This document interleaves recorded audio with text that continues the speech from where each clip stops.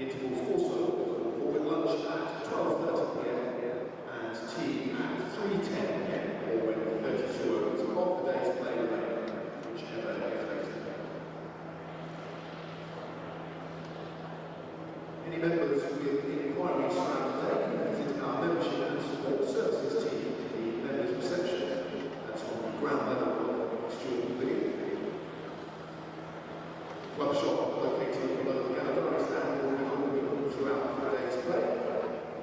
And in the club shop, as well as at the members' reception, you can pick up a free school card on first come, first served basis. Plenty of food and drink available throughout the day.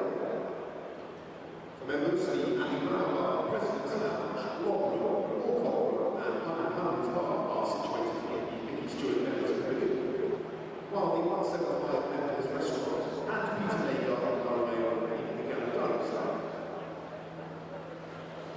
For non-members, the Overton, including the Peter May Pie Shop and the Knick-Knack Inn, are located in the... This is Surrey County Cricket Club. Born in a tavern in 1845. The symbol of Kennington, we've seen London grow around us. Cricket's original champions, as Charles Alcott brought his vision to life and we cemented a reputation as a place of firsts. International football, FA Cup finals, international rugby, test matches, as well as where English pride came to die, before a great rivalry was born from its ashes. We share our feathers with royalty and pass on the honour of the brown cap through generations. We've seen England's best spend their careers with us. Well, that's Jack Hobbs. Head and shoulders, yes, over all other living batsmen. And the game's best finish under our gasometer. We've won 7 in a row thanks to Surridge, May, Barrington, Locke, Laker and the Bedser twins. In fact, we're well known for our famous siblings, but there's always been one family who've stood out. We saw the West Indies grip a nation on our doorstep, and a pioneer set records galore in the women's game. The end of the century brought a fresh take on Ik Dien, as Holyoake and his England teammates transformed us on the pitch. The changing of the oval skyline brought the greatest of finales. There it is. England have regained the Ashes. And an era of final test triumphs. Alistair Cook has done it. A century in his last. Well played. On our way to our own red ball century. We're one half of the game's oldest rivalry and its only London derby.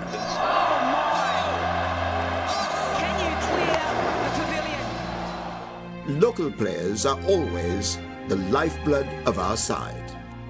But the world's best are attracted to us too. We've come through tragedies.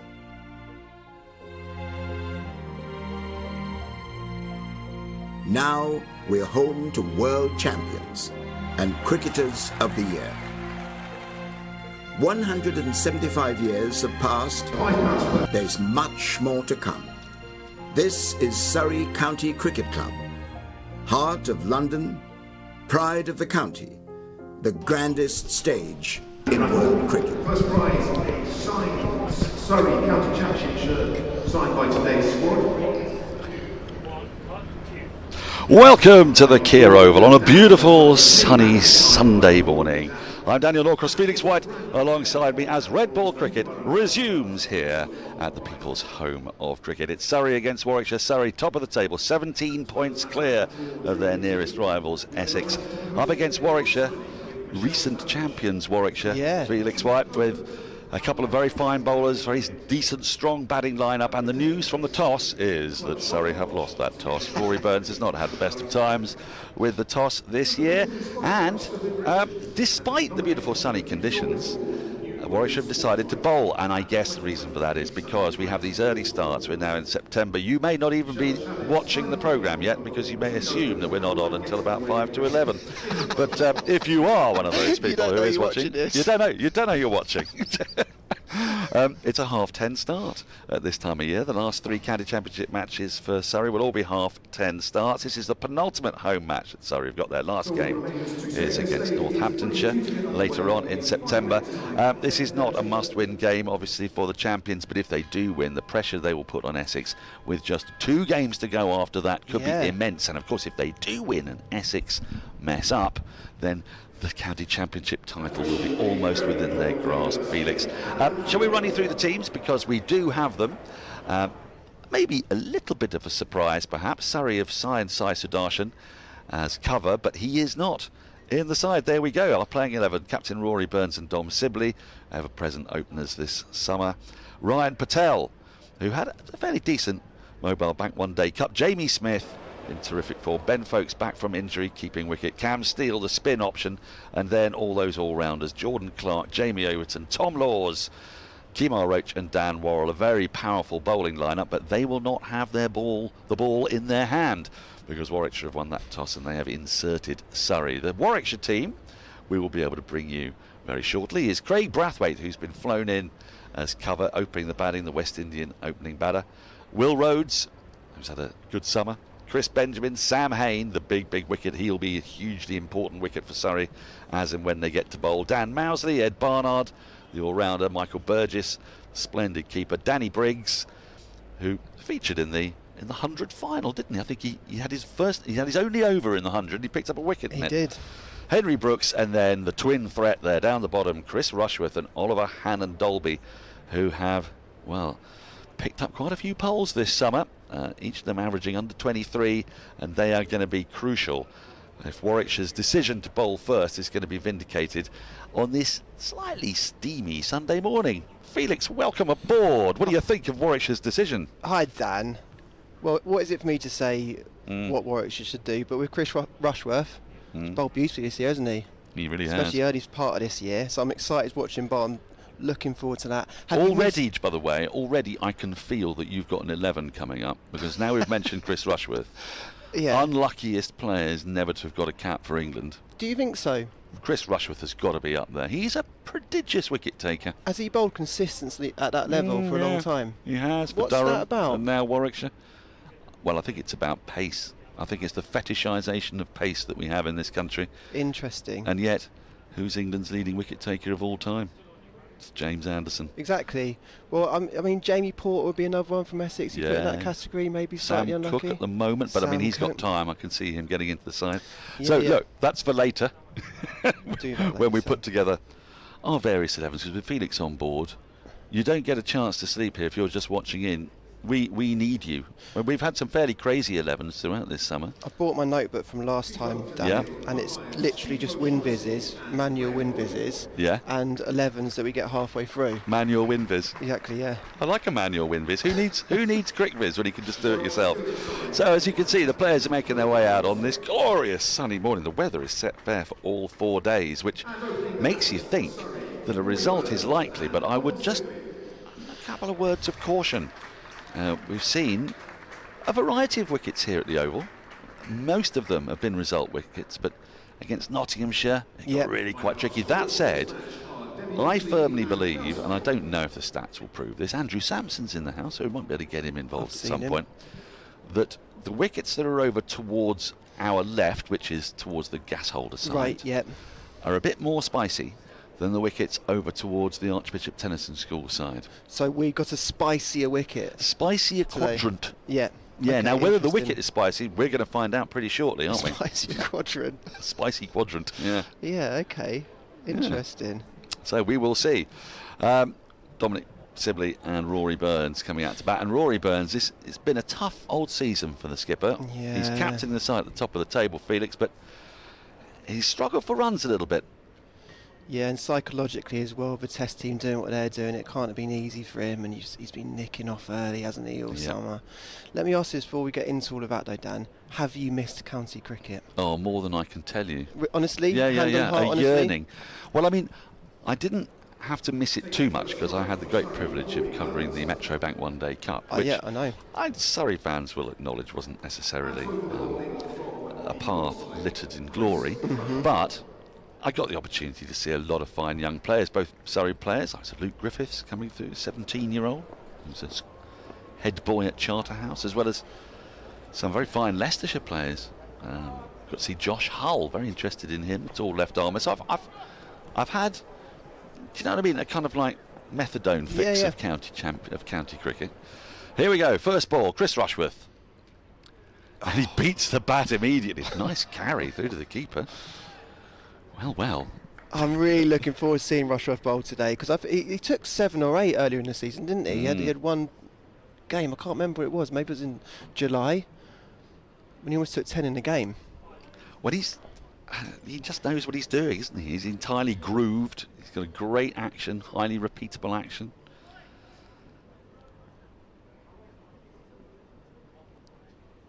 Four slips in place. The best of 7 for 38 this season. Well, it's a very fine man, Chris Rushworth. If you could possibly leave the 7 for 38 to another day.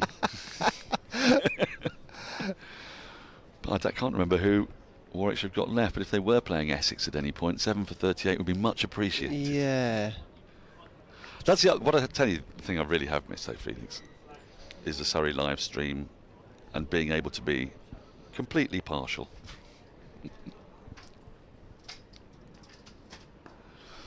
First runs flicked away to the short boundary on the leg side to Rory Burns of the bowling from the Vauxhall end, and he picks up a 4 just straying onto the hip there. Now we should tell you about the ground dimensions, and if we can get an opportunity to have a look round from a wider angle, but away to our left towards the gas holder side, got a very short boundary, as you'll be able to tell there. That was nothing more than a little flick off the hip, and fine legs pretty wide. Yeah. And still didn't stand a chance of getting round. I mean, fine leg isn't fine leg, barely long legs, more deep backward square, which gives you an idea of just how small that boundary is. It's a real sort of schoolboy boundary over there, isn't it? Isn't it? I mean, I think I've played a charity game on a wicket that was around about there. Yeah. And normally, you know, they shift you a little bit over to the sides. Now, the boundary away to our right, to the Tennyson side, is... It's fast now. It's fast. Fast is the word. There's a chasm. It's only going to be the likes of Jamie Smith who could clear that rope, you'd imagine. Now that's shaped a little bit away, sticking the leading edge. So if you're bowling, basically, if you're bowling 2 straight from the Vauxhall end on the spicier quadrant, as you like to call it, there are runs available there, aren't there, off your legs? I would say so, if you're a left-hander. For Dom Sibley, the danger for Warwickshire is going to be the bowling from the pavilion end, because he does like it through the leg side. Area, isn't it? And that is a very short leg side boundary he'll be eyeing up.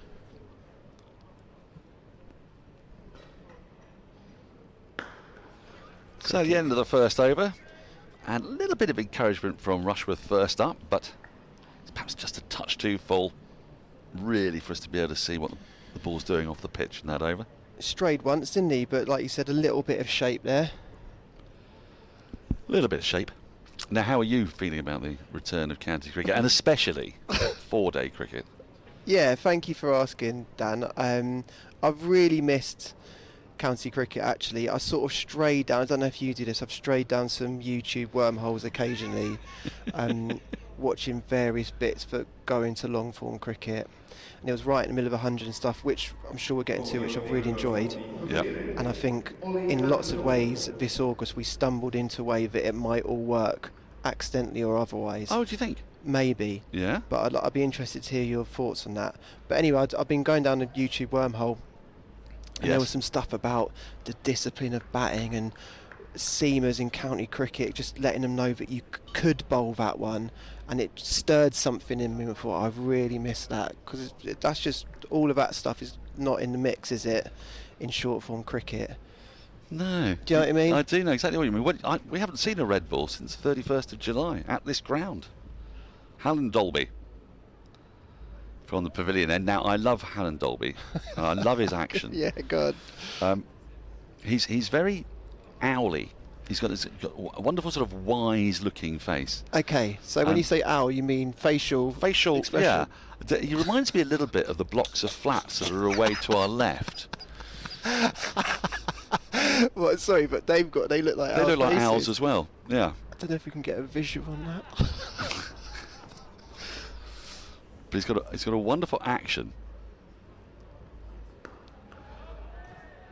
Sibley's right in behind that one. If we take a little look at his action, it starts off in quite a conventional way, but in the last 3 or 4 strides, this has been happening now for a decade.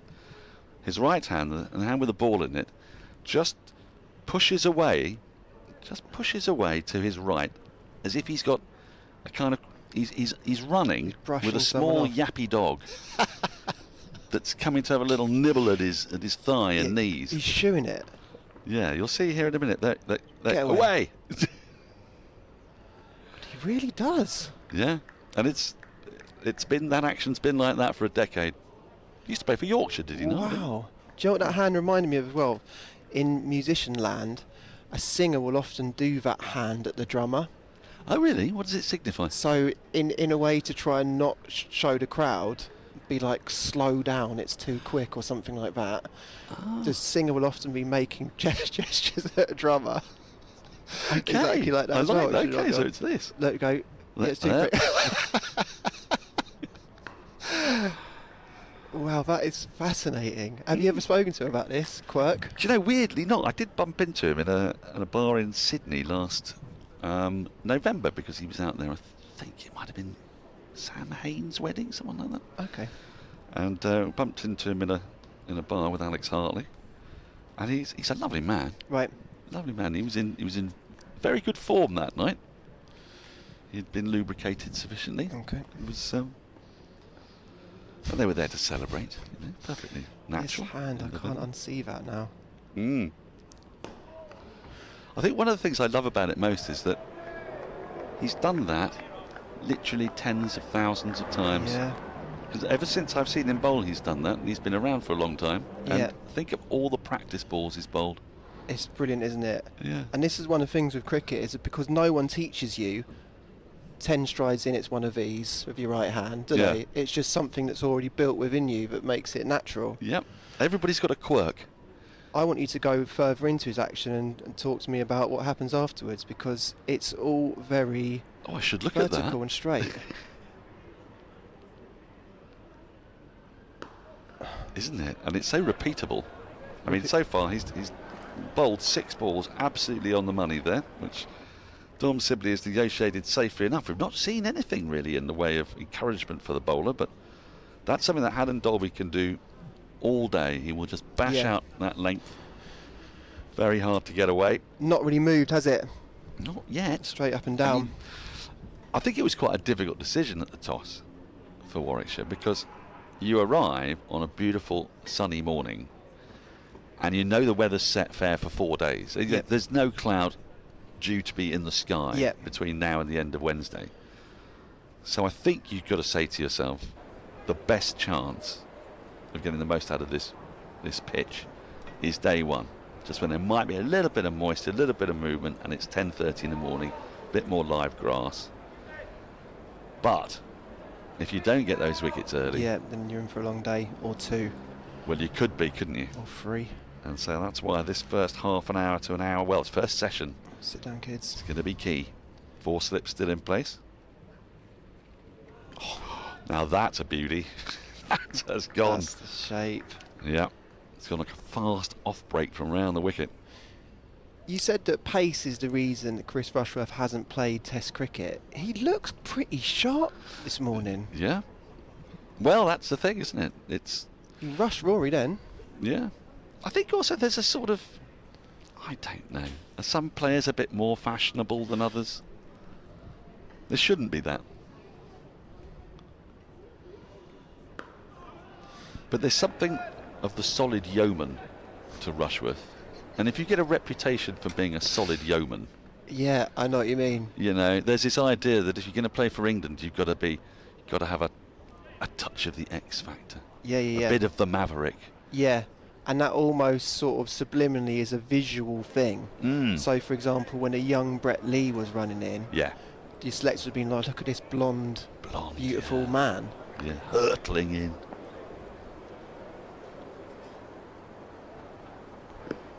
Oh, now then, that's tight.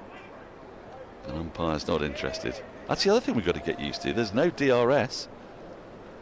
It's strange. Oh, right. I mean, I've lived in DRS land from the beginning of June pretty much through to the end of August, because I've either been doing test matches or the 100 or the T20 internationals, the women's One Day and men's. Cup, was that using DRS? No, One Day Cup didn't. No, so I did have to get used to that again there. But you know how you sort of, you watch cricket, you think, oh, that's tight, they might have a look at that. Yeah. Oh, no. No one can. No, they can't. Yeah. Yeah, it's about getting our rhythms back. And the same is true of the crowd, actually. I'm expecting a bigger crowd to turn up. Well, it's an early start, isn't it? It's and an early half start. an hour earlier than people expect, so if you're not on it, yeah, you imagine we haven't quite started yet. And of course, the Surrey crowd is known for its devotion to Sundays. That's where you stray, and that's the schoolboy boundary. Now that was nothing more than a push, and it went to within a yard of the rope. We're going to be talking about this boundary a lot, I fancy, Felix. So what did you do with your August? Because you're a director, aren't you, of the Oval Invincibles? Technically now, Dan, I am the co-chair of the Oval Invincibles. Really? Yeah. How exciting. Which I assumed to be a big, vapid PR stunt, which I was happy to be used for. Quite right. But then, that's the shape. But then I did get a very serious and official letter through the post a couple of weeks ago. Through the post? Saying that, not even an email? Exactly, saying, and I quote, I am legally responsible for the running of Oval Invincibles. Oh no, you don't want to be that. Which is... I would have resigned on the spot. Well, I was considering it, Dan, but then I thought, they look quite good. Well, they just won. So we hung in there and we won it.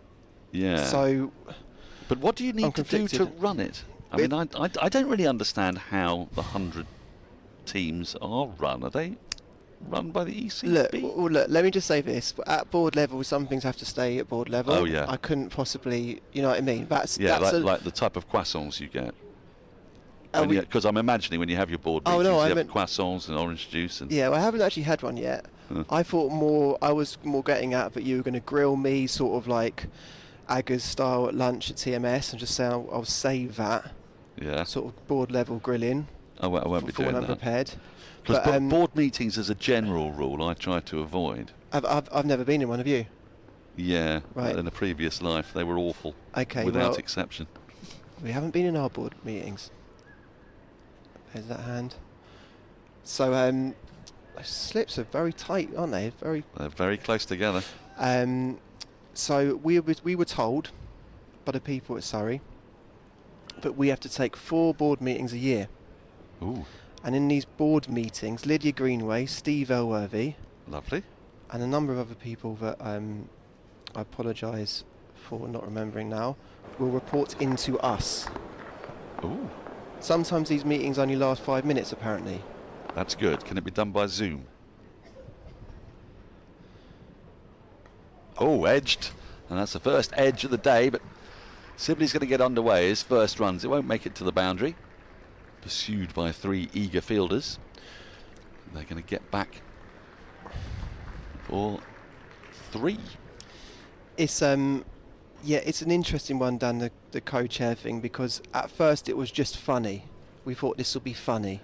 Yeah. But then, of course, the more you get into it, the more you realise, maybe it is responsibility, but also maybe we could do some good stuff. Yeah. You know what I mean? It's a gradual learning curve. Exactly. Maybe we could bring some people from outside into cricket, which is obviously the motif for the 100. Some might say that, if you don't mind me saying so, that it's a curious way to start with setting up a board. Set up a board with people who think it might be quite funny and then see if they can work out what they can do with it. It is unusual. It's a little bit Wayne's World. Yeah. But Look, all I can say is we won, didn't we? Yeah. So we must be doing something right. Absolutely. Absolutely. I think you should take most of the credit for it, Felix. Yeah, I tried to. Well, I know that it will divide opinion from people watching on the live Well, stream that's what I now. was thinking, yeah.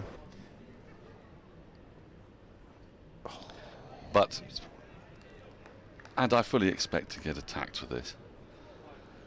Well, I suppose my devotion to this ground is such that of all the 100 teams, the one I could feel myself instantly being attracted to is one that's got the name of my favourite ground emblazoned across it. Well, exactly. So I did find myself rooting for them. And the last 2 years, the women won as well, so... Exactly. And they've got that makeup of the Surrey players, haven't they? There are quite a few. Roy, Laws, Atkinson.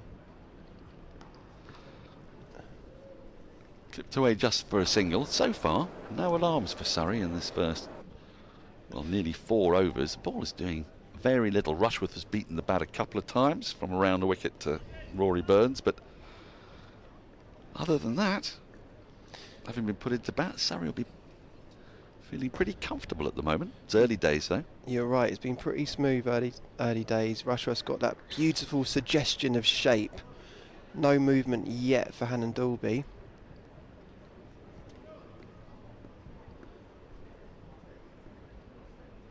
Oh, Sibley just pulled away there, a fly or something. This is the interesting matchup here, because as Dan was saying earlier, the very short boundary is right in Sibley's scoring arc here. So if he gets set and gets in, there's a lot of runs to be had just for his onside here. There really are, aren't there? Especially through mid-wicket. He does like to play through there, but it's interesting that Sibley's technique, I suppose, precedes him. So we've got a fielder in at... It's a position that I find very difficult to describe because it's about 8 yards in front of square on the leg side. It's a square mid-wicket. Oh, right, yeah. And ordinarily that fielder would either be much closer to the umpire or about 7 or 8 yards to his left. So that is very specifically the area that Dom Sibley plays off his pads. End of the over, 4 gone, 10 without loss. He's basically in the gap of a conventional field that Sibley would hit through, basically. That's in right. that exact space. But one of the features of watching Dom Sibley this year has been his driving down the ground and through extra cover. I've seen him, especially in the one day cup. I saw him a flicker at Guildford. He was playing beautifully through the offside, and when that part of his game's working as well, and it's very difficult to bowl at. You've spoken brilliantly about how much you admire Dom Sibley's, I was going to use the word petulance there, but stubborn attitude. Durability. Yeah. Oh, beaten again outside the off stump. That is an area of concern for Burns, as it has been, well, as it is for all left-handers really. Somebody coming around the wicket to you with a new ball. Just take a look at it again. It's just held up a bit. It hasn't deviated too far. Burns might have played just inside the line, covering his off stump.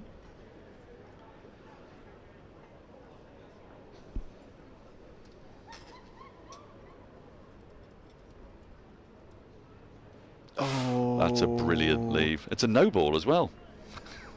Oh, is it? Yeah. Our first extras of the day. Rushworth averages 18.26 this season. That's what I mean. 42 wickets. Yep. It was a great signing from Durham. Late on in his career. Yep. Still got the hunger. Brilliant, isn't it, county cricket? You got him, Abbas, Roach, all these wily legends. Now that's been flicked away beautifully for 4. It doesn't matter how short that boundary is. He's picked the length there superbly off his hip. That's his second boundary in that area this morning. Shot Rory. Rushworth's bowled very well at him, and there's a couple that are strayed, and Rory straight on ones that are slightly too straight. That's all it was, wasn't it? Yeah. Ever so slightly shorter, ever so slightly straighter. That's all it took. just settling into this now and just remembering how much I missed it all. It's lovely, isn't it? So nice.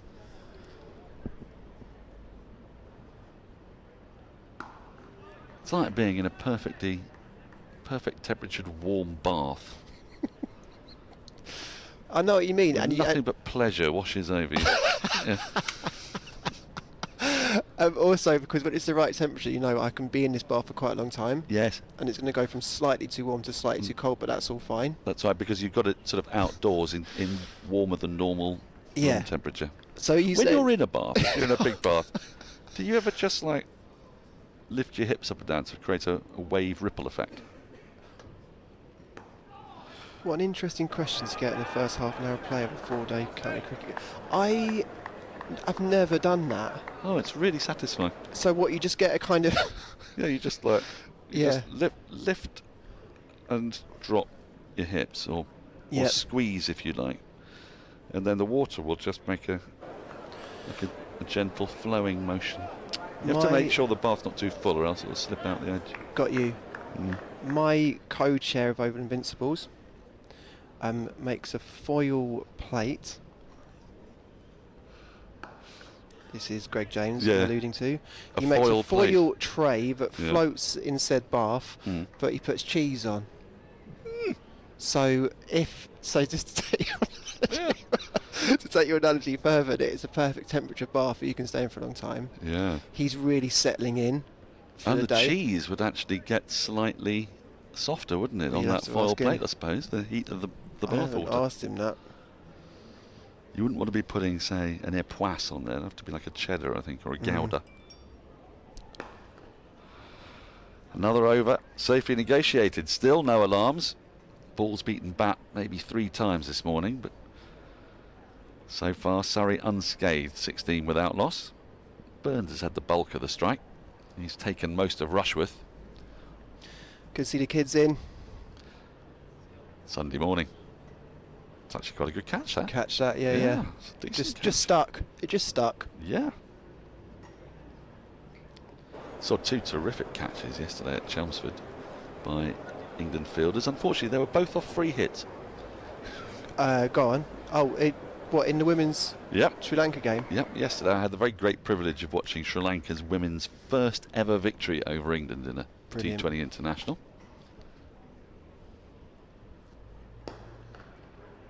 Sibley trying to access that gap between mid-on and mid-wicket, couldn't quite find it on that occasion. And Sri Lanka were impeccable. They played an almost perfect game. And amidst that, the wheels rather fell off England. A fair few no balls, and Kate Cross took an absolute worldie at mid-on, but unfortunately it was off a free hit. I missed it. Did she celebrate? Did she? Oh, no, it was a free hit. Free hit. So everyone. Okay. Yeah. Well, fair play. The pressure was off, I suppose. But yeah. Great one-handed grab at mid-on, all for naught. Again, he just can't quite find that gap. This time he went a little finer, or squarer, I should say. But there's a well-set field. Mid-on's in just the right place. And Henry Brooks in there. What are we going to call this fielding position? It irks me as a commentator when I can't quite describe It's got to be something. something Sibley-centric, doesn't it? That's the Sibley mid-wicket. Yeah, the Sibley. He's not square leg, is he? No. He's not really mid-wicket.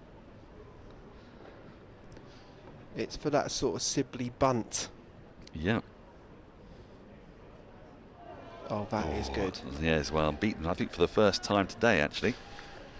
There was a little bit of shape. Now the lacquer's come off. This could be the moment. You were talking. Warwickshire. Sorry, Dan. You were talking about Hannon Dolby's action and how he has the right. Oh, that's a beauty.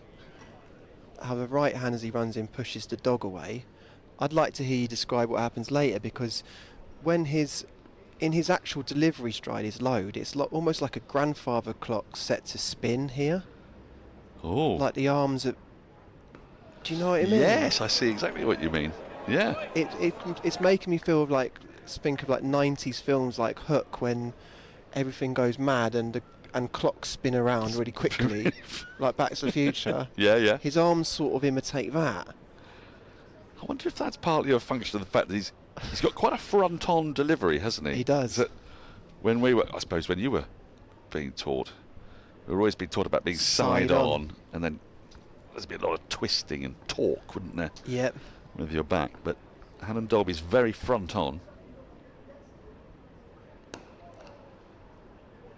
As the grandfather clock concedes a run down towards backward point. Or mid-wicket, I should say. That is the proper mid-wicket. So Sibley has found his gap. It's a hard field, like a hard boundary to set fields to, isn't it, there? It's the sort of thing I still have nightmares about. Quite literally, I have a recurring dream in which I'm captaining a team on a tennis court. Right. So the boundaries are minuscule. Really? And the ball's just flying? Yeah, and where do I put my leg side field? Yeah. Maybe I'm thinking too much about cricket. Never. Well, left, last ball of the over, so 6 overs now tick away, and Surrey will be thinking if they can negotiate another 4 here, then questions are going to be asked for how long Rushworth and Hain Dolby can keep going, because it's a warm old day, and suddenly the questions are going to go in that direction, aren't they? Mm-hmm.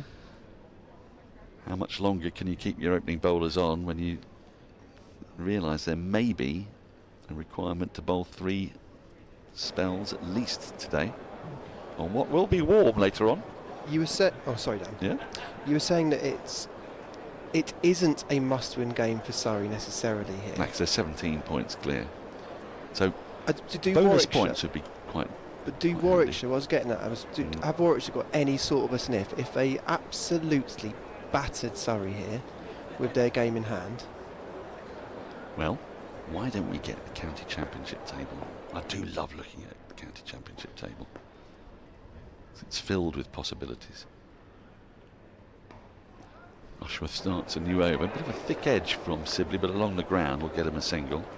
I would do that, only there is slightly variable Wi-Fi in our neck of the woods.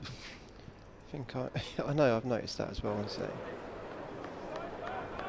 There's not much I'd change about the oval, but I think the variable Wi-Fi might be one.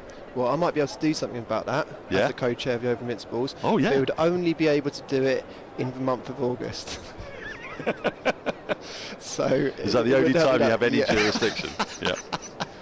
That's quite fun, isn't it? Having power for 4 weeks. For a month. Yeah, for a month. Over. Here we go. I've got it up. As the co-chair of Over Invincibles, I have found the Wi-Fi. Well, they do have a game in hand, Warwickshire. But they find themselves 56 points behind. So, let's say, for example, go on. The most you can win a game by is 24-0. That's not going to happen. That never happens. But let's say, oh no, okay, we're not. Well, we can if you want, but that would mean that Surrey would have to be bowled out for under 250, and Warwickshire would have to score 450 in 110 overs, and at that point lose no more than 2 wickets. And with Craig Brathwaite up top, just off a plane, that doesn't seem likely, does it? He might take his time, mightn't he? Unless he's really jet lagged and it inverts. Is that how it works? Oh, now then, edged and taken. Burns has got to go. Rushworth has been probing around that off-stump line. And Burns gets the thick edge. The ball perhaps just holding up away from his outside edge. He got a good piece of it. And Burns, who'd so nearly negotiated that first half hour, well, he has to go. Caught at third slip. Surrey lose their first 18 for 1. Sadly, he was a little bit of a sitting duck for that one. Rushworth averages 18 this year with that exact type of delivery, and Rory played and missed a few times, hadn't he? You know, sort of left his bat out there. He'll be disappointed again. It's just one of those things when it's not going your way. If we take a look at this again, he couldn't really leave it. Shape. But he's played slightly across the ball as opposed to tucking it into the onside. Do you know what? It's a beauty, though, isn't it? It's a lovely ball. And Chris Rushworth takes yet another wicket, his 43rd of the season.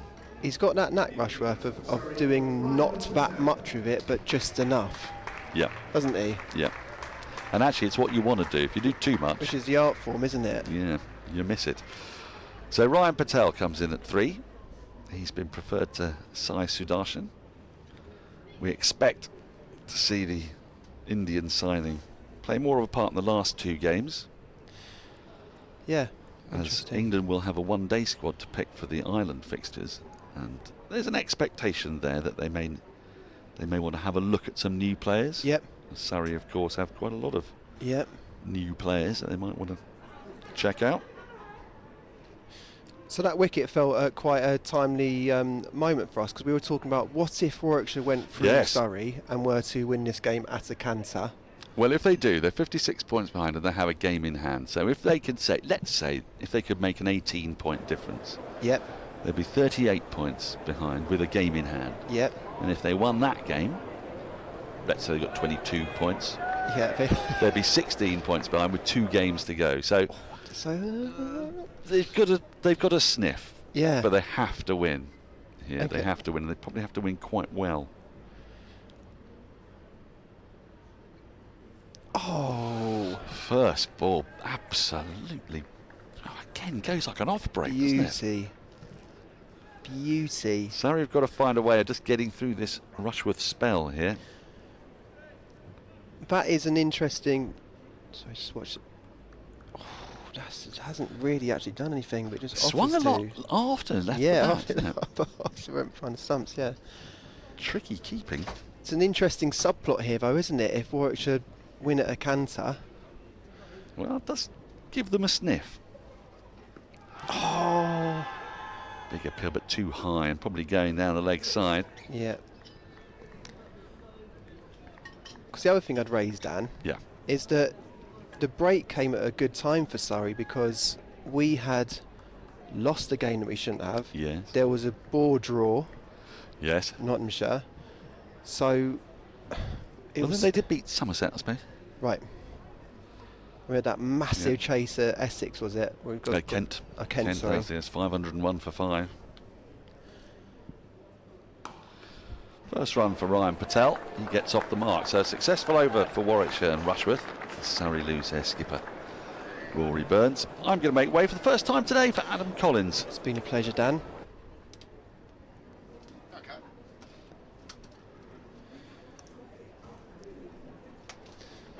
Love spending half an hour with Dan Norcross back at county cricket. I could feel a sense of purpose swell back in him as he made metaphors to being in baths and a ripple and a warm tide from his fluctuating hips, which we'll pick up in.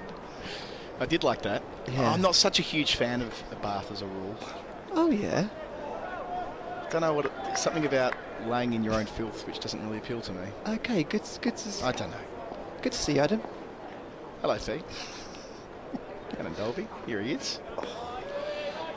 The new man. Hey, this is good, isn't it? Yeah, it is. This is what we're here for, isn't it? This is what we have been craving for the last month or so. Yep. Since the end of the previous stint. I did enjoy the middle of the season where we had that slab of county cricket whacked in between, effectively the Blast and the 100. I know they played some crossover with the Blast and the Championship side by side, but now we get a full run to the finish line, 4 weeks of Championship cricket.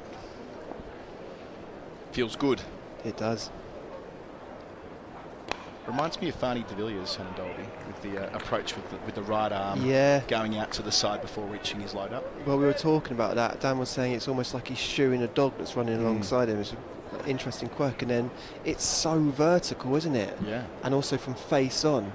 It's a really eccentric action, and that's interesting because we often talk about repeatable actions, but repeatable actions sometimes is shorthand for orthodox, but this is a repeatable action that's completely unorthodox, isn't it? He's had a good year. Very consistent.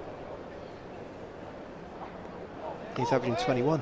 Yeah, and it was part of that great escape for Warwickshire last year, albeit bowling down the other end, taking just 1 wicket, whilst the carnage played out at the other end to defeat Hampshire on the final day, a stunning final day.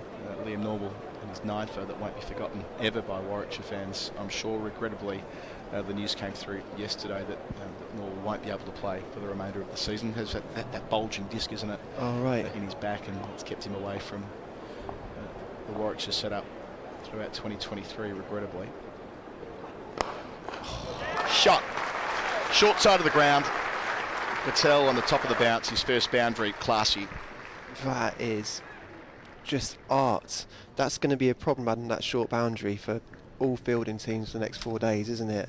But especially when you're so strong through the offside like that and bowlers are trying to bowl straight at you. That is pure class, that, isn't it? That's got echoes of Sangakkara in that. Yeah, it's a great opportunity for him here to bat on a nice warm day at his home ground. Only his 5th game of the season, having spent a lot of it in the twos. He would have expected to play more maybe this year, wouldn't he? Yeah, I mean, he had a really good 2022, averaging sort of up in the high 30s, opening with Burns throughout. Yeah. And when they were trying to work out who would fit where this year, Dom Sibley coming in saw Patel drop out. Yeah. For the most part, but yes, limited run so far. His first game since May, where he played Middlesex here at home, which feels an eternity ago, considering we've had the Ashes and so much white ball cricket. He's got beautiful technique, doesn't he? Yeah. He played every game last year, Patel, including the game against the Sri Lankan 11, end of the over, 23 for 1. Whereas in the 3 previous seasons, he'd played 6 games, 3 games and 8 games. So in that sort of post-Stoneman era, he was getting more of an opportunity. But yeah, very much of Surrey, Patel, through the academy since age 8. And on a day like today, if he can make the most of it, acknowledging that they've had the overseas import brought in during the week, and he's kept him out. Kept him out in effect, because you would have thought that it would have been this spot.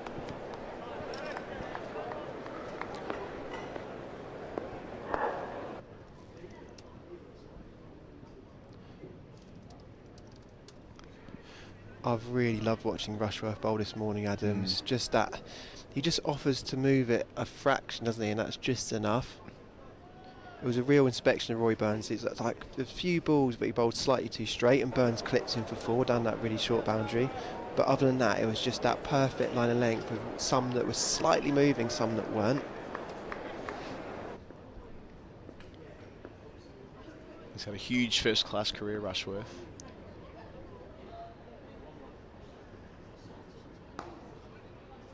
Overstepping here. Not the first time he's done that. I think that's the second time he's done that this morning. He has a little look. So he's 37 now, Rushworth, but with that Durham side having Matty Potts and Ben Rain doing so well, left where he'd been so successful there in the northeast. He just worked for everyone for him to move on, maybe. Kind of did, I think. Yeah. Made his debut for Durham in 2004, but didn't get another game until 2010. So there was a long time in the wilderness in his 20s, but made the most of his 30s. Dan was suggesting early doors that we maybe compile an 11 of county crickets that should have had a test cap at some point at least, and he would be maybe the first name in that. Yeah.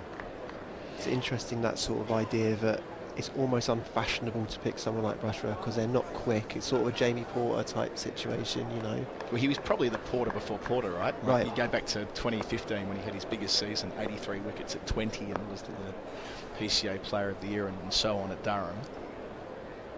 Now, that would have been the time to have picked him. But you look, what do England's fast bowling stocks look like in 2015? Well, it was Anderson and Broad. Now, Mark Wood, who made his test debut in 2015 and was a member of that Ashes winning side. Stephen Finn was on the comeback trail. He bowled England to a test victory at Edgbaston against Australia. So where he would have fit is difficult. It's a sign of a great generation of fast bowling for England that bowlers like Rushworth never got a sniff. So when people like Roland Jones got in, was he just sort of out of nick a little bit at those moments? That's a good question.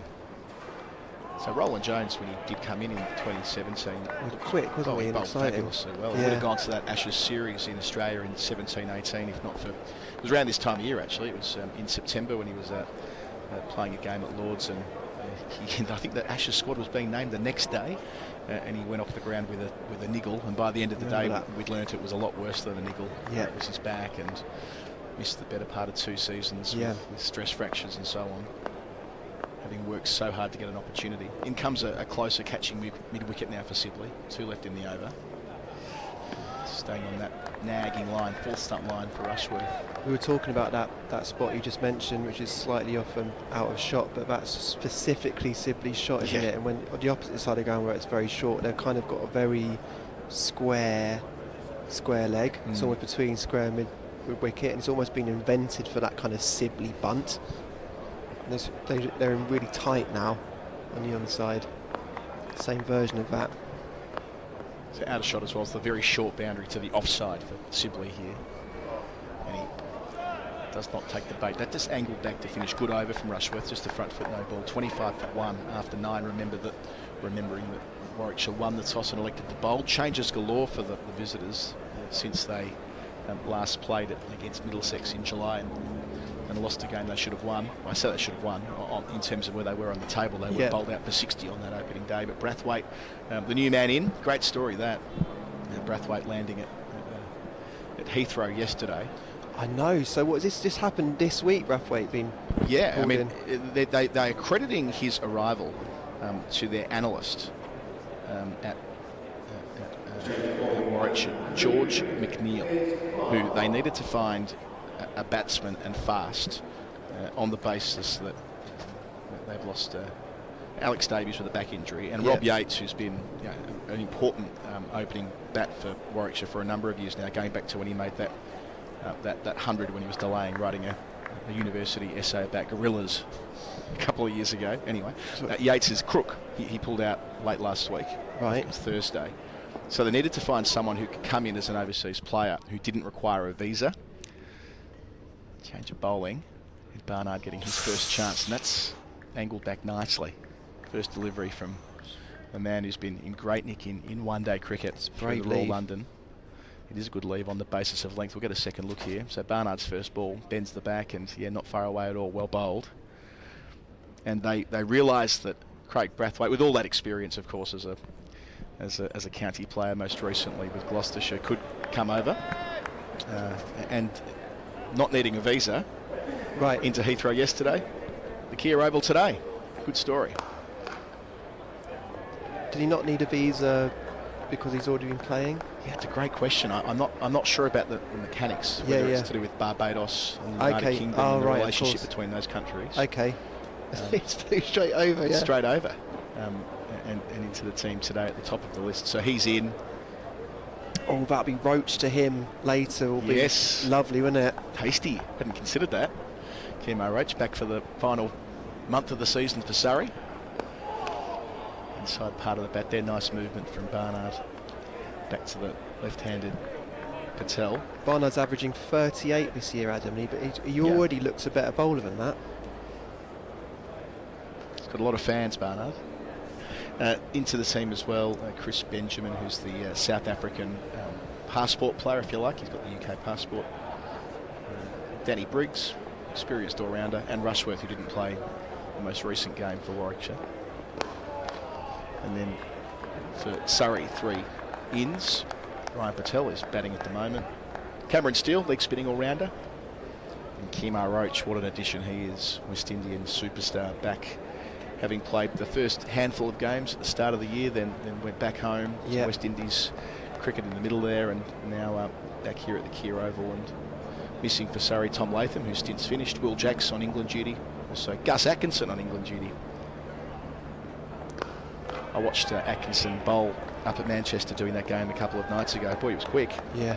We all know he's quick. We've watched him play here for a few years now in the first team. But when you're watching on television and it's a Sky game and it's an international, it all feels like a different level. Didn't go inside himself at all, did he? Really rushed people. Took 4. Yeah. 3 and 5 balls to finish the game. Very exciting.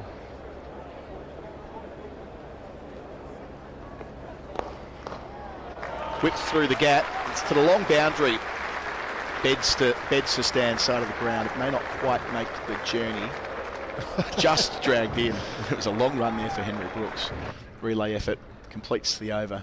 I mean, this is the problem with the boundaries, isn't it? Because you're getting, for that same shot, you get about 12 one side and 2 the other. It could be, in fact, that point, I should say, 10 overs gone 28 for 1. There could be a 5 this week. There could be a run 5 to that area, couldn't there? And on that note, you're leaving us. I'll leave you to discuss the potential of a run 5 with Yas Rana. We'll catch up later, Felix. I want to hear all about your last month off the field. I say off the field, outside of cricket, you've been busy. Yas Rana's been busy too, but I gather he's also been swanning about the continent, having a holiday. Hello, Yas. Morning, Colo. Yeah, I got back from the south of France last night. Oh, as you do. A week and a bit pootling down the Canal du Midi. Do you speak French? I can order stuff, but not much more than that. Okay. But yeah, it was lovely to be back. So were you away for the pointy end of the 100 as well, or did you sort of take your leave just over the last week? Yeah, missed the very end of the 100, but obviously following all the action very closely. Watched the highlights of Gus Atkinson's England debut from somewhere between Béziers and Carcassonne. So Rushworth to continue. So got the 3 slips in a gully inside the first 45 minutes of play. Another no ball.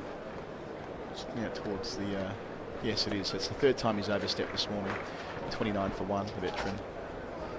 You and Felix just rattling off the number of players unavailable for various reasons across the two sides, and obviously Surrey planned for this. They know they're going to have this many players unavailable, or roughly this many players unavailable at the start of the season. And Warwickshire do it to a similar extent as well, but I think one of the big absentees in this game is actually that Warwickshire for a lot of the season had a Pakistani overseas bowler.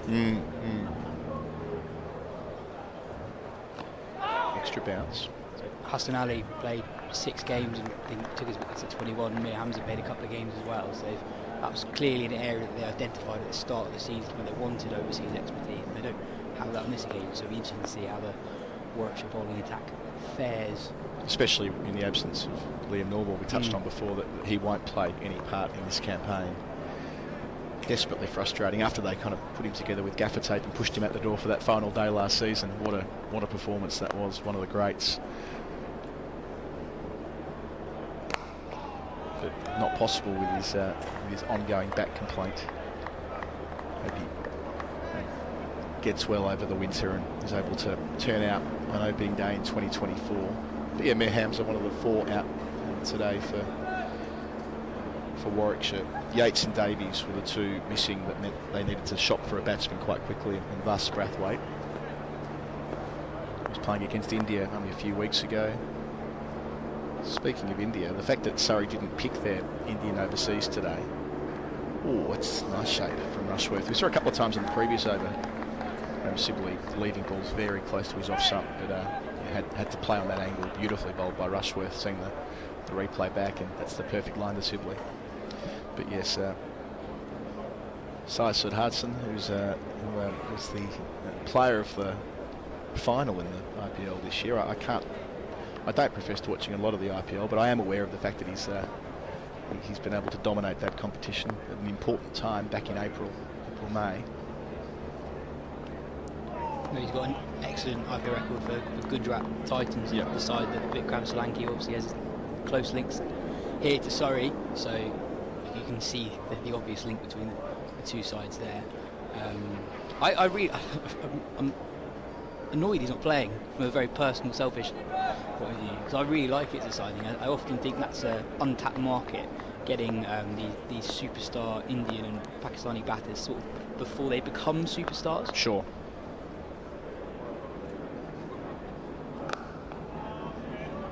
It's a good point. He is going to be a fixture of that Indian team, playing for India A at the moment. He's on the pathway. I mean, sure, white ball, yes, but also averaging 43 in first-class cricket. But I would imagine we will see him when England pick another white ball squad for Ireland, which will be different to the squad that's currently playing against New Zealand.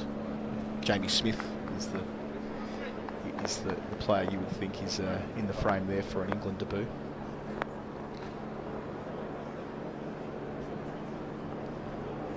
Six overs for Rushworth, 1 for 19. The home side after being sent in 31 for 1. Not just from a storyline point of view, just watching Sudharasan bat. I don't want to put too much pressure on him, but there's so much Lara in there. There's a proper crouch, and a nice flamboyance to him as well. So when he eventually does get on the park for Surrey, I'm sure the Surrey faithful will enjoy seeing him in action.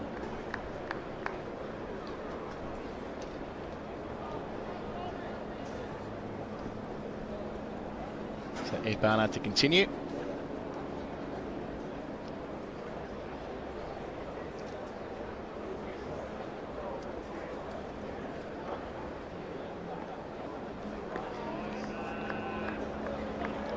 These days at Warwickshire, previously at Worcestershire, of course.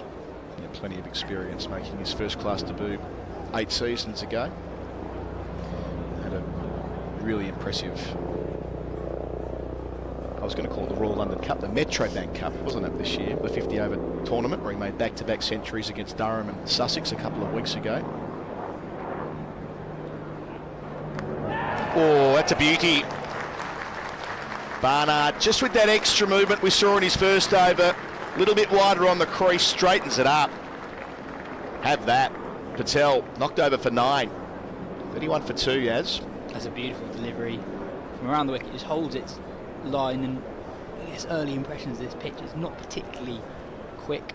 The carry's not as fast as we sometimes see at the Kemar Roach, but that often means that bowlers can attack the stumps more. They can afford to bowl a bit straighter, bowl a little bit fuller. And here, Barnard completely rewarded for that more attacking approach.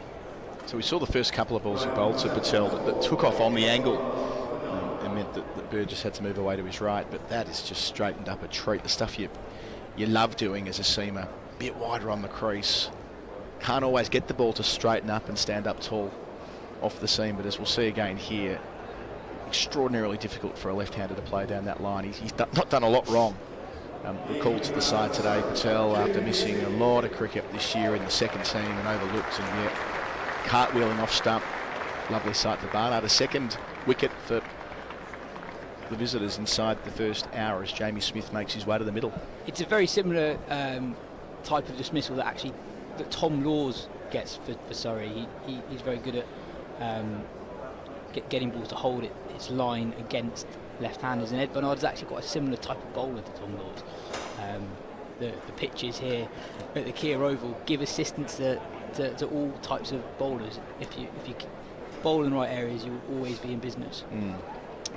One of the big parts of Surrey's recent success in the county championship is actually their ability to bowl sides out. I don't think they've let a side get more than 350 or so over the last 2 years here.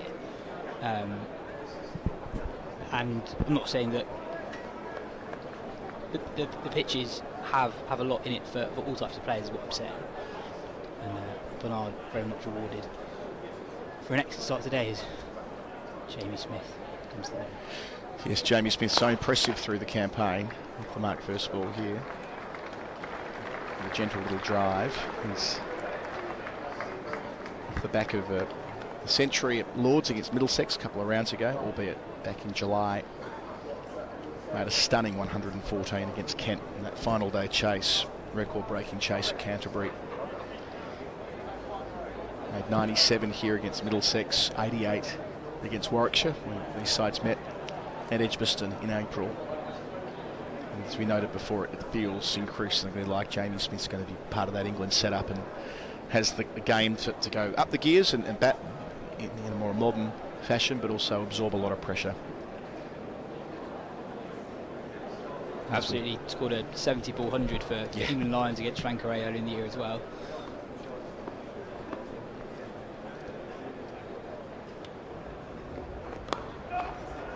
And sort of bizarrely, he was one of 2 Surrey players who had almost had breakout white ball tournaments in the 100, because the Surrey T20 side is so hard to get into. Jamie Smith and Dan Worrell's the other one at London Spirit.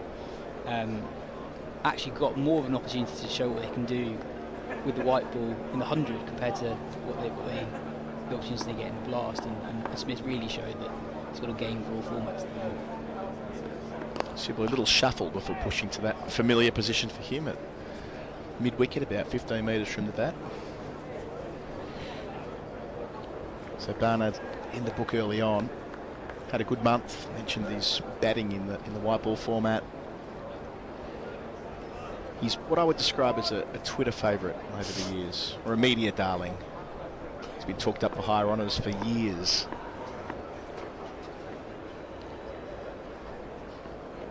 Sibley leaves alone a ball that so Jags back off the seam. He's 5 from 32, 12 overs gone, 52 for 2. On Jamie Smith, how close do you think he is across formats? Well, it depends how they see the setup with the test team with Smith, really, don't they? If they're looking for, excuse the cliched jargon here, but baz ballers, then it's pretty clear they want Dan Lawrence and Will Jacks to be the next two cabs sort of off the rank. Does Smith get classified as one of them because he can hit the 70 ball 100?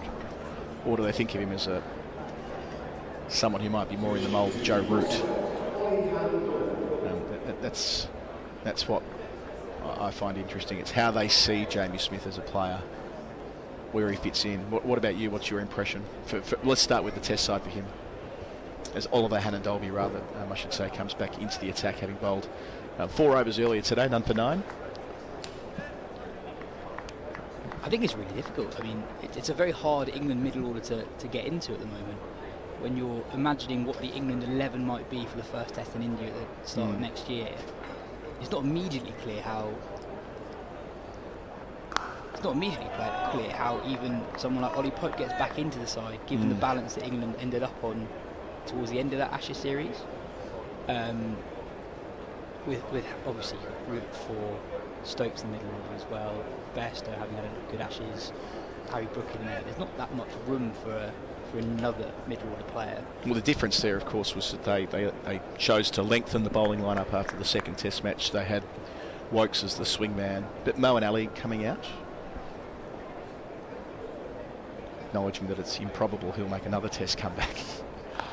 Never say never with Moeen, of course. Exactly, but also I think England from somewhere need to have more than 4 bowling options, frontline bowling options. A lot rests on the fitness of Ben Stokes. Yep. If Ben Stokes can be a third seamer in India, that leaves room first for Ollie Pope to come straight back in the side number 3. But if Stokes isn't in a position to bowl lots of overs, then England might have to get funky again and find another frontline, in inverted commas, bowling option in the top 7. I've got a slightly different view about Stokes in India. Having watched him bowl out here hour after hour during the test match. This was our commentary box for radio back to Australia and New Zealand for that. So to the right of us is where England were netting, and Stokes' off breaks are beautiful. He has got a gift as a finger spinner. Now, if they choose to, and he has bowled spin in Test cricket in the UAE back in 2015, long time ago, but both with him and the other smoky here, this is a bit out there, but we'll go with it anyway. Now we've touched on it, is whether they might pick Ollie Robinson as the opening bowler. Use of the feet, nice from Smith. Doesn't make great contact, but the way he greets and meets the ball is so impressive. Adds a couple. Whether they see a world where they can really go funky and have a second seamer who will seldom bowl in India. There'll be 4 Bunstons, right? Like, we know that. There'll be 4 surfaces designed to play to India's comparative advantage, as it was when I was there earlier this year for the Border Gavaskar series. And whether you can get away with one out-and-out seamer, let's say James Anderson with his reverse swing might be the option there, or Mark Wood be fully fit for extra pace, bit of reverse swing, and then having Ollie Robinson picked ostensibly as a second seamer, but also to add to their spin attack. We've seen him bowl spin in Test cricket. I don't think it's completely out there if they want to give themselves the best chance to make the most of the conditions, and Stokes could fit into that as well. A lot of people who I've spoken to over the last couple of months don't believe me when I say this, but Stokes was bowling off spin for the best part of an hour before most days' play during the Ashes, and I just don't believe he was just doing that for fun. He wasn't just bowling it; he was bowling it with Jeetan Patel. Yep. And Stokes, when you listen to him speak, he talks about almost having this drug where he just feels he has to be involved with the game at all periods of time, and his inability to bowl at his optimum level, you could see was really impacting him, really. Side edge to finish, a bit of extra movement from Hannon-Dolby. So 3 runs coming from the over takes Surrey along to 35 for 2, losing wickets with the score on 18 and 31 this morning. Burns was caught in the cordon by Benjamin from the bowling of Rushworth for 11. And Patel knocked over by a Barnard beauty for 9. At that stage it was 31 for 2. They've added 4 since then, all from the bat of Jamie Smith. And Sibley, doing as Sibley does, 5 from 32 after Surrey were sent in at the toss by Warwickshire skipper Will Rhodes. Yeah, I think all of that stands completely to reason. In fact, I'll let you pick up at this point, and Daniel will doubtless agree because he's been watching the same thing we've been watching about Ben Stokes and the prospect of him bowling off-spin in India, and I'll catch up with you in about half an hour. There are other factors at play there. I think in England's squad selections over the last 12 months or so, there hasn't really been space for a second frontline spinner. So I don't think, as Dan Norcross joins me, I don't think the current England setup believes that there is a frontline spinner ready, aside from Jack Leach at the moment, to come straight into a Test series in India. I also think there's a pretty good chance that we see someone like Dan Lawrence or Will Jacks squeeze into the side at 7 as a batting all-rounder to function as a side second or third spinner. Also got Rayan Ahmed to come back in as well. Well, I suppose he is the other possible second spinner, isn't he? Having taken 5 for on debut in Karachi. So is Liam Livingstone, who was sort of touted as that. Do we think? Possibly. We've also got a World Cup in the middle, and if he has a good World Cup, that could obviously change things as well.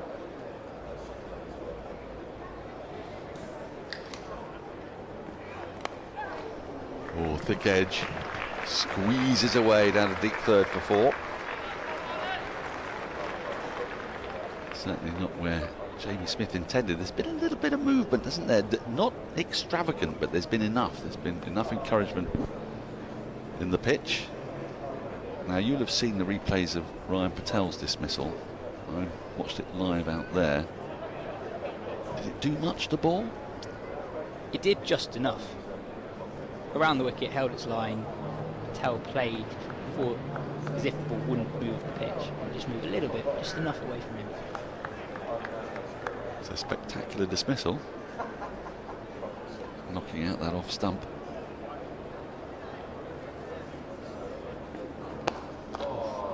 That's a mighty shot from Jamie Smith. He's going to counter-attack here, you would imagine. He could go through the gears, Jamie Smith. I was talking about his century against Kent, the fastest century in the county championship this season, which amazingly was played in the same innings as the man he's batting with now scored the slowest century in balls faced in the history of the county championship. I think if we have a look at the replay of this shot, there might be people watching this who haven't seen a lot of Jamie Smith as Warwickshire react to that shot by Michael Burgess moving up to the stumps.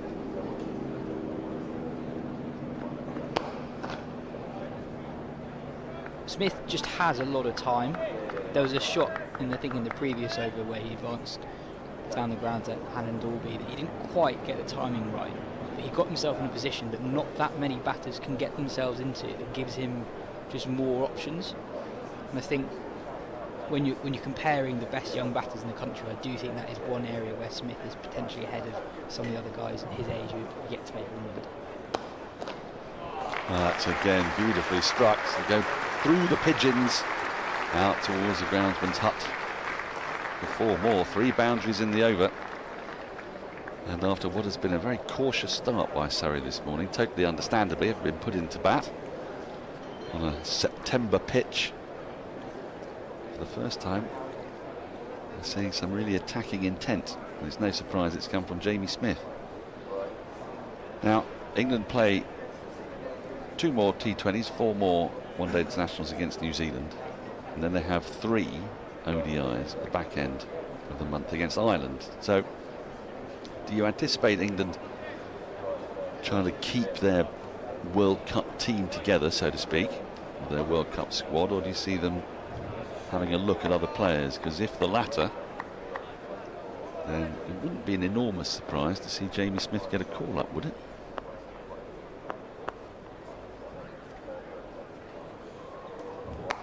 No, I don't think it would. I view this block of games against New Zealand and Ireland as very similar to that block of games that England had in Pakistan last year before the T20 World Cup. And going back to that series, they didn't just play players who ended up playing in the World Cup. I think they're very good at planning. Generally, they're very good at identifying series of opportunities to introduce players to the group. Ben Duckett played, didn't he? Yeah. Those T20s, there were 7 of them well in Pakistan.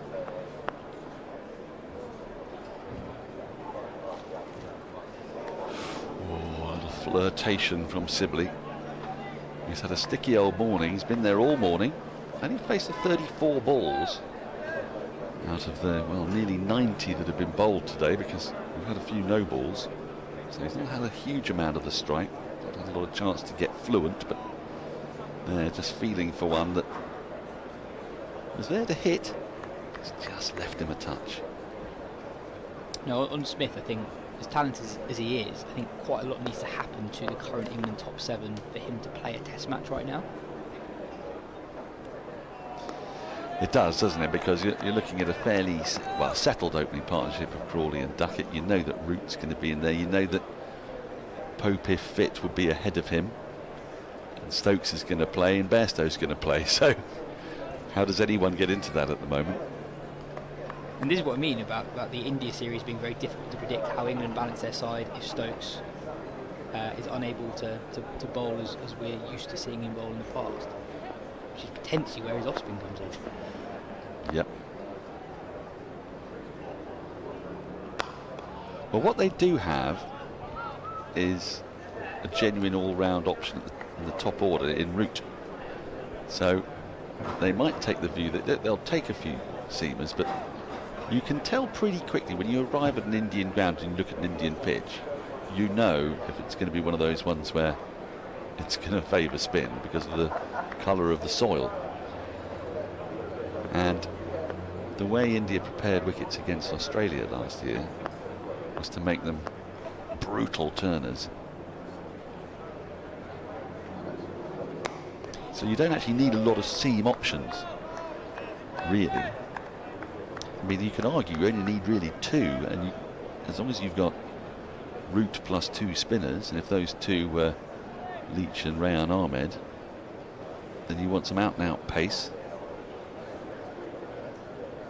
and one other bowler. And you can sort of, that's how you kind of get Folkes back in the side, potentially. Because Folkes comes in at 7, and you have 2 spinners plus 2 seam bowlers plus Root. I don't think he'll start the series, but I think he'll play some part in it, is Dan Lawrence. I think his off-spin is better than his the number of overs he bowls suggests. At Essex he has Simon Armour, who is the off-spinner. Yep. Then they also have Matt Critchley, who's a very, very good leg spinner, as well as a top-order batter himself. So he's just not required to bowl that much. And when England were in India last time, Lawrence ended up coming back into the side as a specialist 7 and actually did the job pretty well. He 100% suits the way England currently bat. And I'm really interested to see that when Lawrence joins Surrey next year, how much he bowls and how much he bowls in comparison to Jacks.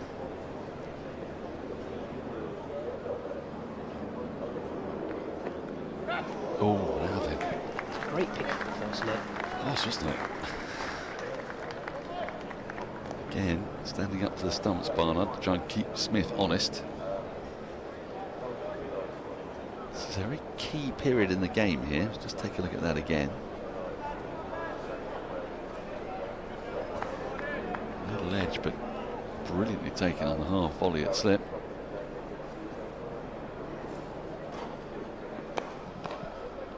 Another crisp connection though from Smith. And even the shots he gets no runs for seem to come out of the middle of his bat.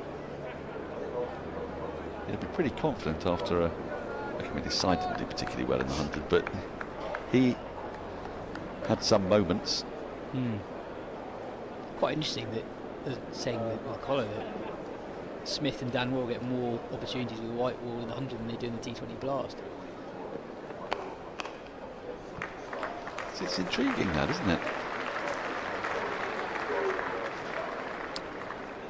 Yeah, I think with Dan Worrell, the rules and regs of the 100 suit him.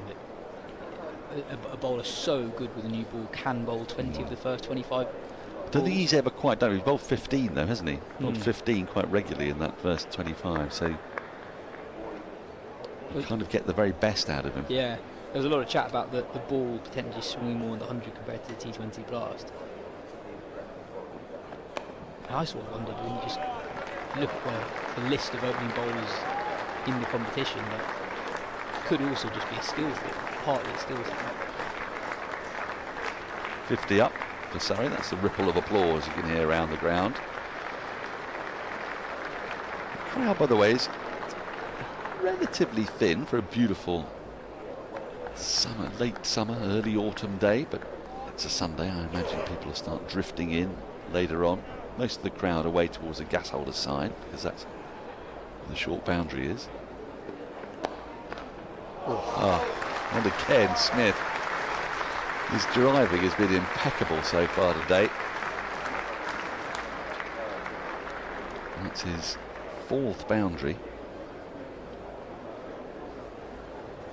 And with Sibley on 5 off 38, Smith 24 off 18, it very much feels like Canterbury all over again. And what's, I think, particularly impressive, by the way Smith has gone about his business, is that with Burgess standing up the stumps, he's not able to advance down the ground as he was. You've got a catching short mid wicket, catching short cover, mid off, mid on.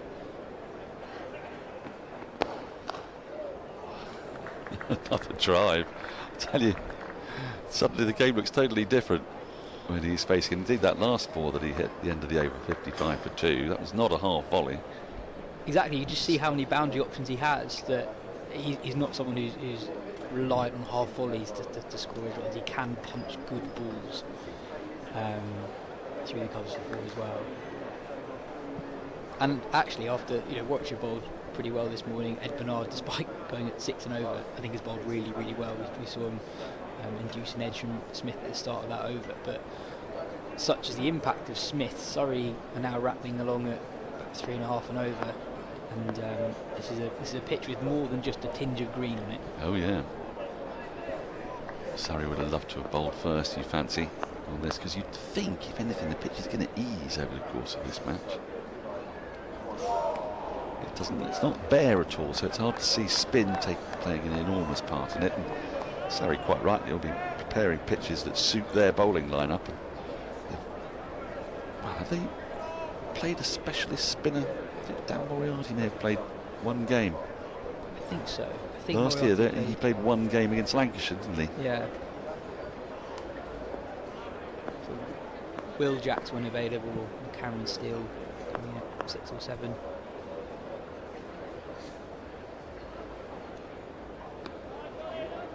Hain and Dolby, though, is just bashing out this length.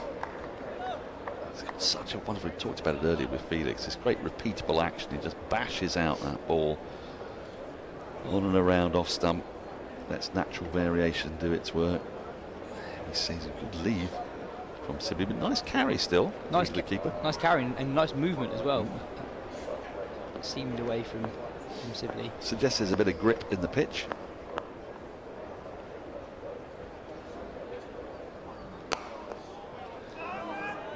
But we're expecting glorious sunshine for 4 days.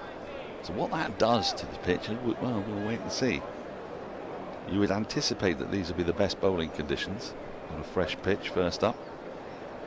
Yeah, sort of regardless of the overheads, the pitch generally gets better here over the first 3 days. Days 2 and 3 tend to be the best for batting.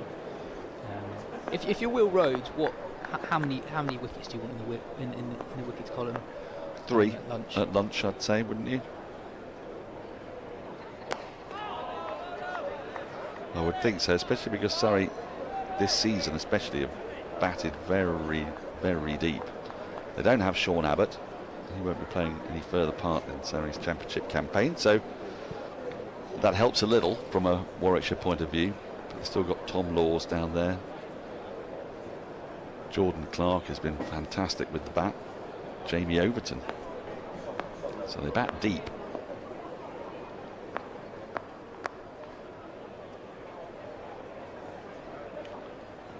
Kemar Roach and Dan Worrell are not the worst 10 and 11 to have around.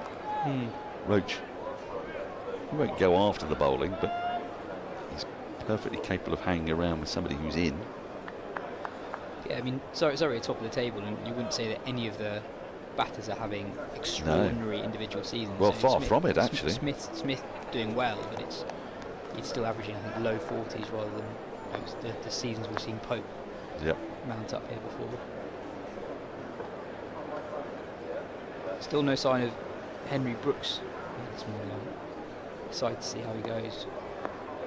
You'd imagine it won't be long. This is Adam Dolby's 7th over of the morning.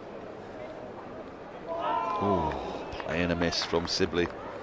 He's really not got going at all yet, but he's still there. He's faced 44 balls for just 5, 55 for 2 after 17. We've got 45 minutes to go until lunch.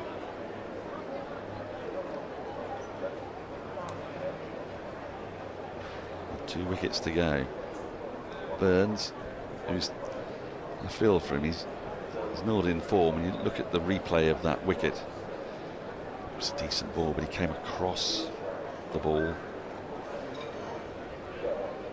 rather than face of the bat at it. Change of bowling. First sight of spin today. Danny Briggs coming into the attack from the pavilion end. Danny Briggs, we mentioned he bowled 1 over in the 100. Took rather a big wicket.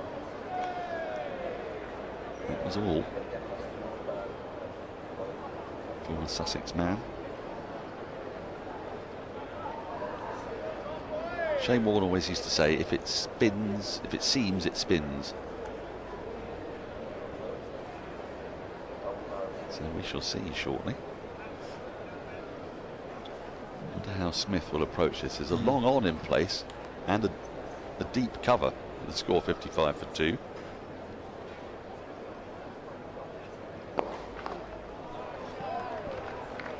Quite landed that first delivery, but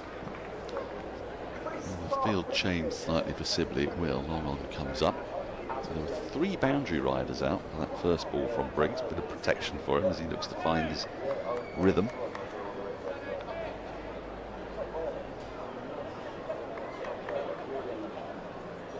Sibley hasn't quite got into his work on the offside yet. He's a predominantly leg side player, but when he's in good touch, access both sides of the wicket. Ironic cheers, because Sibley's been on fire for quite a while. I say ironic, they're not ironic at all. I'm not going to fall into the Alanis Morissette trap of not knowing what the word irony means. It's more sarcastic than ironic, I'd say. Oh, now then, that's a bit of a mo. So Smith's got to be a little careful here. He's got attacking intent for sure, but Surrey is still in a fairly perilous position, 57 for 2. There's more than just an element of premeditation in that shot.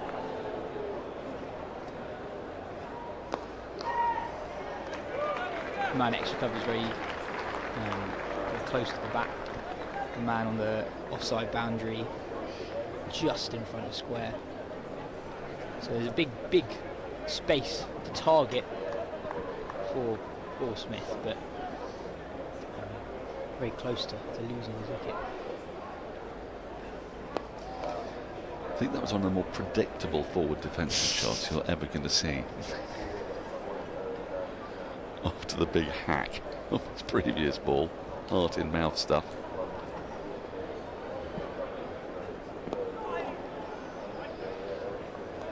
So 4 singles off the over. Surrey just ticking over okay here. 59 for 2 after 18.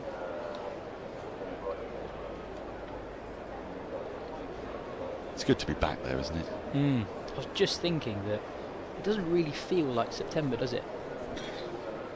Well, it is very early September. That is true. That is true. And it's not uncommon to have some rather lovely days in early September. We're forecast to have a whole load of them, so it's time to fill your boots if you've been starved of sunbathing. Our colleague from the BBC, Mark Church, will be licking his lips. There's nothing he likes more than this kind of weather. Hain Dolby's going to continue. His 8th over of the morning. My comment on the September weather was more on how I think September weather gets a hard time in cricket op-eds after an Ashes defeat. Oh yeah. When people point to there's so much cricket played in April and September, they're just not the same. September is just a much nicer month for cricket than April is, especially early April. Well, I don't think people truly appreciate that the ambient temperature in September is obviously about 4 degrees higher than it is in April for a very simple reason.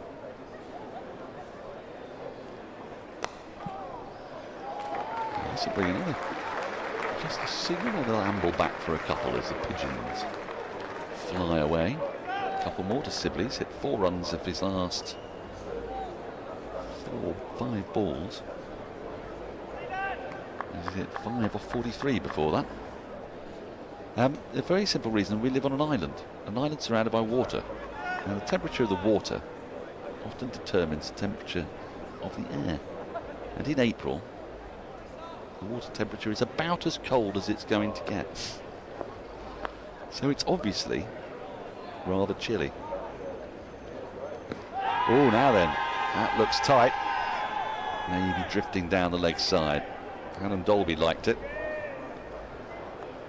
Simply a bit annoyed he didn't get bat on that, because that's right in his hitting arc. Came a long way forward as well, so maybe height an issue as well.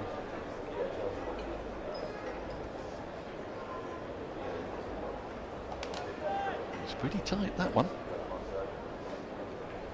I've seen those given. I think you might be right, a bit of height.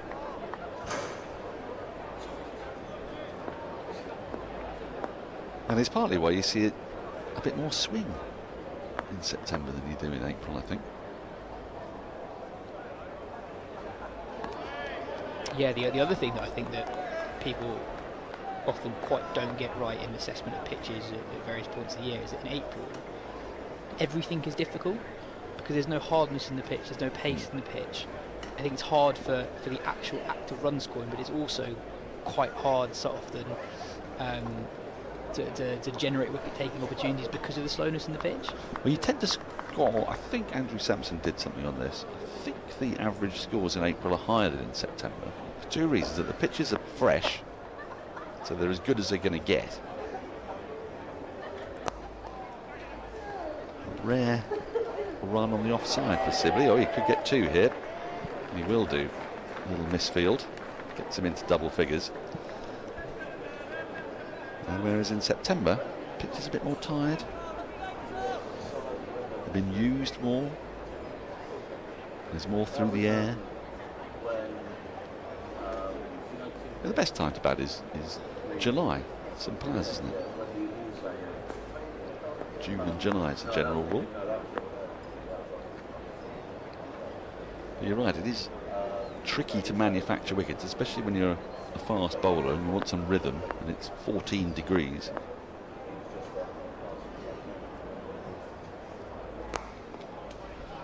End of the over, 4 from it. That might be the last we see of Hain Dolby this morning, you fancy. He's bowled 2 4-over spells, 63 for 2. Sorry, Yas Rana's taking a break. And I've just been talking about this man. Andrew Sampson is going to join us, esteemed statistician. We've just been talking about average scores at different times of the year and how people don't necessarily read it right. That in April it's quite tricky to take wickets sometimes because there's not a lot happening through the air and off the pitch. Pitches are nice and pristine. September's, isn't it, the lowest scoring month of the year? Good morning. Good morning. Yeah, I did something on that a couple of years ago because obviously the perception that county cricket's played at the edges of the season, basically not good for batting, especially April is the theory. It turned out statistically April was as good as any other month to bat in. That's right. September was the lowest or not, but certainly April was not the high. I don't think it was the highest, but it was certainly okay, good as wasn't anyone. it? Yeah, it was average. Was it probably slightly above it? No, it was in fact well, I think slightly in part, above average. Yeah. You know, if you're if you're a quick bowler and it's 14 degrees and you're putting 2 or 3 jumpers on and off the whole time, it's quite difficult to get loose and comfortable. And, Yep. and I've mentioned this many times, but when the ground is cold and the air is cold, the ball doesn't do a great deal.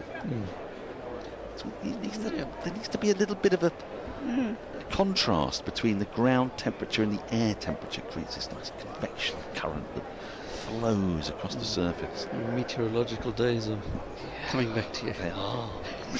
Yes, no, it's an interesting one, that. Because it's clearly a case of the perceptions were wrong. Yes. Yes. They kind of hold, county cricket in April is not great preparation for Test cricket because, Darren Stevens comes in and takes 6-for-12s all the time. And that sort of stuff. It's not true. Well, the thing is, people remember it when it does happen, Yes, and then they exactly. blame it on April. Exactly. And it can happen, if you have quite a damp March, it's difficult for the ground staff, and you have a little bit of grass on the pitch. It's nicely played by Sibley. He's just starting to get into his work here after a very claggy first 75 minutes or so. 20 overs gone. Surrey 65 for 2, having lost 2 wickets today. If you're just joining us, Rory Burns caught at third slip, and Ryan Patel had his off stump plucked out of the ground by Ed Barnard. Jamie Smith's going quite nice. You enjoyed watching Jamie Smith? Very much enjoyed watching. He's played some very nice shots, Mr. Smith. Sibley, of course, took 29 balls to go from 5 to 6. Well, I did wonder how many it was, because there was a loud cheer when it happened. I did notice the cheer. Woke me up. No, I lied, I was awake. But Smith scored the first 25 runs of that partnership as well, while Sibley was waiting to go from 5 to 6. Oh, I've missed you, Andrew. I missed you too. Oh dear. I haven't thought he was going to continue. I thought he might be having a rest. There's a bit of Chris Martin vibes, don't you think, Helen? There's a bit of that. Distance, yeah. Yeah, it's interesting you should say that. I was saying earlier that one of the things I love about Alan Dolby is that, having watched him now for feels like decades, but can't have been quite that long. He's got certain mannerisms that are constantly repeated as he runs in. In the last 4 or 5 strides, the right hand moves away. It's an unusual one, that. Yeah, as if to keep away a pestering dog. There we go. There we go, yep. And then it comes back in. I haven't actually seen a lot of him play for, I don't know why, but it's because he's played for a long time, as you say, but has he always had that? Yes. Well, ever since I can remember watching him. Okay. It was a sort of, I say, you've got... Because every bowler has a certain idiosyncrasy, don't they? We think of Dan Worrell with his angled approach, which I understand was something to do with how he practiced as a child. And yeah, there's a lot of stories of that sort, aren't there? Yeah, there's... Like Mornay Morkel. Morkel's a good one of those. Yeah. Circling around, yep. But yeah, that hand movement kind of takes a bit of the Chris Martin vibes away. I know what you mean. There's sort of front on. He's got very square shoulders. Tall, thin, lacking in hair. Lacking in hair, yes. At the top of his head, anyway. And we're big fans of people who lack hair. We're part of the bald community. We're very much in solidarity. I've grown it on my chin to make up for it. You have, haven't you? Yeah, compensatory. Compensatory Not beard. much the same.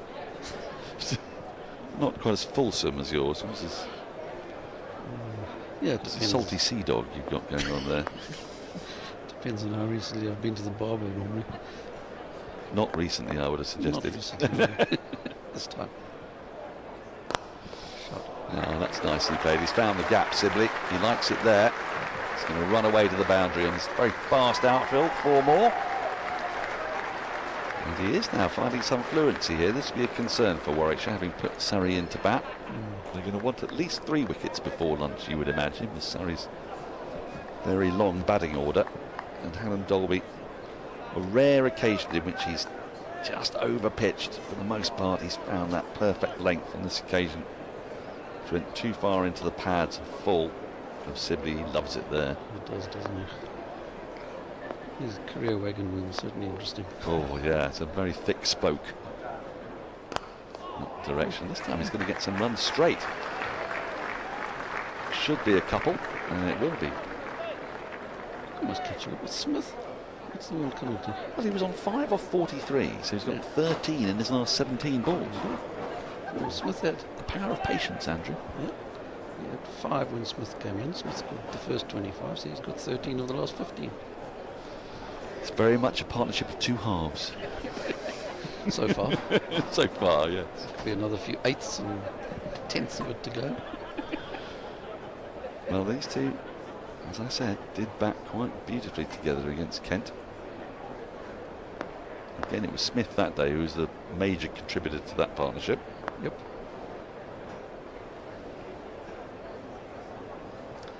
So a leave to end the over. 21 gone. Surrey 71 for 2. Sibley 18. Smith 27. More from you, Andrew, and then to take you through to the lunch break, it's Adam Collins.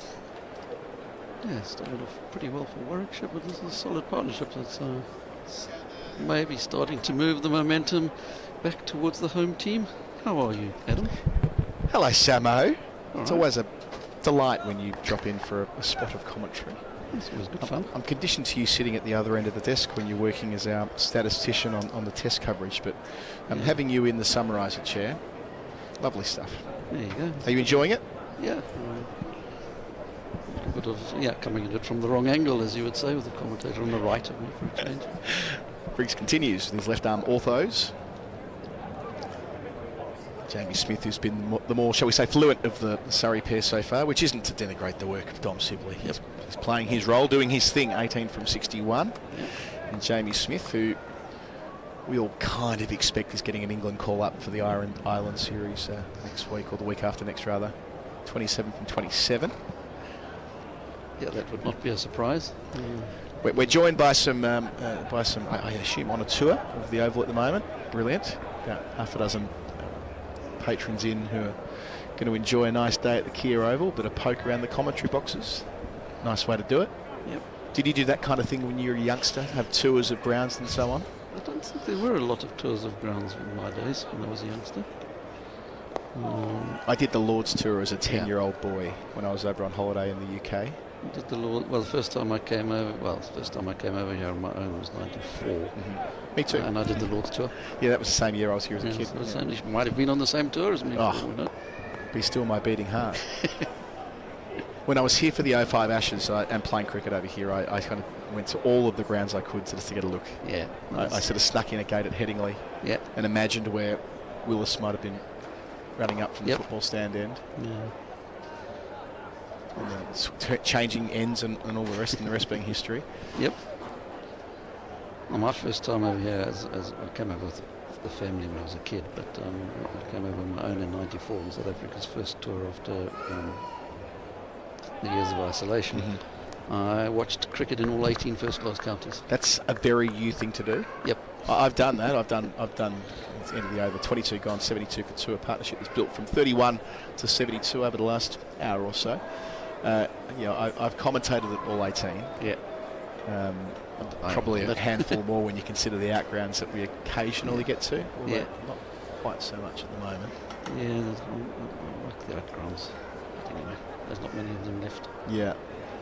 I was disappointed that Colwyn Bay, the fixture that Glamorgan was set to play there, was it this year or last year that they ended up not going ahead with it for one reason or another? That's one I'm keen on ticking off. It's worth going to. I got there at some point 4 or 5 years ago. The game that Anaya and Donald made a double 100 for 130 balls, I was there for that, but not that day.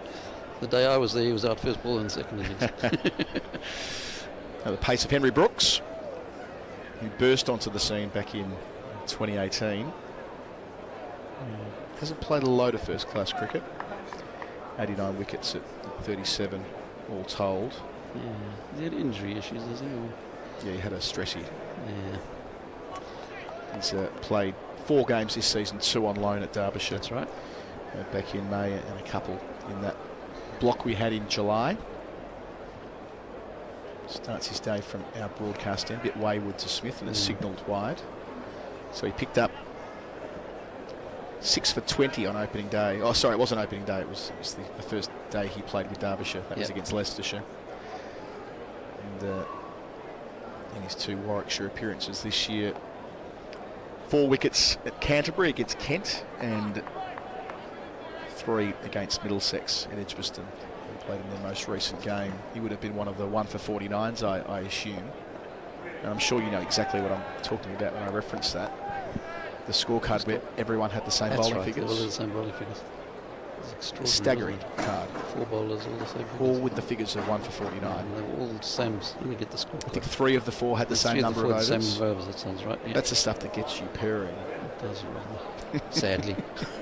Me too, let's be honest. Let's get that score put up. So Brooks, who has that extra pace, has been clocked at better than 90 mile an hour years ago. Might be a few years ago now, actually. Yeah, from the Warwickshire conveyor belt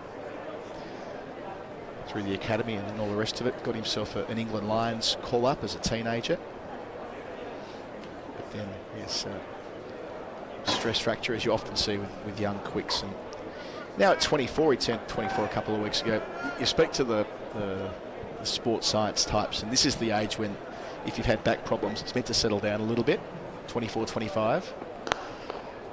Nice drive there, cut off in his follow through, full to Smith. Saw that with most notably Pat Cummins, who had any number of problems with his back between ages 18 and 24, and he's not had a single back complaint since then. Amazing, isn't it? So hopefully that's the same trajectory for Henry Brooks, who gets his chance today. Yas made a good point earlier that they've had a couple of Pakistani bowlers operating at Warwickshire through the year, but none at the moment. Well worked, gets it fine enough for 4. So Smith neatly inside the line.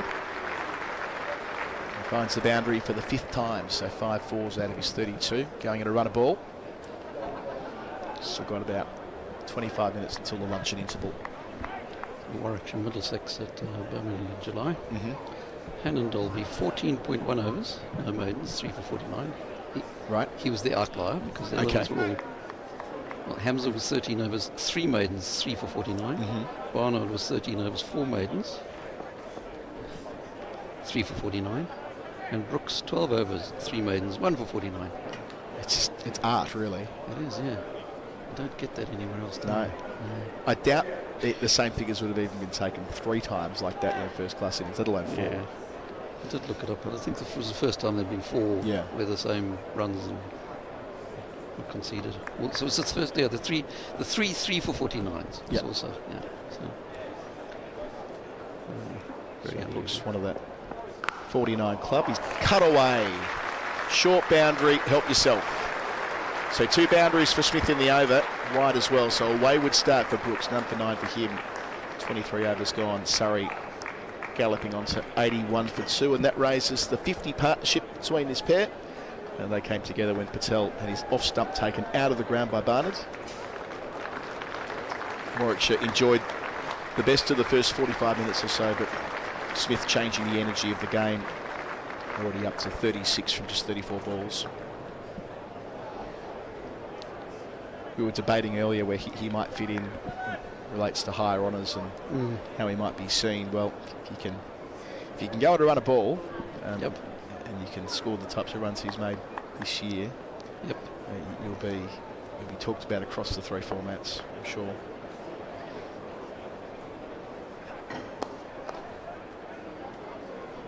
So one of the great things about having you work on a game with us, Andrew, is the stats packs you prepare before any fixture, which, speaking of art, this is that. In a way, I feel like they should be distributed more widely, that more people should appreciate what you prepare for us kindly. It includes everything you could possibly want between the counties and overall records and everything that's happened here at the Oval, everything in 2023. What jumped out at me this week, that's too short, but just the single out to deep point where they've got a sweeper, was the Surrey Warwickshire page, which included Jack Hobbs having made 14 first-class hundreds against Warwickshire. I wanted to know where that ranks. Yep. So where have players enjoyed more of a productive stretch against another county? Because 14 feels on the heavy side. It is heavy, yeah. A lot of players are happy with that over an entire first-class career, never mind against just one team. Right. So in the championship, it's not top of the list. Okay. Patsy Hendren made 17 against Surrey. Right. And then there's two guys on 15. Philip Mead of Hampshire against Kent. And inevitably Geoffrey Boycott, who got 15 against Nottinghamshire. Into the over, 83 for 2, just a couple of runs coming from it. I was listening to a piece of audio where Patsy Hendren was involved this morning, because I'm a cool guy like that, from the 34 Ashes test at the Verity match. He took the final catch. Oh, yeah. There at Lords, the 14th wicket that Verity took in a day. Sorry, I digress. Yes. So, and Mead always features, doesn't he? In these lists? I mean, Mead is, Jack Hobbs, as we know, the highest run scorer in all first-class cricket, but Mead is the highest in the county championship. That's a good trick question. That's a good quiz question, because I think It's quite a good one. out of those who care for such things, 95 out of 100 would say it was Hobbs, wouldn't it? Who was the opponent that Boycott enjoyed all that success against? Notts. Notts, right. And then we get to the two guys on 14, so Hobbs against Warwickshire and Frank Willey against Sussex. Oh, yeah. But, Warwickshire was in fact Hobbs' favourite opponent. In the championship, he got more runs. Well, he got in total 3,742 runs against them at an average of 64.51, which was his highest against any team. Beautiful. Yes, Tom Hayward made 900s and averaged 58 in these clashes as well. Yeah. Second most runs with nearly 2,700, all courtesy of the Samson Stats Pack. Andy Ducat, John Edrich, Bobby Abel round out the top 5 for runs. You know what Andy Ducat's main claim to fame is, of course? He died while batting at Lords during the war. He had a heart attack, didn't he? Had a heart attack, yeah. That's sad. Decent player. Fastest century is another good one. Jumped out from an Australian perspective. On the drive again, Jamie Smith's not going to miss out there. Brooks has been too short then too full. 7 boundaries in his 42, 89 for 2, halfway through the 25th. That's the sort of ball you can really lean into on that 5th stump line, half volley length. Smithy in lovely touch. Aaron Finch at Guildford, 2016. Yeah. 90 balls. Although, yeah, I mean, some of those are, because we obviously don't have the balls faced for up until pretty much the late 1990s. There might be one or two that were quicker in minutes. Oh, now the elevated shot.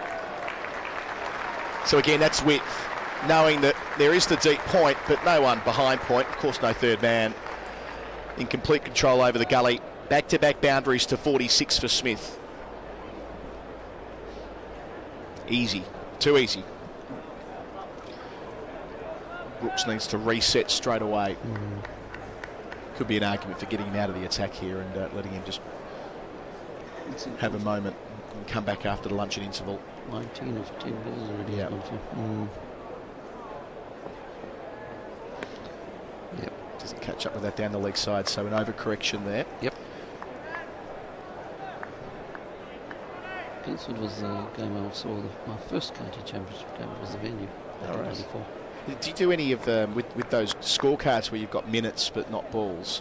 Yeah. Do you go back and try and retrospectively work out, like, can you judge by the scorecard how many balls were faced? You can estimate, certainly if you've got the minutes, because we've got a pretty good idea of what overrates and things were.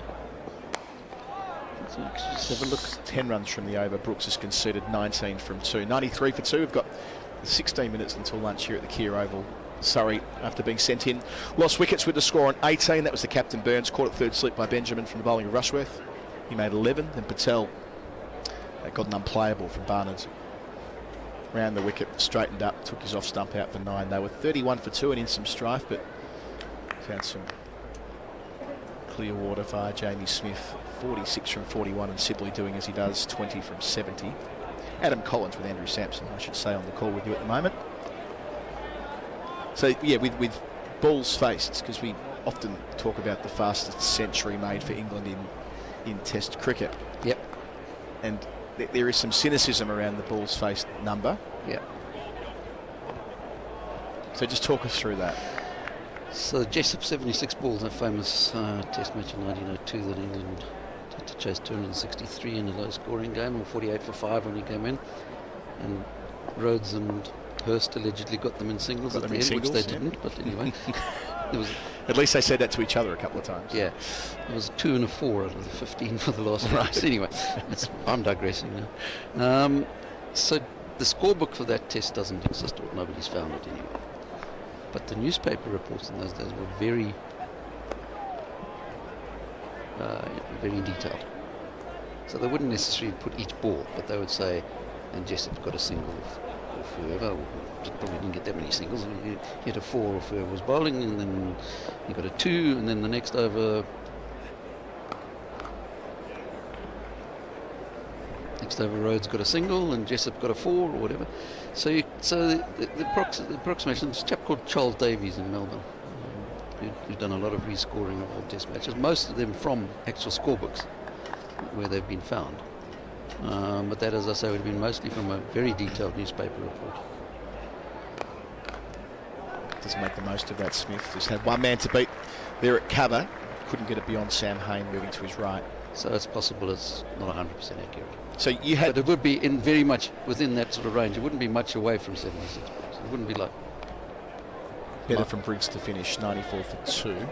So you had me take a photograph of a scorecard when I was in Zimbabwe a few years ago of the famous 1983 World Cup game where Zimbabwe beat Australia. That's right. Because you never had seen the scorecard in totality and you wanted to take some extra data from it. Yeah. So that project from statisticians like yourself is still continuing, where there are cards that you wish you had that could tell a better story. It'd be a surprise if we found any other test scorecards, to be honest, at this stage. There's about 330 games that we don't have, test matches that we don't have. Ball record. And of course 1902 at the Oval is one of them. 1902 is one of the other scorecards. But I mean, what's so Charles Davies, especially for those early ones from the newspaper reports, he's got pretty reasonable estimates. I'd love to read these newspapers. I mean, when you write a match report for the paper over here, you might have 800 to 1,000 words max. Yeah. You're not using those to reflect on someone patting a dot ball to cover. But it sounds like it's wide ball here to start. Neil over from Brooks, who really was struggling here. He's second wide. He's going to have to find a way to get through this and find some rhythm, or it could be a long day for Warwickshire. So the process of I want to read this news report because it kind of bolsters the idea that Jessup number isn't as robust as it might be, and that's not a criticism of the reconstruction as much as it is can you depend on when dealing with a balls faced measure, can you depend on the words of a reporter getting every single delivery correct? Yeah. I don't know. Yeah, so that's the British newspaper archive has a lot of newspapers from those days. Get the microfilm out and read the 7,000 word match report as a result. No, well, you can do it online, you don't need the microfilm. All right. These days. Oh, nice delivery. That's better from Brooks. That's the best question he's asked so far, watching it. From our angle, it just straightened up off the seam. We're going to replay here as well. Front on action. So he's expecting it to move in, but then just shapes away at the last moment to the gloves of the wicketkeeper Burgess. So that's something to work from there after a wide to start the over, an expensive over coming for it. Turn around his spill that one. See what happens. It won't. It's too short, too wide, and 4 more. Sibley, the beneficiary of that 4 ball.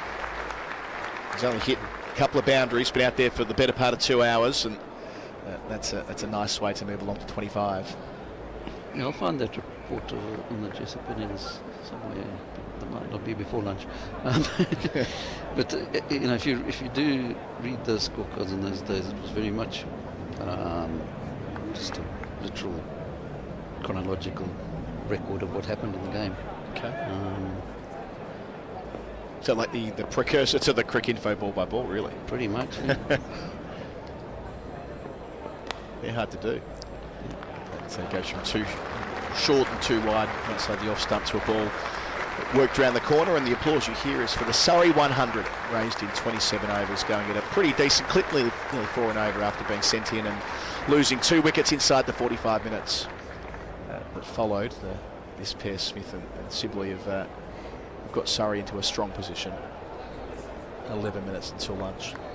There's quite a lot of online newspaper resources these days from the old days, which is very good.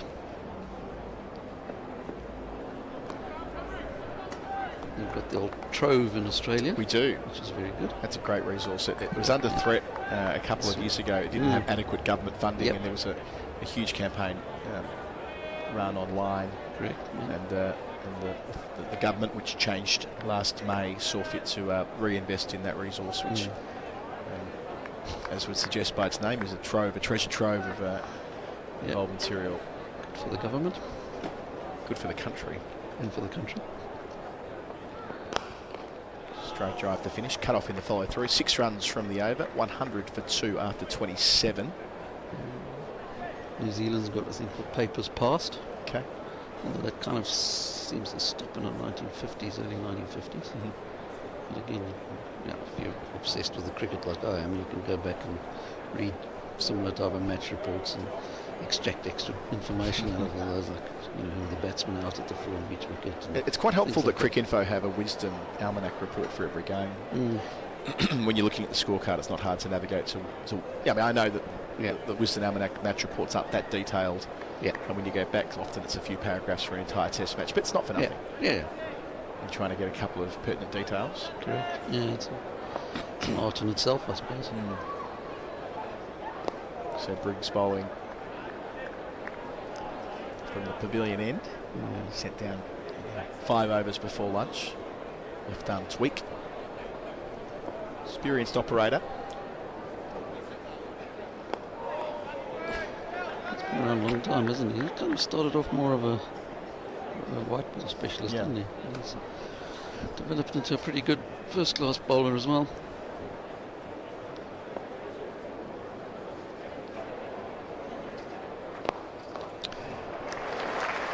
Again down the track. Sibley's been trying to get to the pitch with Briggs operating from that pavilion end and places it down to long on for another boundary. So 2 fours for Sibley in the space of 2 overs. Buckle up. Yeah, I mean, he was 5 or 45. Having gone 29 runs without scoring, 29 balls without a run. Yes, I did note that applause. So Take one. So he's got 25 or 37 since then.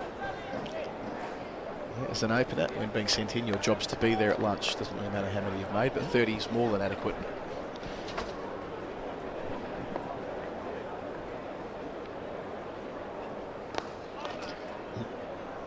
Really put that way. Should have put that away as well. Just sat up there for him and had one man to beat at mid-on. He does have that. It's not entirely surprising with the lowest strike rate in the championship this season. And even with 300 or more runs, his strike rate was 38.53 coming into this game. Into the over 4 runs coming from it. Yes, the remarkable 100 that he made at Canterbury, 140 not out in the chase, which was at the slowest 100 in championship history. Near enough to it. It was, yes. I really admire the way that Sibley has lent into the perceptions of him since returning to Surrey this year. And by that I mean when the rest of England is getting very excited about how quickly the test team scores that. The temptation for a player like Sibley would be to try and meet that and move into that mould. But instead he's like, no, I'll keep doing things my way, and who knows, the tide might turn. There will be a post-Bazball era, and typically in Test cricket, whatever you've done in the previous generation tends to flip on its head. Look, he's only 27, so there might be need for a more attritional, shall we say, opener into the future. Be yourself is always good advice. Yes, in life, and he's done that. I mean, him and Burns, both had not particularly inspiring Test careers, but so Brooks replaced by Barnard from the Vauxhall end. If you look at the post-Strauss era, they're got as good a record as any of the other openers, averaging around 30 odd.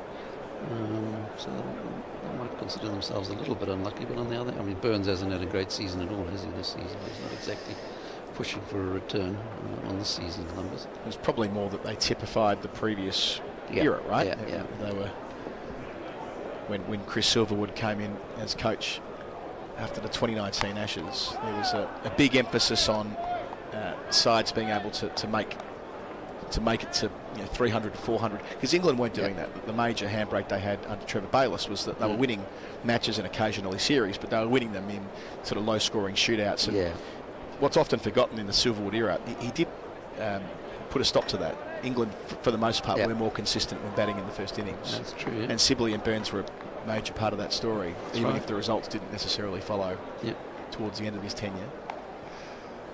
And if you look at that era as well, even while Burns and Sibley and those guys were opening them, the rest of England's middle order were not slouches in terms of scoring rates. They'd come in, you have guys like Moeen Elliott down at number 8 smashing all over the place, and Bairstow and whatever. So there was a lot of players who could pick up the pace once the openers like Burns and Sibley have seen off the new ball and tired the bowlers a bit. And there's always a potential for that.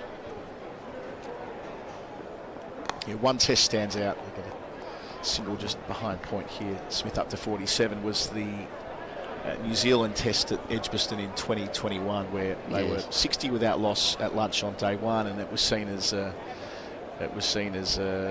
emblem of the way they were approaching things. When really, what that would have given for a 60-run partnership at any stage in the second dig, when Matt Henry and Neil Wagner worked them over and bowled them out for roughly 110, 120.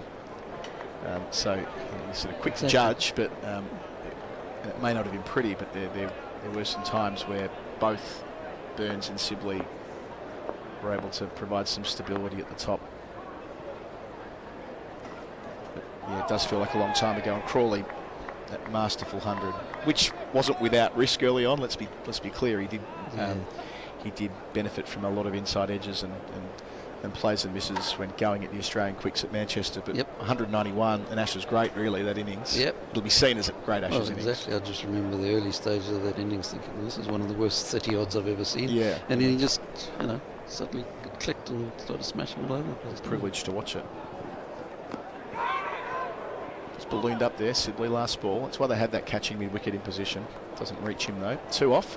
105 for 2. The score, make that 106 for 2. We'll get one more over in before lunch, I suspect. Down the other end, England with they've not had necessarily one player fill that role as the opener alongside Crawley, but they're happy with where they've landed. Oh, I mean, Duckett's done really well, hasn't he? He has, which is a little bit of a surprise, but he's if you're looking at that era post Strauss, he's got second, well, probably I might even have a better average than Cook since Strauss, but I mean, other than Cook, was obviously the mainstay. He was struggling for years for another opener to average 40. Brings his 7th over before lunch on day 1, which to an extent reflects the troubles of Henry Brooks. Bowled 3 expensive overs from the Vauxhall end.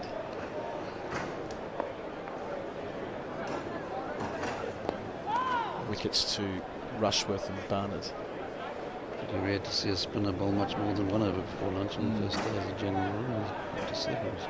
It's a fairly greenish track, although they can be deceptive at the oval.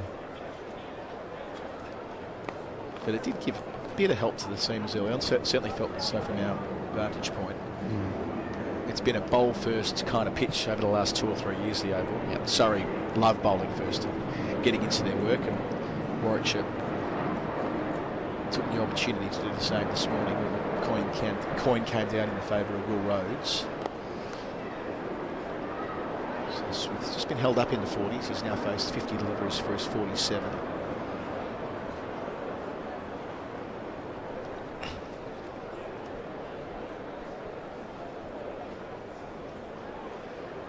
Australia bowled first here as well in the Ashes Test a couple of months ago, as did India in the World Test Championship final to start the summer. Both captains were criticised. I think both were right to try and do as teams have done here successfully at first class level.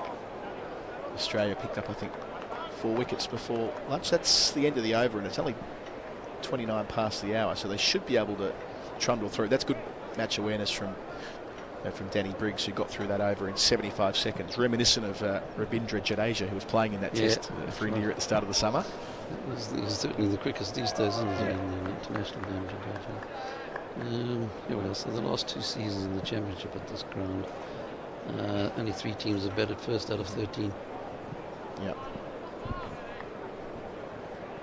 England bowled first in the test here against South Africa as well. So the last 3 test matches and 10 of the last 13 4-day games as well. Barnett to finish the session. So he's got 2 slips to the gully, catching mid-wicket. A fairly conventional 5-4 field. Barnett, who has had the ball shaping around at both ends.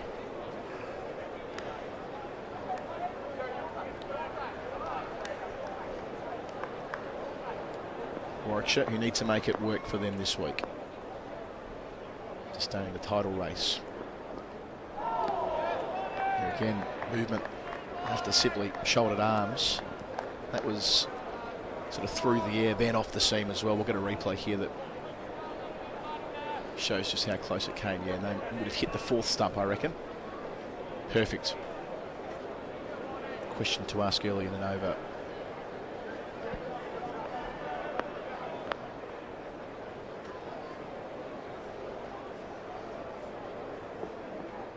There it is. That's why the ball before it informs the ball that comes next. It's classy stuff from Barnett. Again, we'll get a second look at this as well. We saw the previous ball go on back towards the right-hander, and this one just stands up off the seam. Quite a few of those kind of play and misses today, but the only one that got the edge was the wicket, wasn't it? I didn't pull any others. Yeah, it's fabulous bowling. Can he make the most of this? He's started the over really well. But Sibley leans on this through wideish mid-off and gets 4 for it. So 3 boundaries in the quarter of an hour before lunch for Sibley. Moves along to 36, and that was a controlled stroke. Didn't try and overhit it. Got out to more or less the pitch of the ball. Got it beyond the man at mid-off. Well played. That's the short side of the ground. Found the gap nicely. So suddenly it's very much Surrey session, 111 for 2. Wickets falling at 18 and 31, but this pair have added 70. Make that 80, I should say. Yes. The Warwickshire, who dropped a game they needed to win against Middlesex in their most recent outing. They were bowled out for 60 on day 1. They've won 1 of their last 5, having earlier in the season won 3 or 4. They were right up there with Surrey. They were first and second. Hampshire in the mix as well, but with Hampshire playing Somerset at home this week and Essex playing Middlesex, they're second and third respectively. Warwickshire needs something from this. Oh, that's a beauty again. There is an appeal, more a polite inquiry. Last ball of the session.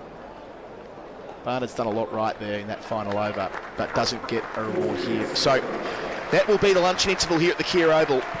Surrey after being sent in 111 for 2. The opener Sibley, 36 from 95.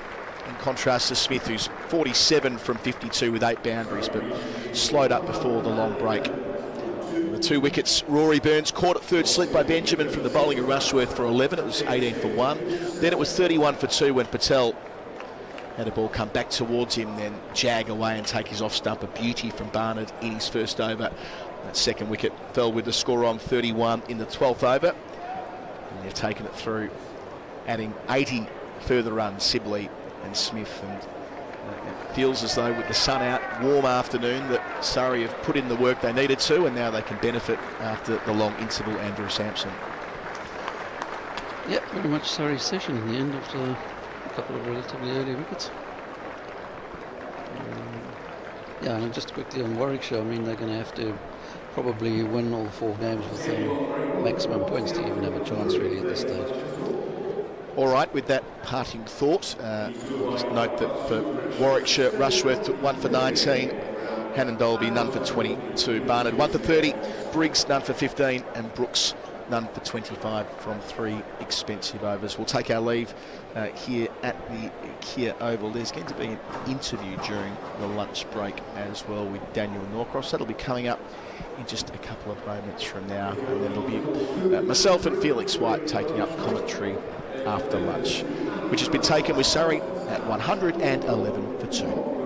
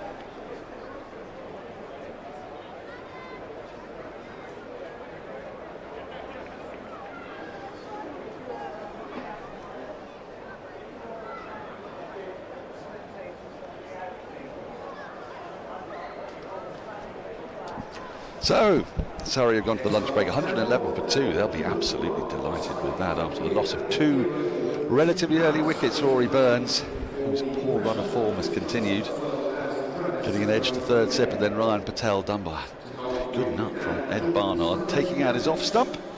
But since then, Surrey have progressed from the nadir of 31 for 2 to 111 for 2. The pitch may have eased ever so slightly, but Jamie Smith has looked in terrific touch.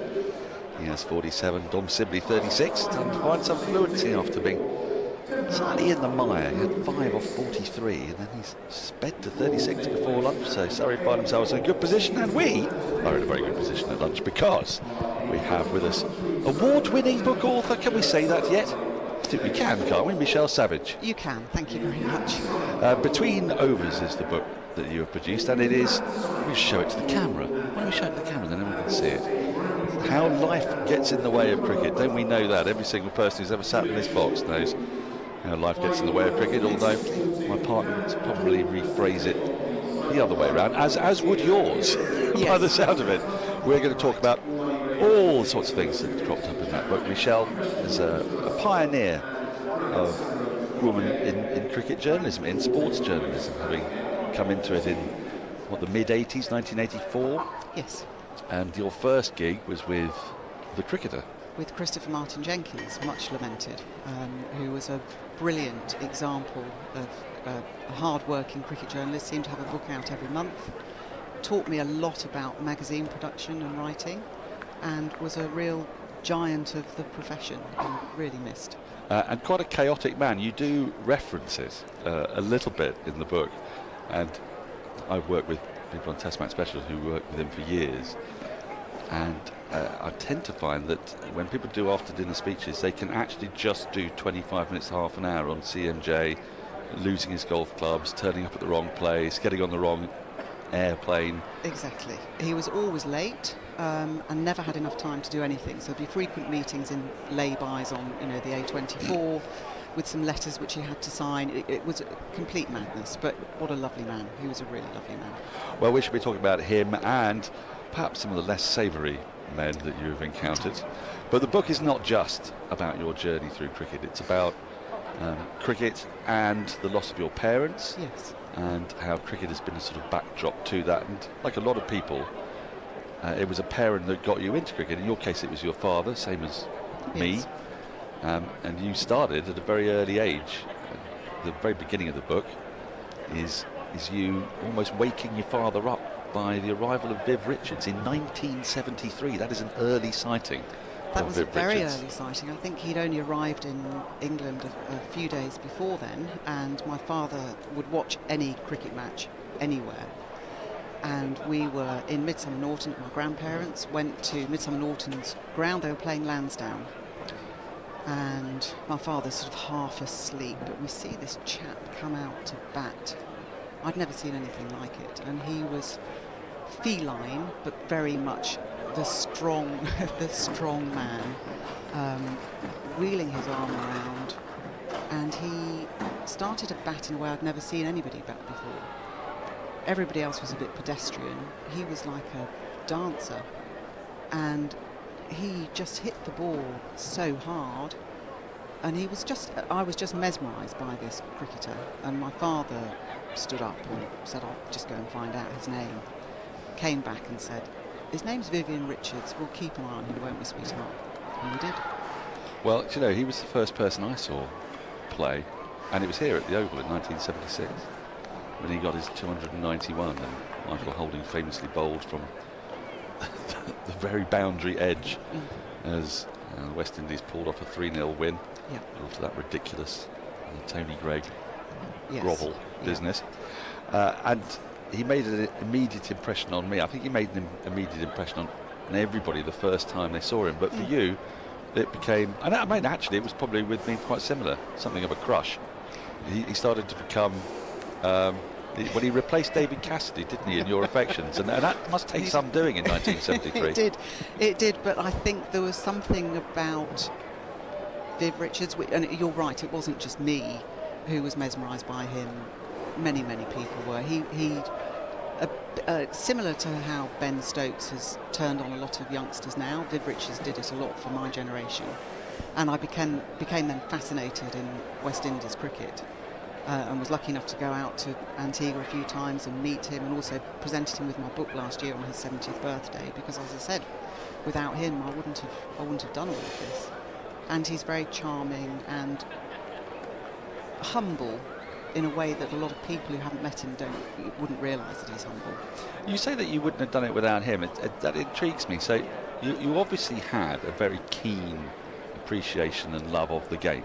Yes. And do you think, because I've asked myself this question many times, especially when you find that your life is, as yours became, devoted to following and covering cricket. And I tried to work out what the start of it was. And my earliest memories of watching cricket are in a darkened room, curtains closed, so that the sun didn't shine on the telly. On a beautiful summer's day, my mother, thoroughly infuriated that we weren't going out and doing stuff in these precious summer months, instead sat with my dad, gazing at the John Player League or a test match or whatever it might be. And I couldn't quite work out whether I was doing this because I loved cricket or whether I wanted to spend some time with my dad. Have you been able to kind of answer that question for yourself? That's very interesting.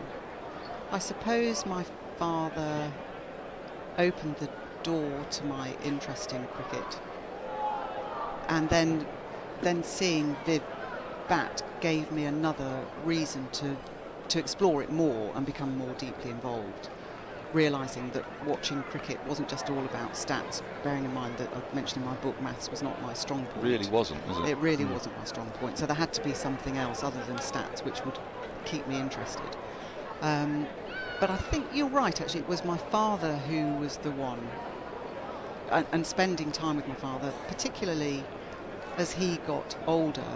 And this is one of the things I mentioned in my book and what we all appreciate about Test cricket. Test cricket gives you the time to talk between overs about life, not just about cricket.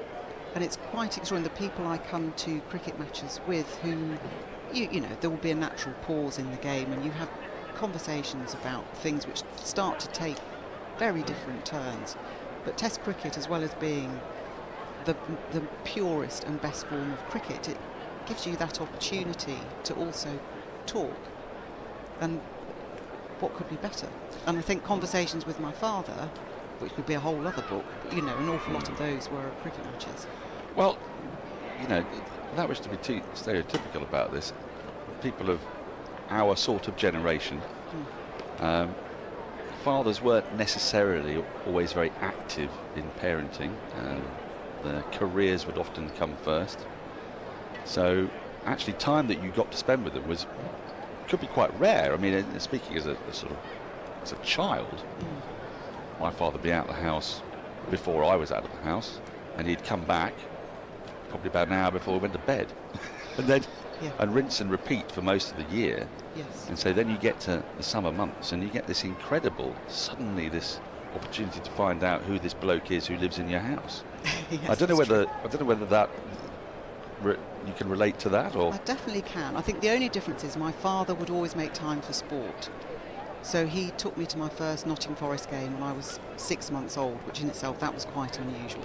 Yes, don't suppose you remember too much about that. I don't remember too much about that, but I do remember, as a teenager going to Forest matches with him, and he would have loved yesterday. I was at Chelsea yesterday watching Forest beat Chelsea 1-0. So you're still an ardent follower of Forest, yeah? Yep, absolutely. So we had football and we had cricket, and we bonded over sport. So sport becomes a common language, doesn't it? That you both talk.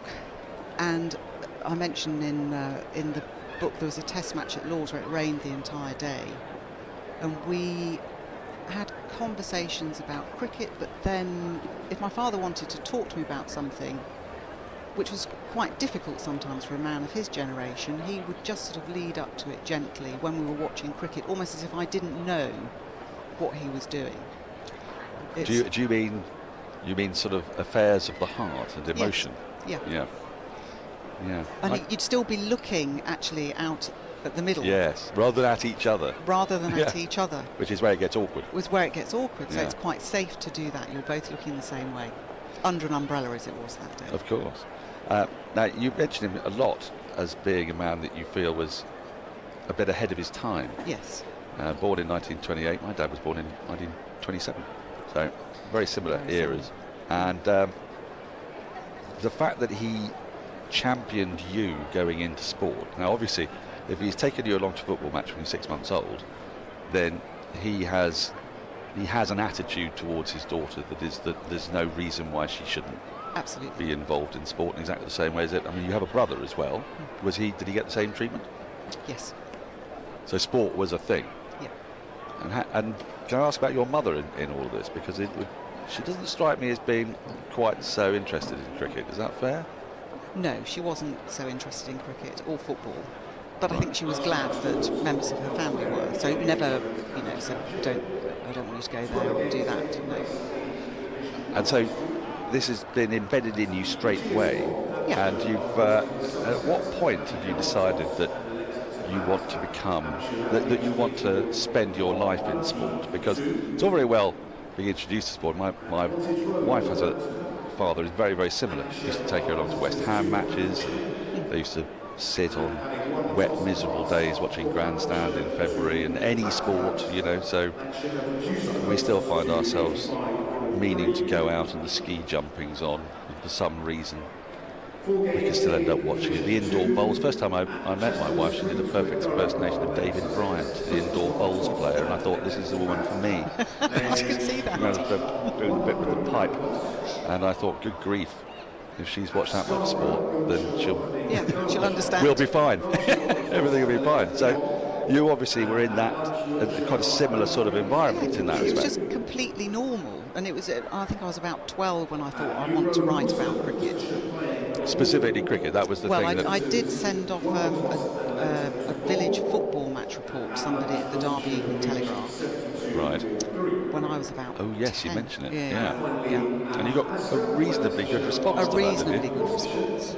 Yes. But I think cricket was the one I really, really wanted to write about. And is that because, I mean, in looking at your subject choices, strange that you chose philosophy at university, but speaking as someone who also accidentally ended up doing too much philosophy, it was a waste of time, wasn't it? Yeah. You clearly wanted to write, or that was the thing. You're on the arts side, yes, and it's definitely. English and English literature and the use of language that appeals to you. Yeah. So do you think, just as a quick aside, that cricket is obviously, is it more appealing because of the length of the game, the narratives that you can make out of that game? I mean, again, it's a question I've often asked myself, because some of the best writing in sport can be boxing, yes, which can be absolutely thrilling, even though particularly fussed by the sport itself, and cricket. Yeah. And very, very rarely do you find captivating rugby writing, for example. is that something about the structure of the game, or is it about what you've been talking about there, that because of the elongation of the match and the longers within it, that you have the opportunity to play with ideas? Absolutely, I think that's right, and I think cricket lends itself as well to a more perhaps sports psychology viewpoint, because it's a longer game, but I think also because of the length of the games, the characters involved. So 5 days for a test match, character plays a big part as well as your ability, and I think we've seen that so much with Bazball, haven't we, about who steps up to the plate, who's really got it. And I think cricket is all of that. And if you look at some of the best cricket writers, I mean, I suppose Neville Cardus, you know, which I'm certainly not, you know, would only dream of being like him, his long form essays, if you like, are just majestic. There's sort of flights of fancy as well, though, aren't they? I mean, that's one of the wonderful things that my mother always used to say: never let the truth get in the way of a good story. No. In cricket, where we have the opportunity to perhaps play with ideas exactly that aren't really probably possibly germane to the game. No, well, you won't have got to yet my fantasy lunch interval in the book, which is the middle of the book, where I choose cricketers from the past who are having lunch at Lord's in the Rose Garden. And you're quite right to have that little fantasies. What is your fantasy lunch? Tell us. Who are they? Well, how many for a start? Well, how many? Do you mind if I refer to my book? Not in the least. Because I did write this quite a long time ago. Actually, no, it was last year that it came out, wasn't it? Yeah, but you probably wrote it before last year. I only actually finished it last January. Oh, so was this a bit of a COVID thing? Was it inspired by that? It was inspired by my mother's death, and my mother was a hoarder, not a hoarder that you might see on some of the hoarding programmes on television. She was beyond that. It was quite extraordinary, and as I was going through all of her things, which took a very long time, I kept coming across bits of my writing when I was a child, things that she'd saved, little photographs of Viv Richards and David Hooks, and you know, all these people. And I just thought, what on earth? And because I'd stopped working by then, because I'm looking after children, looking after my parents, and I thought, what became of me? And I think when you're... What do you mean by that? Well, when I found that when my second parent died, I thought, well, who am I, an orphan, an adult orphan? And I just felt very lost. And so I started writing this, not really thinking anybody would read it. It became a therapy session, and then became a very prolonged therapy session as to who am I, what did I used to believe, do I still believe it? And it just grew and grew. So the absence of your parents, you thought, actually took away the anchors and the blocks that made you understand who you were? Yes, absolutely. And then as I started going back through all the stuff that my mother had kept, I thought, well, why am I not going to watch cricket anymore? Where did that go? Because I just didn't have time. And then after my mother's death, I applied to be a Cricket World Cup volunteer at Southampton. That was my first way back in. Is that roughly where you live? Well, now we live in Hampshire. Yeah, so I applied there, and I just thought, I've missed cricket so much. And it won me back and gave me hope that, yeah, life's okay. You can still have plenty. I think I was very, very close to my parents, so particularly when my father died, I was absolutely distraught. And then, as I say, when my mother died, it became a different, kind of compounded the grief of losing my father. And cricket just found a way back into my heart and gave me some optimism. How peculiar. Because it's mirrored very much my own experience, that I found myself not working in cricket. I'd never been working in cricket until I was 40, and it wasn't until both my parents died that I actually realised how much I too had missed cricket, and then came back to watch, started commentating, and yeah, that's all I've been doing now, 14 years. It's almost as if you sort of dwell on what it was that you were as a younger person, and that person as the Jesuits say, give me a child till he's 7. Or in my case, about sort of 21. So I was quite a slow developer. And then you kind of work out what it is that you want to do. Yeah. So let's go back to, firstly, your fantasy lunch. My fantasy lunch interval. So what are the circumstances of this lunch? They're in the the Harris Garden. Very disappointed that you chose the second oldest Test ground in London.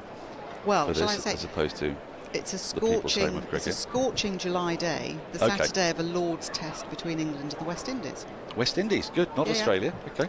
Midway through the match, it's anyone's game, with England's bowlers claiming early bragging rights before the Windies' firepower rips through the home team's top order in the morning session. I spread out a couple of green and blue tartan picnic rugs that boast a few indeterminate stains from previous cricket sorties. So I've got 12 glasses. 12 glasses, one for you. Of course. 11, so you've got an 11 here. Well. Perhaps not. So the first guest to arrive bang on time would be, given his penchant for champagne, David Gower. W.G. Grace. Oh, W.G. Grace, okay. Okay, all right. Okay, this is a fantasy. You can have living dead. And he's quite a feminist icon in a way. He given certainly was, his mother's, right. yeah, yes. his mother's background. Yeah, he really was quite a champion. Yeah. My next guest, you'll know this one, Trinidadian journalist, socialist, historian. C.L.R. James, yeah. Exactly. And he joins W.G. on the rug. It'd be quite tricky because he'll do some quite long speechifying. I mean, I've read Beyond the Boundary, and those sentences can they're great, but they're yes. So I think you leave those two to it on the rug because they could. But also, C.L.R. James was extraordinarily complimentary about W.G. Yes, I wonder if WG is quite going to get the Marxism of CLR. I think that could be a really fascinating combo. Exactly, it could be really interesting. Yeah. CLR James said of WG, no batsman was more scientific than WG, and science was his servant, not his master. Yeah, okay. And then, so we've got a strong start. It's a strong start, and it's going to be even stronger because I'm having one of my father's heroes next. Now, he was born in 1928. Yeah. So can I have a little so I'm imagining a hero when he was about 16, 17. Len Hutton, somebody like that? Oh, well. No, this is Dennis Compton. This is an Aussie. An Aussie? Keith Miller. Exactly right. Yep. And I think he was quite a man. Oh. Quite a man. And I think my father was in the RAF, so Keith Miller, who famously... Yes. Exactly. My word. Now, I mean... It's a brief digression. There's a terrific chapter with Peter O'Toole. Peter O'Toole and Keith Miller. What a night out that'd be. That would have been great, wouldn't it? Yeah. I don't think that would have been a single night. I think that might have gone on for 3 days. That would have been a binge week. A long weekend, I think. A long weekend. So we've got WG, CLR James, Keith Miller, and then we've got a local hero of mine and my father from Nottingham. Oh, now this could be anybody. It could be Gary Sobers, could be Harold Law. We've got Derek Randall. Exactly right. You're doing very well at this. This is very good. I promise you I haven't read this chapter. But then with Randall, after Randall comes from Nottingham and the West Indies, Gary Sobers. Gary Sobers, who, what an extraordinary set of figures. Of statistics, he must have been absolutely knackered by the end of his career. It's quite extraordinary. He played a lot of cricket. He played a lot of cricket, that boy. Yeah. So we've got Sobers, and then the sort of the Sobers of my generation, perhaps, from Somerset. Ian Botham? Now it's a stretch to call him a Sobers, but he, a bit like Viv Richards, he inspired a whole generation of cricket lovers. Well, it was not Botham, and he's an English all-rounder. No, it is Botham. Oh, it is Botham, right? Botham. Okay. Yeah. I tell you, you're going to have a lot of champagne. I know. Don't worry. Really, this is unlimited drinking. It is unlimited going on here. drinking. Gary Sobers, Ian Botham, and W.G. Grace, and then from Australia, Keith Miller. Born 1949. Oh. And he was a bit of an old sparring partner of Botham, which is why I thought it would be interesting to have them together. Oh, 1979. He was born in 1949, and with his Aussie teammate Jeff Thompson, subjected. Dennis Lilly? Exactly. You're having Dennis Lilly in there, are you? Yeah, that'll be fun. Well, Colin Croft voted Lilly the best of all time. Yeah, so you had a beautiful action. Beautiful action. So I thought having both of them and Lilly It's together. a very strong team. It's a very, very strong team. But that's what you want. Not a spinner yet. I'm waiting to see which spinner But you're now going to we're go for. now we're going to have somebody quiet, somebody a bit quieter and more introspective, perhaps. Vic Marks? Who's going to work out how this little Mike group. Brearley. Exactly. Won't he? He'll be perfect, won't he, for this? Oh, he'll love every minute of it Yeah, as well. He's got such terrific personalities to work with. Yeah, and I could just see him. That it would be a whole session for him. And Brearley, really, one of his favourite players from India, born 1973, is the next one. Must be Sachin Tendulkar. Exactly, the little master. Okay. So he's another interesting character. Well, you've got to talk about what it must be like to be, beloved by a billion people, and what that must do to you. Yeah. Of course, he lives as a house in St John's Wood, doesn't he? Which he spends a fair bit of time to, I suppose, escape the adulation. And the next guest is not a player, although he did play, but he was actually TMS. Henry Blofeld. No. Oh. CMJ. CMJ, of course, you'll have CMJ there. Because he's also very fair, and any squabbles, I think CMJ would sort that out. Right, so where are you imagining the squabbles might be here? Well, I think WG for a start, and just about anybody. Yeah, that's true. WG could probably start an argument anywhere, yeah. And also we're going to have John Arlott. Good. I'm glad we're having John Arlott, because he was the reason that I'm doing what I'm doing. Yeah, and because, again, he's another good champagne connoisseur. Well, yes, and lots of red wine. Didn't he famously, didn't Henry Blofeld bring up 6 bottles of wine in a suitcase one day? I suppose you would have been in and around, probably not quite, no, because John finished in 1980, didn't he? Yes, so it wasn't you'd quite. have just missed it, but CMJ and Johners and Blowers. I mean, CMJ must have told you many stories of John. Some of them are true, I think. Is that R11 or is it? Well, then you said it is, both of them then spots a couple of people, and he calls in Michael Vaughan and Ben Stokes. So now the whole thing is going to be a shambles, isn't it? It's going to be you won't have enough glasses an now. Absolute shambles. But John Arlott gets towards the end of the lunch by reading one of his poems, Tea with My Aunt. No, I'm not familiar with that. Is it a short one? Why don't you read it? Shall I read it? Alla Arlott. Aunt Anna mellows as I take another slice of homemade cake. She rustles in her stiff grey gown and takes her endless knitting down. I like that. Beautiful. You read that beautifully. Thank you. And knitting, of course, you do get a mention of knitting, because this is a perfect way for us to segue into a rather crucial chapter of the book, because whilst we're sort of painting a picture of how cricket has been so instrumental in the life choices you've made, and evidently something you're massively fond of and rediscovered, you were also, as we've alluded to earlier, a pioneer as a woman in a press box. Yes.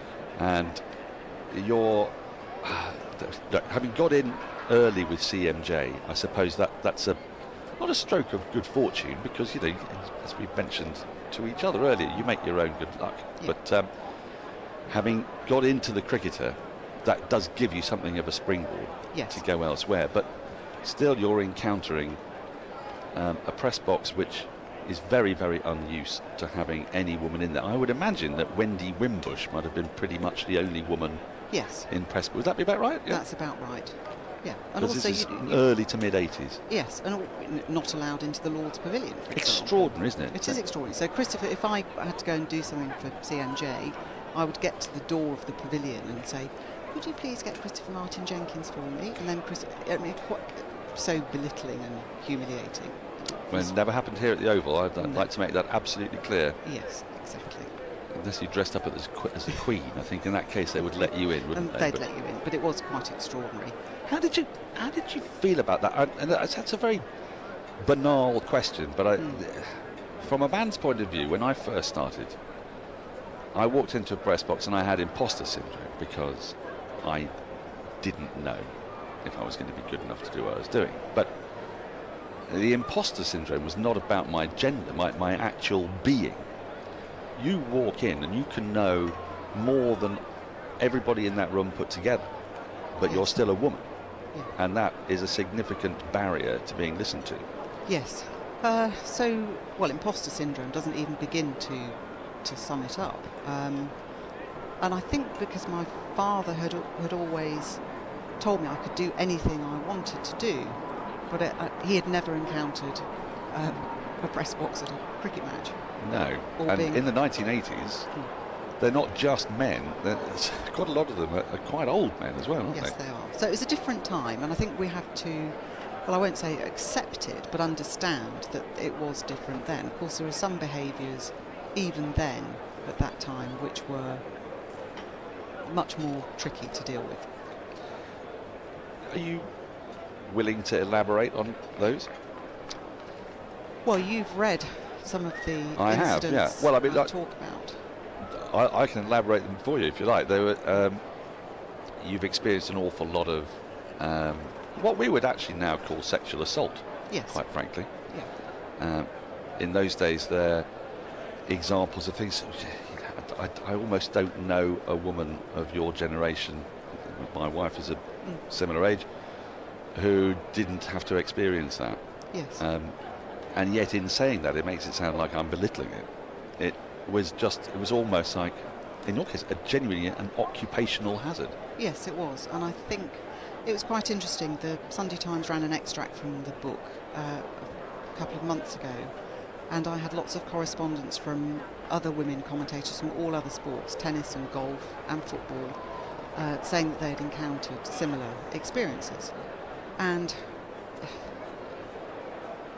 I would really hope it doesn't happen now, but we do see incidents like this all the time with, what's been going on with the Spanish women's team. And I think that experience resonates with a lot of women of my generation. I mean, what I'd like to think is that there's far less tolerance of it, and that women have more allies, and so are able to find people that they can go to complain. You wouldn't have had that at all, so you would have... No.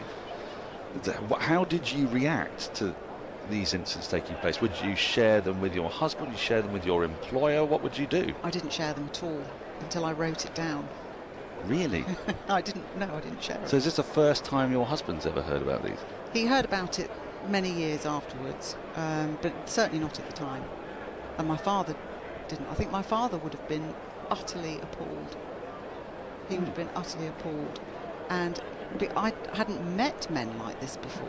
My father was such a gentleman, and his friends were gentlemen. I had no idea. To what do you attribute this? I mean, because it does seem peculiar and it's not peculiar to a sport, because we hear so many instances of similar things happening to women who are working, say, in the House of Commons or in boardrooms around the country. This is not just a sport thing, but do you think that there's something, there is an attitude that if you're a woman in sport, you're not there for the sport, you're there for the fellas? I think there is some of that, or there was. I don't think there is that now, but there definitely was that attitude, and it certainly wasn't confined to cricket, because I mentioned an Olympic gold medalist who was equally vile. Yeah, and I mean, you don't mention any of the names, and we're not going to try and get any of them out, because apart from else, there are libel laws and whatnot. But it's such an affecting chapter, and it makes your blood boil if you read it from a 21st century perspective, I suppose. Yes. And part of the reason for that is that our colleagues in the press box now are, as I said to you outside earlier, we can walk into press box and there'll be Ebony Rainford-Brent and Addie Mitchell and Melinda Farrell and Elizabeth Ammon and Sonia Twigg and commentators, writers, people involved in production. I mean, when you had sport TV going, the cricket TV, were there no women involved in that either, really, apart again from Wendy Wimbush? It was just an entirely male environment. Yeah, well, we're lucky now, we're in different times. And men like you can read a chapter like that and say that's really affecting. Well, it's enraging. So get the book, by the way, put it up to the camera once more. And I'm signing in the shop here at the tea interval. Oh, right. We don't know when the TNT will be precisely. It'll be when there's 32 overs left, because it's cricket. Exactly. We're running out of time because the players are almost out there. And we barely touched on your family. You've mentioned your mother as a hoarder and her dying 5 years after your dad. But your dad had Alzheimer's? Had dementia, which affected him for the last 6 years of his life. And I know today we're raising money for Alzheimer's research, which is such a worthy cause because it's a devastating illness, as everybody will know who's lost somebody to it. Did cricket, because often we had on TMS somebody who said that their father was dying and he had dementia, and the one thing that could get him back in the room was, as it turned out, TMS, but it's not Test Match Special, it's the cricket. Yes. So he would be hearing the cricket, and suddenly it sort of fired something in his brain that took him back to himself. Did you have that experience with your dad? Until the very last few weeks, I was still able to say, did you see the score from Taunton? Wow. What happened at Trent Bridge? And there would still be a spark. I mean, that is quite fantastic, isn't it? Mm-hmm. Because, I mean, for other people it can be music. Yep. But sport, I mean, just the way you write, I mean, about stuff that happened in 1973 as if it was yesterday. The memories that you create when you're young are ones that can sort of survive the devastation of dementia. Is quite remarkable, isn't it? Cricket's the best sport for that. Michelle, we could keep talking for at least another hour or more. Thank you, but I'm afraid lunchtime is over. Lunch break is over. The players are making their way out, with Surrey rather well placed, 111 for 2. You're not a Surrey fan, are you? You Somerset fan now, with a hankering for Notts. Not Somerset, Surrey as well. Surrey as well? I'm a member here. You're hedging your bets, rather. It's always the best thing to do, I have to tell you. Colo, have you got anybody to sit in with you? You do? Where are they? OK, well, maybe Felix would like to come in and take Michelle's chair. Michelle, it's been an absolute delight having you on. Between overs, get it now. It's a terrific read.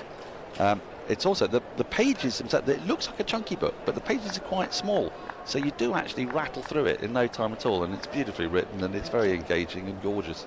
Thank you very much. Very good luck with it. Thank you very much. Cheers. Lovely to meet you. Thank you.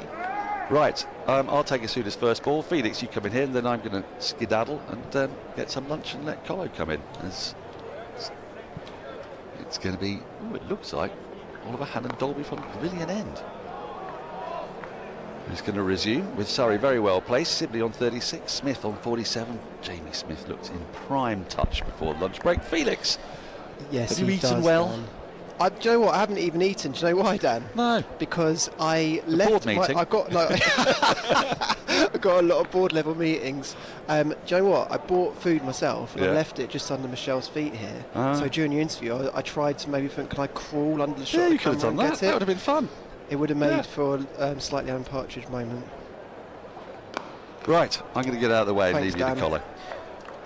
Right, I'm buzzing for this. This is really well poised. Great, last hour in the first session where you have Dom Sibley being Dom Sibley and Jamie Smith playing some of the. If they're not the shots of the day, I don't know who's going to play shots going to better it. Yeah, and impressive that Sibley was able to sort of join in on the fun before lunch. Hit 3 boundaries in the last 4 overs, I think it was. There was some sort of ropey deliveries he was able to put away from Henry Brooks, so I don't expect we'll start from the Vauxhall end. So Hannon Dolby with the wicketkeeper Burgess up to the pegs. We've got spinners in the game already, Adam. We've got keepers up to Hannon Dolby. Little microcosm, everything we expect to see at Yeovil in that first session there. Yeah, this time of year as well, so we've seen 2 early wickets on a surface that's given something to the seamers. The scorecard might suggest that Surrey have skipped away to 111 for 2 by lunch, and it's been smooth sailing, but they did lose wickets with the score on 18 and 31. Nice piece of bowling from Rushworth to find the outside edge of Burns, and then a beauty from Barnard to knock over Patel. Yeah. But 80 runs ago now. Nicely worked for the first runs of the session, out towards the rope. If they take a third, it'll be the half century, and they will. It's really well played by a young player with a lot in front of him, but so far through the season of 2023, he's been a rock that Surrey have been able to build on and from. Jamie Smith, he's got gears, he's got shots, he's got patience, and he's got 50 not out here from 56 balls. Surrey 114 for 2. He looks, I mean, Jamie Smith really looks like a player. We've been talking about him for a while, haven't we, the last few years, like England prospect, but he looks in really good order today. He's driven beautifully down the ground and through cover, through point like that. Do you know what, the other thing, it was a shame because I thought Ryan Patel looks in good form, in good order as well. Just got a good one, didn't he? And then Dolby. He's got the catchy mid-wicket back for Sibley. Well, 2 spells before lunch. So you're going to have to find a way to eat your lunch from under the table during our commentary stream. That'll be fun. Or you have to deny yourself for 45 minutes or thereabouts. Late lunch for you. Given that we're wearing headsets like the Britney mics, I don't even know if that's actually possible. Yeah, I'm a fan of the lit mic when doing this type of commentary. What, because you can eat? Well, you can kind of get away. You can do other things when the mic's turned down. Yeah. Keep it back for Sibley. End of the over. 1 after lunch gone. 114 for 2. It also, and you can form your own view about this, about how we're going on this front today, but with a sort of TV commentary or a stream in this case, the idea is you don't describe the ball, right? Like the discipline is to not say too much about the ball unless it needs remarking upon. You just continue your conversation, be it about the game or as we drift. But when you've got the headset on, it I think means you are more inclined to speak when otherwise you might not. And with a lit mic, you might just let it breathe a little bit more. That's really interesting because you feel like it's right close to your mouth, so you feel like it's easier to do that. There's not, Whereas with radio, of course, you need the headsets for that reason because you're painting the canvas with every second you're on air, really. It's so interesting you saying that because it's almost like the physical action of bringing the microphone to your mouth means, oh, I've got something to say, and here it is type thing. It's a bit of a Benno-ism about, I think he spoke. It's as you see Barnard start from the Vauxhall end after lunch. We often hear people talk about Benno and cite his rules for commentary and how he liked to not speak unless having something to say. I think the physical act of picking up the microphone engages your brain in that way, just slows things down a little bit, where you're not really allowed to have dead air on radio. It doesn't quite work. Of course, letting it breathe, sounds odd. Just to dive back into the cricket, Adam, Barnard, I haven't seen much of him, and he averages 38 this year, but he looks a much better bowler than that to me. Yeah, I mentioned to Samo before lunch that he's the kind of cricketer who, when playing well and having standout performances, people go, Barnard, England one day maybe, because he bats and bowls, right? Yeah. He was at Worcestershire, he had some standout performances before making the move to Warwickshire. He made back-to-back hundreds in the Metro Bank Cup in the 50 over stuff week before last. We've seen already today he's got the ability to bowl balls that move both ways. The little setup to Sibley before lunch where he hooped one back in that moved through the air and off the seam, and Sibley quite rightly shouldered arms and nearly took his off stump out the ground. Next ball pitched off stump and shaped away from the right hander and beat the bat. So if you can move it both ways at will, by definition you're a handful, and the fact that he can make runs as well. He's a very capable all-round operator away from us. He's reminded me today of Ethan Bamber at Middlesex. Yeah, similar sort of types of bowlers. Yeah, Bamber took a lot of wickets against Warwickshire in their most recent game, actually 5 in the first and 4 in the second, I think it was, and he might be a yard slower than Barnard possibly, but Bamber's proven to be a major asset for Middlesex across the last 3 or 4 seasons. They call him Mini Mertz, Bamber, for obvious reasons. Bowled a lot with Tim Merter. That's down the leg side and taken down for 4. We'll wait for the signal as to whether it's byes or bat. So to the column of Smith, that's his 9th 4 out of 54. Might take a little wander around the grounds here, Felix, after lunch and see how some of the other teams have been getting on. Please do. There's, I think, a full book of games in Division 2 and 4. There's 2 teams missing, I think, in Division 2. The game starts tomorrow, weirdly. There's one that's starting out of sync. I think it's Essex, isn't it? Start tomorrow. Essex are hosting Middlesex this week. Shot the back foot. So today, As I slowly but surely get my cards up in front of me. We'll start in Division 1, why not? Let's go to Wantage Road, where Northamptonshire have been sent in by Lancs. And at lunch, 96 for 3. Sam Whiteman, the West Australian, into the over here, by the way, 118 to 2 remains the score. Is on 38 not out. A wicket apiece for Bailey and Blatherwick. There was a run out in there as well. Emilio Gay, who made a century when these sides met back in July. Was out for 35. Run out by Dane Villas. And Dolby continues with a couple of slips. And it's just got big on Sibley. Inside edge onto the thigh pad. Scanning through looking for Division 1, struggling. Here we go. Hampshire Somerset. And that's a game being played at the Rose Bowl. Hampshire won the toss, batted, and they are 94 for 2. They've got James Vince on 34, batting with Nick Govins, 29. A lot of experience there in the middle. Yeah, Fletcher Middleton got ducked, didn't he? Yes, he did. He was knocked over early by Jack Brooks, the journeyman. It's an important fixture for Hampshire.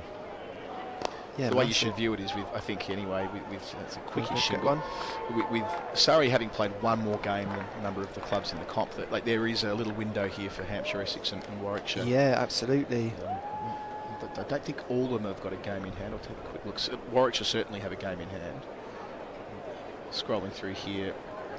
No, it's only Warwickshire, my apologies. But nevertheless, Hampshire are in 3rd spot and Essex are in 2nd spot. There's a 31-point gap between those two sides, and then between Essex and Surrey it's a further 27 points. So yeah, Surrey are a long way in front with 3 games to go, including this. We were doing the maths earlier. I don't know if you completed that with me and Dan about if Warwickshire were to win. Already doesn't seem likely, but if they were to win at a canter, bowl Surrey up for under 200, and then they would still technically have a chance. They would have designs to win the county championship still. Sure, but they need a big sort of like an 18-pointer or something like that this week, with no more, probably more. And this is not a good place to be trying to achieve that.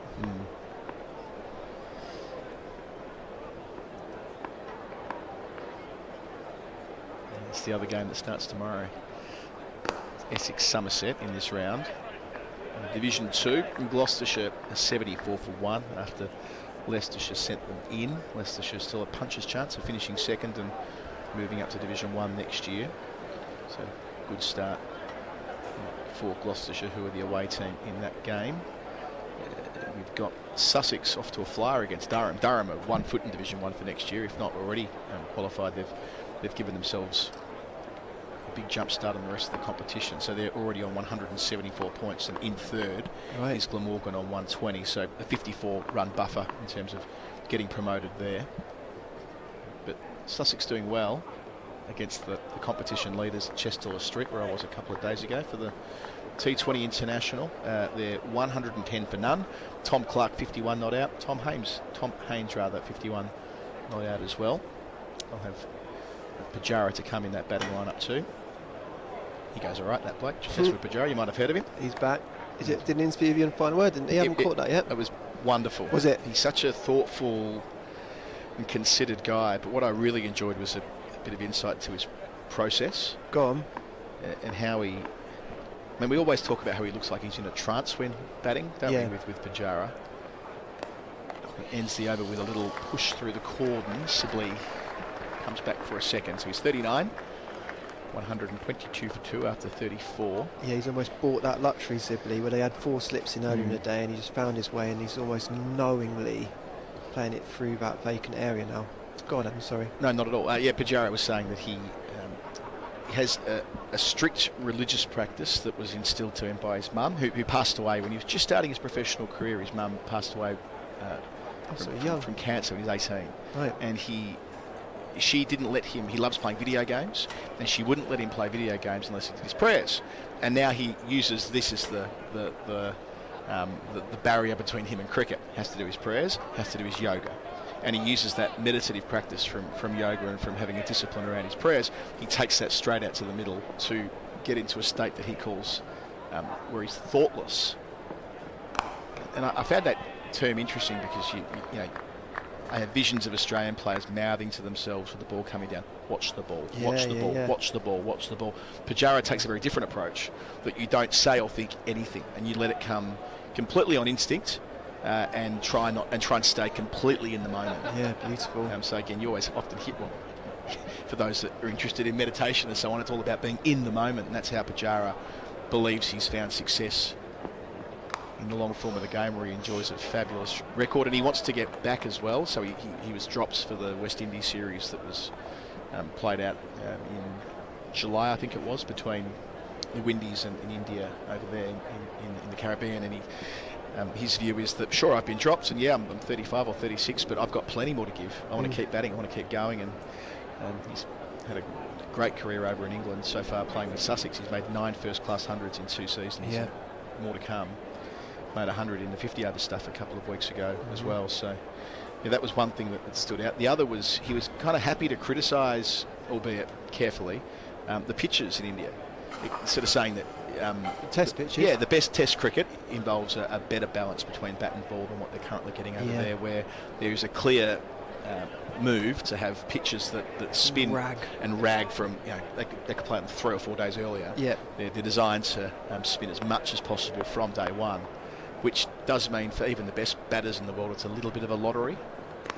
I'm seeing Pujara bowled on morning 1 of the test at indoor by Nathan Lyon from a ball that not only spun square, if not more than square, but it also kept low and went under his bat, and you're like, well, he had no chance. It was a Nas one, wasn't it? It was a Nasser Hussain. That's it, and that's increasingly the lot in life for an Indian batter. So Yeah. Kohli kind of alludes to this occasionally, but doesn't quite go the whole way. Rohit Sharma doesn't seem to mind as captain. He's like, we just want to win test matches, but the senior pro in Pujara is more of the view that they've got to give the batters more of a fighting chance. Yeah, that was great. So he's playing at Sussex, and they've just lost the wickets. That might bring Pujara to the middle. As we've been talking, Hain is out to rain, caught by Parkinson, who's of course. So he's batting down the order a bit. Yeah, so I'm not sure where Pujara will feature in that Sussex lineup at the moment. He's carded at 4, the captain, with Tom Alsop at 3. So we'll keep an eye on his afternoon.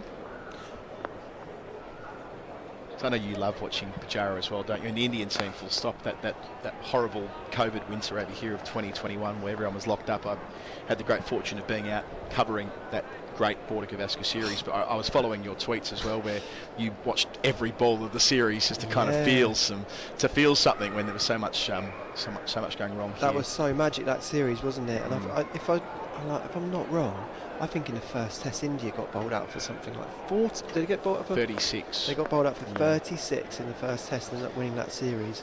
Without Kohli. Without Kohli, exactly. He went home to be at the birth of his first child. Ajinkya Rahane took over. Into the over here, 1-2-2 for 2 maiden from Barnett, and Rahane made that 100 at Melbourne, which was just faultless in really challenging sporting conditions at Melbourne, up against Cummins and Stark and Hazelwood.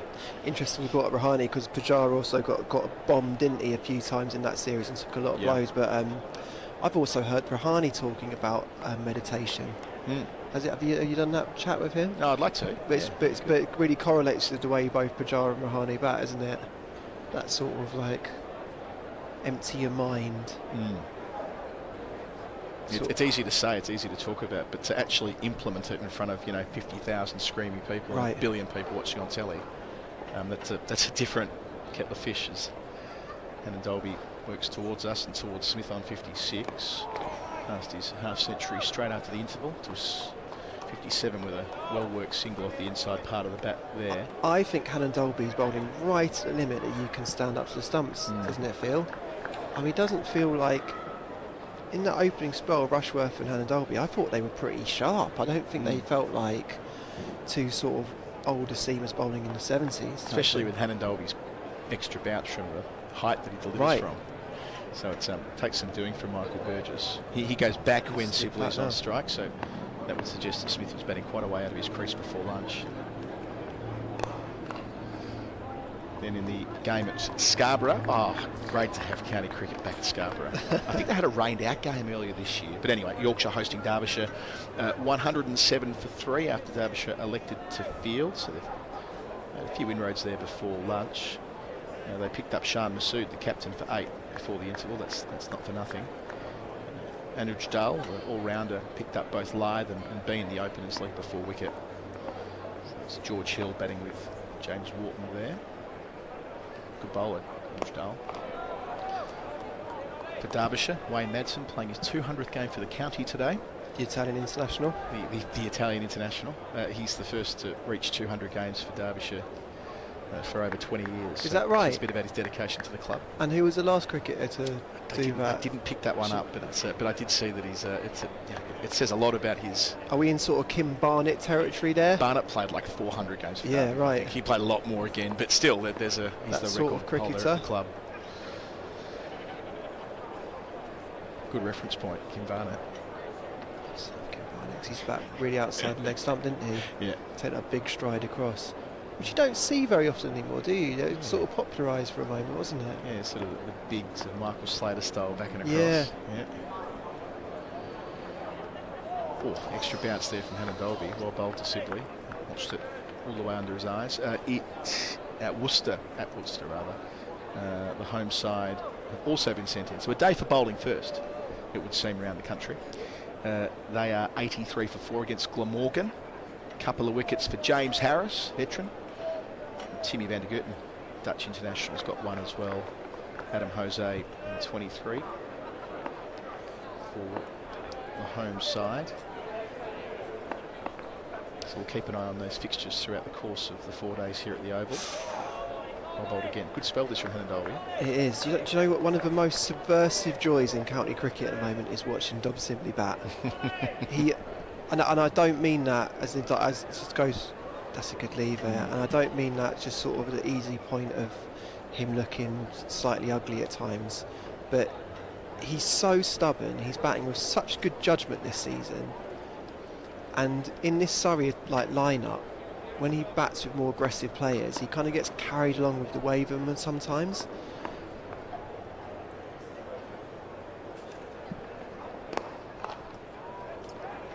More than a defensive prod to finish, deflected off the man at mid-wicket. Keeps the strike, moves into the 40s from his 111th delivery at Sibley. 125 for 2. I mean, you're right, you go through the sort of the season that he's having at the moment, Sibley. He's averaging near enough to 40. Yeah. But I wouldn't be surprised at that strike rate. I haven't got it in front of me at the moment, but the strike rate's probably got a 3 or a 4 in front of it, or even a 2 in front of it.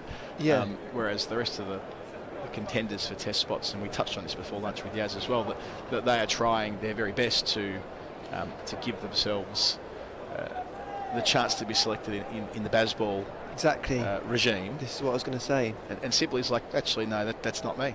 That's the point I was going to make, and I think there's something really endearing and commendable about that.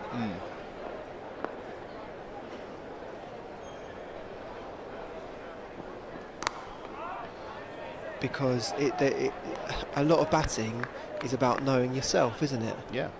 You know, and to see a man become comfortable with what he is and let the outs, whatever happens. He's been one of the batters to watch this year, I think. I genuinely mean that. And you put that against Rory Burns, who's struggled this year actually at the top. Oh, shouts. Finger stays down.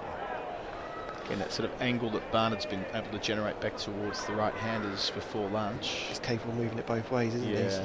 Let's get a... I think it hit outside the line. Replay back.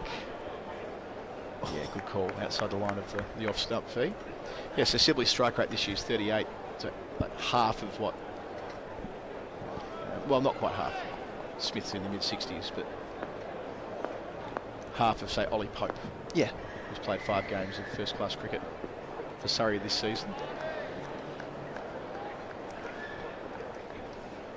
And that's where Surrey have been so formidable. Last year it was the squeeze with the ball and having so many contributors. This year they've had 4 batters with averages in the 40s. Folks, Sibley, Smith, Steele. And then with the ball they've got so many different options to turn to. Seam up. Steele the spinner in this week as well as Sibley backs away. That's an interesting one, isn't it? I guess because Will Jacks is obviously doing his England stuff, in the batting. They want that all-rounder spinner in there. I'm happy to see Cameron Steele back in because he scored 100 first game of the year here. Looked really good for it, and you could feel that he slightly got squeezed when Will Jackson got fitter and the pitches weren't really taken to spin, but he was keeping out Verdi and Moriarty and frontline spinners. Yeah, it's a funny one, isn't it, where we're conditioned to thinking that spin in the championship is less of a thing because of the schedule, right? The way in which we play a lot in April and May and quite a bit in September, and maybe not quite so much in the middle of the year. But Steele was there throughout April. The unbeaten 100 against Lancashire. He played in the decisive game for Surrey beating Yorkshire last year here, where they were able to secure the championship. Bowled a mesmerising googly to, I think it was to get rid of Tom Collar-Cadmore, right, if I recall correctly, which was a standout moment in that win, which saw Surrey get it done inside 3 days and get the championship wrapped up before the final round.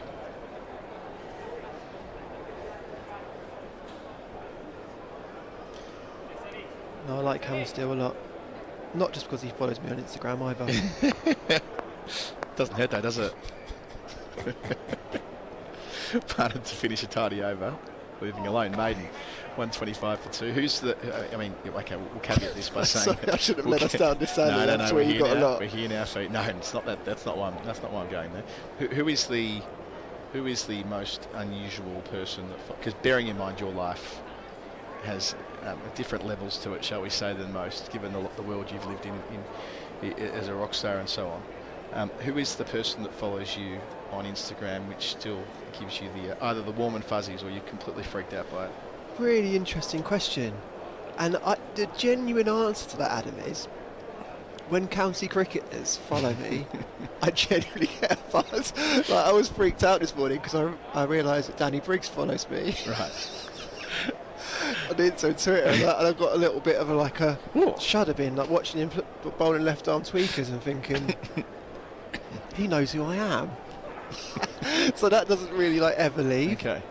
So more than, say, one of the Gallagher brothers or something like that. You were interviewing Noel last week, were you not? Yeah, I know, and we've been texting each other about music ever since. Oh, which is... That's a massive flex from you. Yeah. I mean, that is cool, isn't it? Having a look at the ball is it the first time today? I've not seen it go through the rings yet, and it looks like they're going to be successful. I was here for a match where the ball went through the rings and didn't go through the rings a few weeks ago. It was rather controversial. I saw that. It went Hopefully it's not one of those 2018 dukes that England pulled out. Only joking. I know it's not serious. While we're just quickly on the balls discussion, how do you get?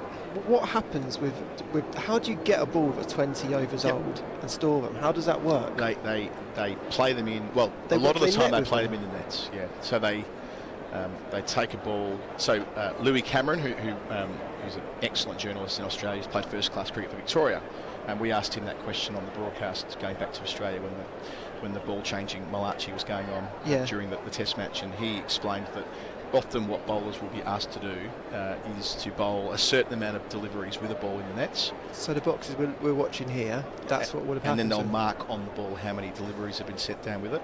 Yeah. And also when a ball hasn't been whacked out of shape and it's been used for, say, 20 overs in a game that ends prematurely in the fourth innings, they'll keep those balls. Yeah, okay. So there was a little bit of science to it, a little bit, but equally what happened here in that game was that England were trying desperately to get their first ball to go reverse. Yeah. So the fields were set with men in front of square. It was being thrown into the turf. It was basically knackered after 35 overs by design, which is fine. Nothing wrong with that. You can do that, yeah. You can do that. That's all part of the game. They were trying to get one side completely scuffed up, and because the box of balls had written on it how many overs were gone. Yeah. Well, that particular ball of a similar lifespan as Dolby goes again was beautiful. It was a glorious looking Dukes with lots of shine on it, and England used it all the way through until the end. The match ended in the 105th over with Stuart Broad, one of the more famous sort of moments on this ground, and I'm sure it'll go down as taking the last 2 wickets. They never even thought about the second Newey because the old ball was doing loads and did so the whole way through. So the extra layer of extra layer of fun in all of that was the suggestion that it was a ball from the summer of 2018. I'm not sure if you remember this, Felix, but the 2018 Dukes balls were so lively. They did so that much. Anderson and Broad asked to keep some back for the 2019 Ashes. So I don't think they ever proved that one way or the other. I think Surrey said quite stridently it wasn't that. Yeah. But the owner of Dukes it sort of suggested to the media that it could be. But anyway, that's all the fun of the fair. I didn't get too involved in the scrap online, but these things are like once it enters the Ashes realm. A box of grenades. Yeah. Save if we need to level the series. Yeah, I don't think it was as crude as that. I felt a little bit sorry for the umpires. Oh, it's taken off. So extra bounce from Hannah Dolby again. Smith just rides it. Get a couple. Sibley wants 3. Good running from the opener. Takes Smith into the 60s. First run for a few overs. 128 for 2. Surrey score halfway through the 38th. But yes, I did feel a little bit sorry for Joel Wilson, especially. He can be a bit of a pinata, can't he? Yeah. And the fact that he was responsible for overseeing that process with the 4th umpire meant that he got a bit of curry. What have you made of Jamie Smith, mate? Do you feel like, I mean, because we were talking about him a couple of years ago, people might have been expecting him to be in maybe the sort of Harry Brook role now in the Test side. He's looking like he's becoming that player now, doesn't he? Feels it. 2 catching mid-wickets now. Change of field for Sibley. Ball forward. Gets 1. Well played. Quick single, but through. No dramas whatsoever there. Just had to beat Ed Barnard and did so. Sibley to 41, 129 for 2. I remember watching Jamie Smith hit some massive bombs here in 2021.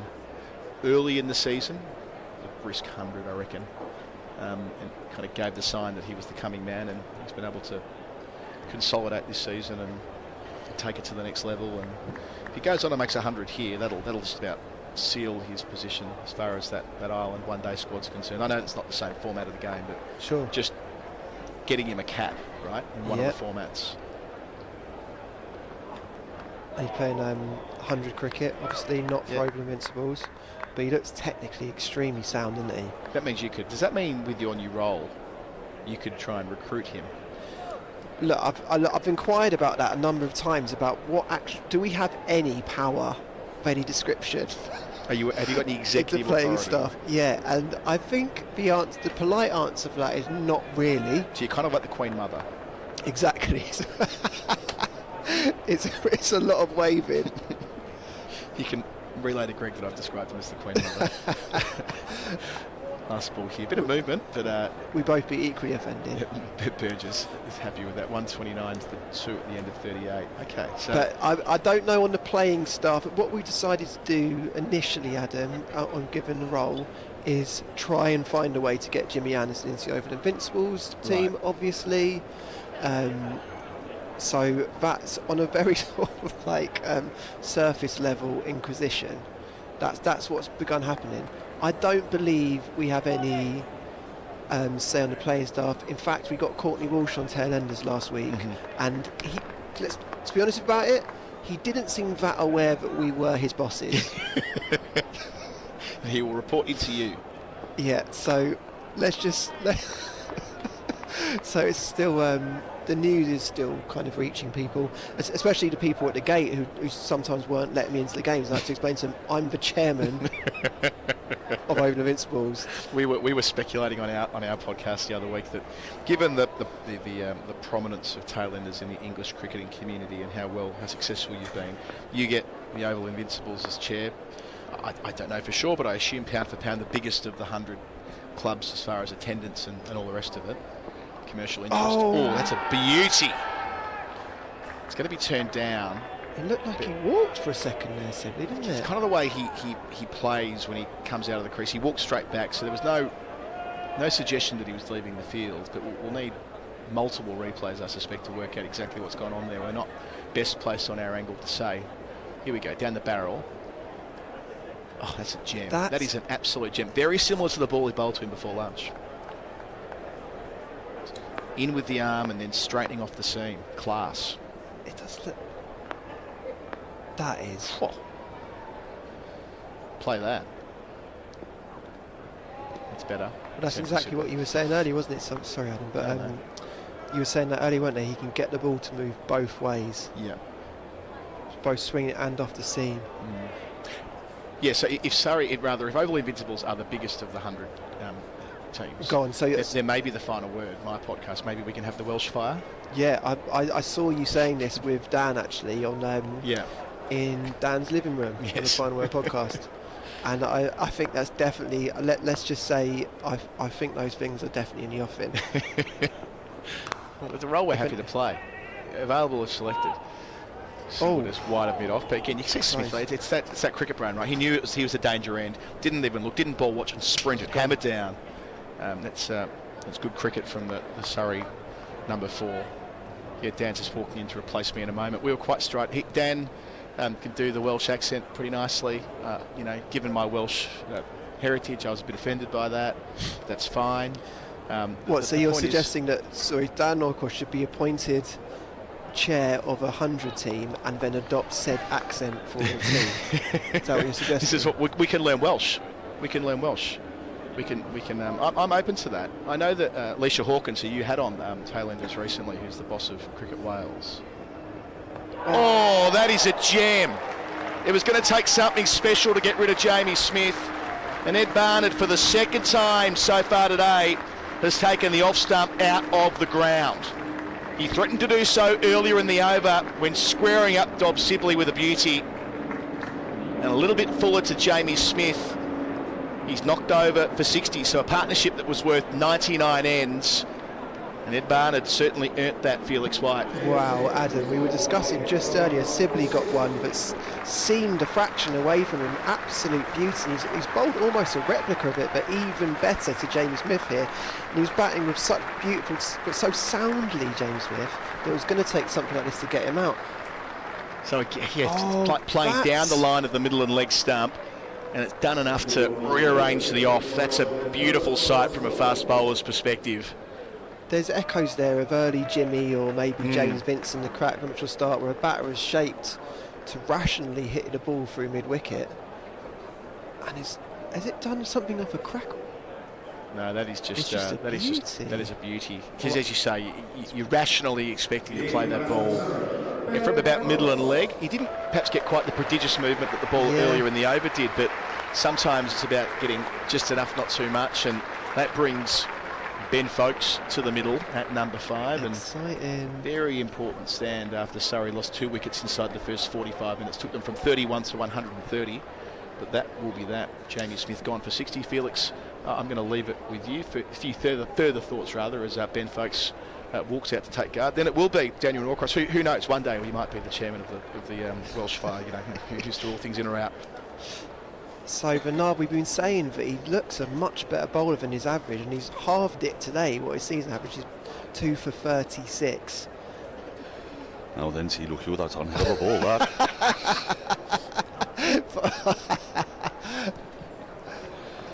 Goodness me. Wow. That was a beauty, wasn't it, Dan? It was a beauty. It was a beauty. And yes, I must be generous about it. It was a marvellous ball. I was just sitting down. I was about to sit down thinking, oh, what a lovely position Surrey have got themselves into. I got the opportunity to watch Jamie Smith. Yep. He's one of my favourite players at the moment. And he's got a corker of a ball there. And Barnard with his second wicket. As Adam Collins said, second time he's taken out the off stump. I have to say, I'm watching it again, it didn't do as much as I imagined it had. But he's enough, wasn't it? And I think from the angle, he bowled a little bit wider of the crease, so you're feeling that the ball's going to go into the onside. Jamie Smith will look at it when he gets back, and he'll be annoyed that he didn't play straighter. Of course he will, because once you see someone turn the face of the bat and it takes out the off stump, you're going to be irritated by that. But that's come quite wide, and then it's just straightened enough. Oh, yeah, and you could sort of understand why from the angle he's looking to play it through there, and it was full enough for the shot as well. But as they say, he's played kind of around it. But no matter. Do you know what was satisfying about that is that the off stump has left the ground, and we don't see a lot of that these days, do we? Is it because of technology that the stumps don't cartwheel out of the ground? No. Because maybe a bit too firm. When there's like stump mics and DRS, but county cricket doesn't have it, the stump's like hardwired into the ground a bit. don't know. Maybe those holes are just a little bit too snug. Maybe, because that was just struck me that looks sensational because the stump cartwheeled, and I kind of missed that. You miss a cartwheeling stump. Yeah, you miss Michael Holding sending one back 30 yards. Well, I was probably -3 when that happened. All right, to rub it in. So, Surrey have got to rebuild again, really. Warwickshire got their first point of this match, having picked up the 3rd wicket. Well, pitch still offers a bit, though, doesn't it? As we saw from that ball, there's enough in the pitch to allow the ball to interact with it and hold up a touch. Great use of the word interact. That's exactly right. I've really enjoyed it. We got spinner in the game early as well, Dan. Yeah, it's all happening. Yeah. Yeah, we're living our best lives. Sibley and folks at the crease. Well, exactly. 2 more England men out there. Folks who's missed a bit of the Royal, the Metro Bank One-Day Cup with injury, but he's back. He's had a pretty decent season with the bat.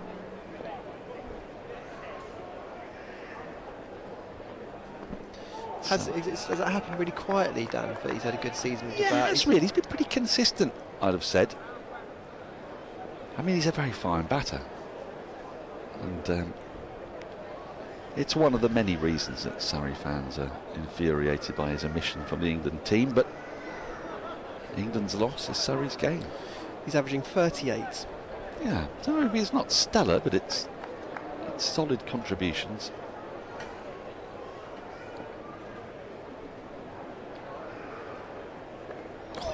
So the other helpful thing in this Surrey setup is because he can bat higher than 7, he allows for all these all-rounders we got, doesn't he? Yeah, exactly that. Exactly that. It means that Surrey can have a 4-pronged pace attack as well as the spin of Cameron Steele as they all bat down that order. But Surrey's got to be a little careful here. At 131 for 3, the door is ajar for Warwickshire. I meant to ask Collar if he could go and bring me some breaded chicken nuggets because I've missed my lunch. What? I was chatting to Michelle, who was brilliant at lunch. We had a fantastic chat. Yes, I was. Well, I saw some of that chat because I was thinking about my own lunch, which was underneath Michelle's feet. Yes, of course you were. Yeah, yeah. So yeah, you should have just come in. You should have just come in and rummaged. Although, given actually the subject matter of much of the interview, it probably wouldn't have been right for you to be rummaging. Right. Yeah, I get that. For the benefit of people that can't see us in here, Dan has just reached for his phone, and I'm imagining he's literally texting Adam Collins and asking him to bring up some breaded chicken or not. Well, I was going to consider it. And he's quite tricky to eat and commentate, isn't it? It's well, just we're talking about this, if there's any left. Yeah, can you cover for me while I ask? Yeah, of course, but just don't ask me to do it in Welsh.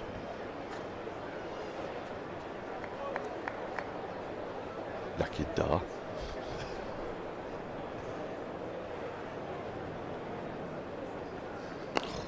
This is a contest now. Rushworth to folks, high quality. And that's the end of that over. Sibley at the other end. I'm just saying, Dan, while you ask me lunch, Sibley has become, in a subversive way, maybe my favourite batter to watch this summer in county cricket. I know that you'll partly subscribe to that view, out of his stubbornness and his will to not break his own mould, but also in this Surrey lineup, he does get carried along in the slipstream sometimes of the other players, doesn't he? And so it's quite, even though so I don't want to talk patronisingly about him because he's obviously a very senior player, but it's nice to see that being brought out of him occasionally, you know?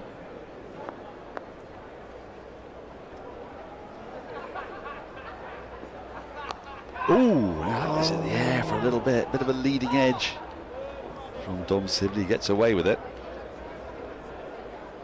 I've got a problem with the Wi-Fi here. I don't know if I'm going to be able to order my breaded chicken nuggets very easily. It's just as well I nabbed one before any of the plates came. It's a cross you're going to have to bear. I'm not good with bearing crosses. I'm sort of the opposite of stoic. Okay, which is? What's the opposite of stoic? No. Well, I value comfort. Yeah, okay. I'm Epicurean, I think. That might be it. I mean, I'm not a diva, don't get me wrong, but my soul sinks when things are uncomfortable. Okay. Do you know what I mean? Like, yeah, standing on a tube train, things like that. So I've taken to carrying a pair of crutches with me at all times. Because for tubes? Yeah, you get a seat that way. Oh. I'm not just holding them, you know, I can use them. So how does that work the other way around? So if you were sitting down and someone with crutches would walk on a tube, would you ask them for any further proof? To prove. No, I'd take my medicine. And stand up. Yeah. I'd be like, fair cop. Fair cop, yeah, you got me there. Yeah. Yeah. Yeah. Have I not told you about the truly most embarrassing thing that's possibly ever happened to me that was my own fault? Please do. So, Quite Bernard. I think I might really get away with it while Surrey are regrouping here. Yeah. And I apologise in advance for a story that doesn't show me in the best of lights. But I had to get from Cape Town to Indore, which is a city in the middle of India. Wow. Indore. Both for cricket-related reasons, I imagine. Both cricket-related reasons. The day after the Women's T20 World Cup. I was fortunate enough to be out there with TMS. And then I was going off to work with Adam Collins on the last two matches in the Border Gavaskar series. Yep. That were in Indore and Ahmedabad last March. Oh, yeah, okay, sorry. The March we've just had. Yep. Ragged out there. And it's a 3-plane flight. So Cape Town to Qatar, I think it was. Qatar to Delhi and Delhi to Indore. Yeah. And if you miss any of them, given that the changeover time was very limited, I was going to arrive in Indore about 16 hours before the first day started of the test match. Right, okay, yeah. So I can't really afford to miss a flight. Yeah, so then you missed the cricket. Then I missed the cricket, and then poor old Collow's only got one ball by baller. So I've arrived at Cape Town Airport well in time, 3 hours before the flight. Wise. Shown the passport. Yep. Yep. Earlier than I would have liked, but I've done it. And I've gone through what I thought was passport control with my boarding pass. And I walk out, and I'm thinking to myself, this is great, Cape Town Airport, because it's got a smoking room. And I don't smoke, kids, but I do. And it's a luxury, a smoking room. Now, Cape Town had a particularly nice smoking room. So my thoughts were only on that. I thought, get through, get into the smoking room, have a cup of coffee and maybe a croissant. It wasn't a smoking room, was it? No, it's worse than that. So I get out, and then as I walk out through the security bit, see this sort of queue of people, but there's a woman there standing there with as it happens, holding a wheelchair. I'm so worried about what I'm going to hear now. You should be. Is it broadcastable? It's broadcastable. But as I say, it doesn't show me in a terrifically good light. And so I walk out and I say to the lady, can you tell me where the smoking room is? I can't remember. She said, oh, it's past this but you just queue of people. No, I hadn't. I'm making a beeline for it. So I'm 3 hours early, and I'm thinking I can sit down, have a nice leisurely breakfast. Yeah. Smoke a bit, read a bit. Yeah. You know, prepare myself for 3 long flights, which I wasn't relishing. Pike says none from 11, by the way. He's doing a good job here, playing himself in. Down the leg side again. None from 12. Go on. And so I said, where the smoking room is? She says, it's past this queue of people here. I said, what are they queuing for? She said, passports.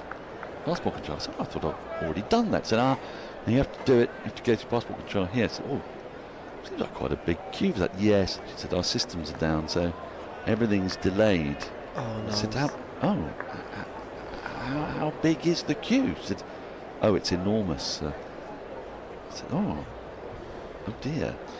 I'm so worried. I know as a narrative device you dropped that a woman has a wheelchair into this, which I'm worried about. Well, not from 13. She then says, would you like VIP access? And I'm always very wary of VIP access, being not a VIP, and just thinking it, but I didn't know what it meant. Yeah. And I did think, I've got about £40 worth of South African rand in my pocket. Which is? Worth a lot in South Africa. Right. Because the pound is very strong against the rand. I mean, I promise you, you can get 2 or 3 absolutely top-notch bottles of wine for 40 quid. Glad to hear it. Folks still not off the mark. So I said, oh, okay. So she said, well, get in. Get in? So it turned out that VIP access was being put into the wheelchair and then being wheeled past the queue.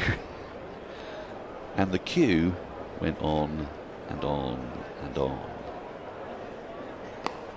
He's off the mark. There he is. Gets that away nicely out towards the boundary. It's going to make it all the way there. Lovely shot.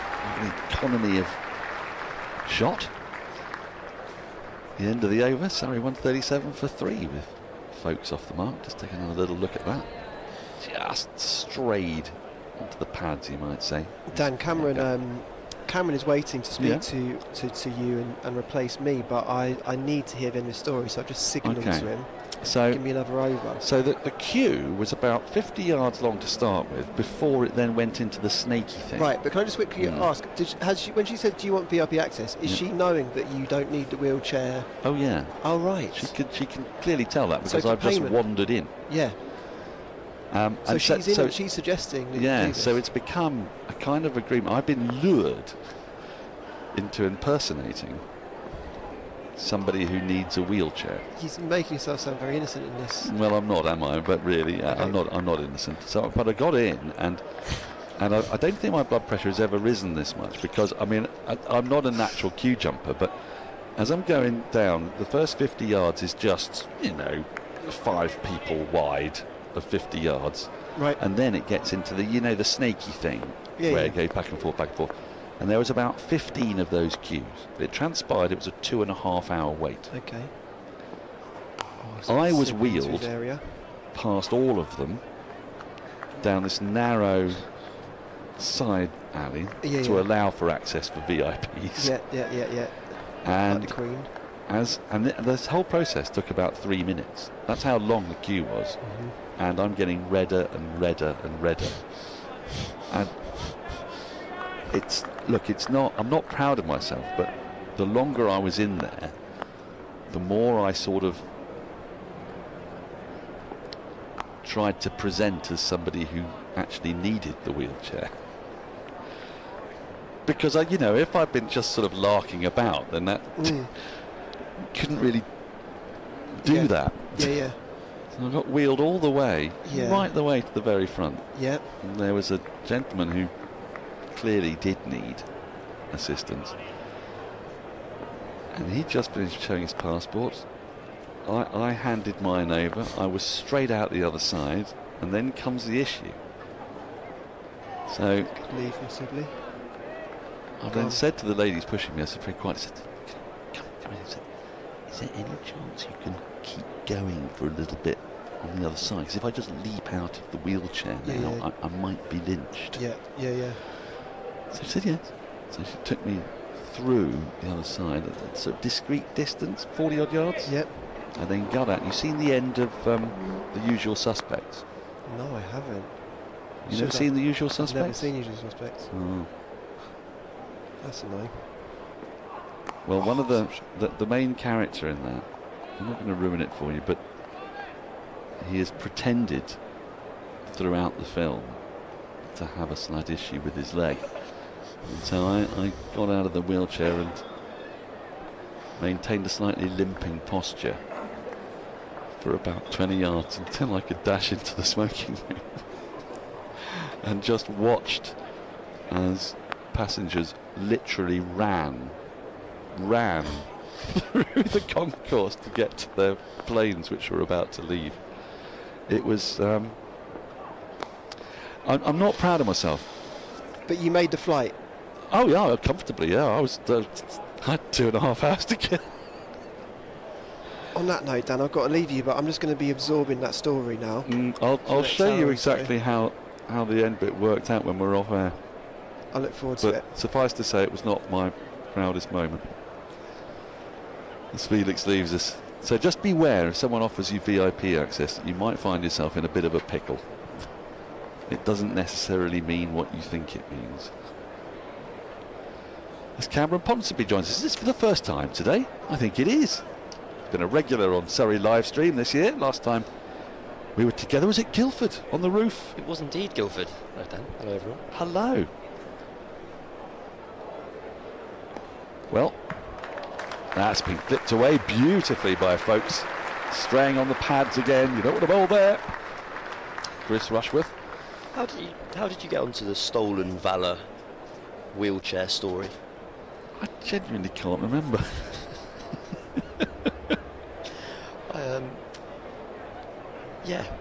I think it's a sign of differing stages of our career that I've got a similar story that I'm not willing to tell on a kind of national broadcast. Yeah, well, you've got a life and a career ahead of you, whereas mine is fast slipping away into the rear-view mirror. But sometimes I think you've just got to own your mistakes, haven't you?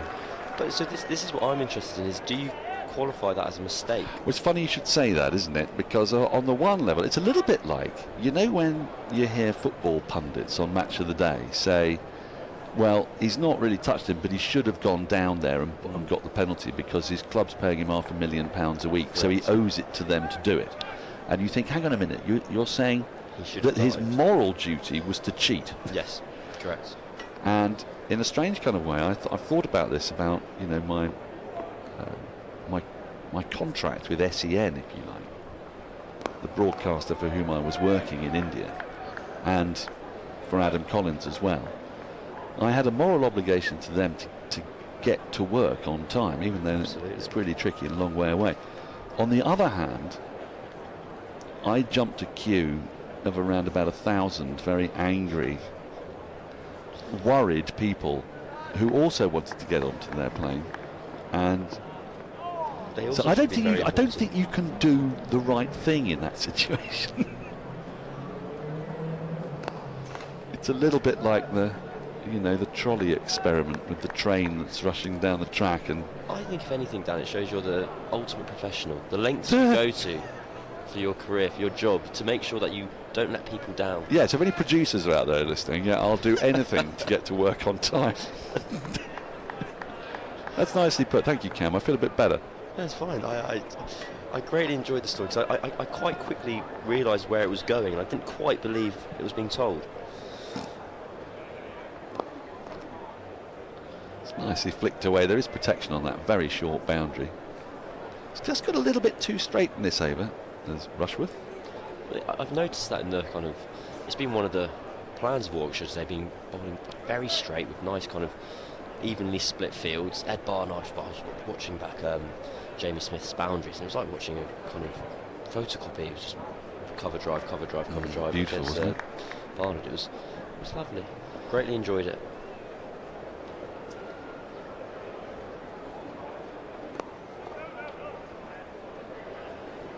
Well, his was a beautiful innings, wasn't it? And annoying for Surrey fans that it should be cut short, but it does. Look, it gives encouragement. If you see the dark patches, we can see the darker patches on the pitch where the bowlers' follow-throughs have come, which suggests there's a bit of moisture in there, would you say? I mean, there's a bit of darkening. I'm not the best pitch kind of tea leaf reader. Plenty of grass, I would say. And it actually looks like some of it's live as well. You can see some green grass on there. So, I mean, not to talk myself out of a job. I often look at a cricket pitch and go, "Yep, 22 yards. Let's go." Well, do you know, you're not in bad company there.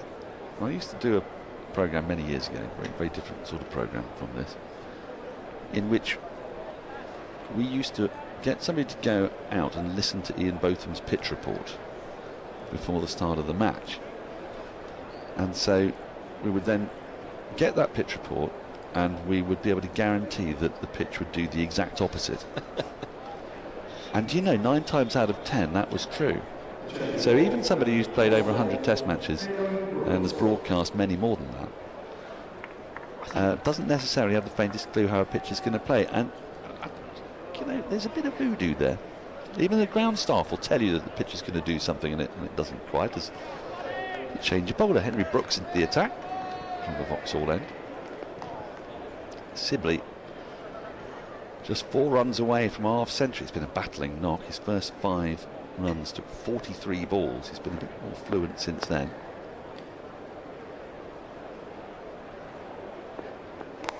We've got interestingly spaced slips here. First slip's a little wider than normal, and there's something I hesitate to call a gully. I remember talking to an analyst of one of the counties, and they were one of their year-long projects that was just kind of running in the background as he was logging where each slip catch went to the ground. Oh, to really? see if, for instance, if it always went to second and third, can you then therefore use your first slip somewhere else?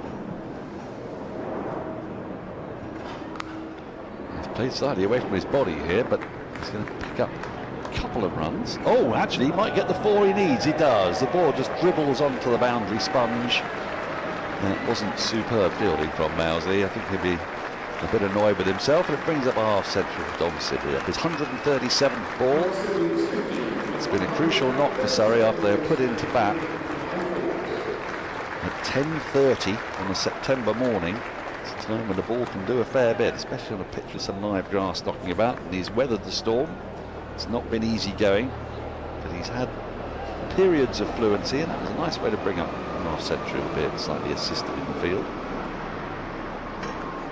Continues Dom Sibley's very quietly competent return to Surrey this year. He obviously had that heroic innings against Kent when Surrey chased roughly 7,000 to win. Did you? I watched that, all of it, on the Kent live stream. I'm going to be honest, because of how ludicrous it was when the day started, I actually did not pay any attention to it until later down the line, checking the score and going, oh my goodness, they're going to chase 500. Well, a couple of things on that. Mark Church, the mighty Mark Church, he told me they were going to do that via WhatsApp at the start of the innings, which I think is terrifically prescient.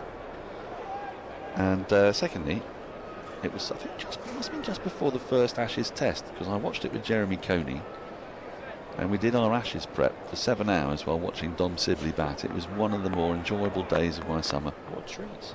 Yeah, with one fixed camera, one camera. Well, nicely struck, but he's found the fielder. That'll annoy him actually, because it was a little short and it was there for the shot. Just had to find the gap. It would have been 4. Yes, I don't normally do preparation, but Jeremy wanted to do preparation, so... What a loser. Yeah, well, I found it quite helpful. We just chatted for hours on end while Dom Sibley and Jamie Smith were marvellous.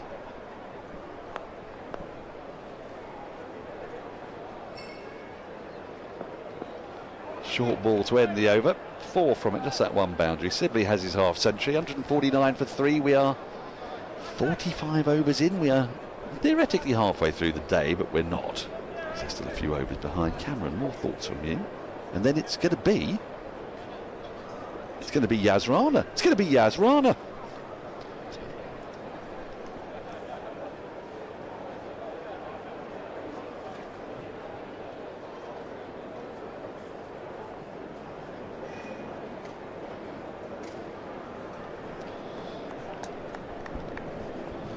Hello, Yas. Hello, Cam. Sorry, 149 for 3. It feels quite similar to a lot of Surrey games this season, where they do okay with the bat, but they keep losing wickets just as they look to be taking the game away from the opposition. And obviously, whenever Surrey lose Jamie Smith, the speed of the innings tends to absolutely go down a couple of gears, and we've seen that as Folks and Sibley have rebuilt well again. Sorry. I was just having a look at the stats, and Dom Sibley, for Surrey this year, he's faced 1,600 balls in the County Championship. It's over 500 more than his kind of nearest rival in this team. He's not the leading run scorer for them, actually. So I think he absolutely is. Also right, it's Jamie Smith.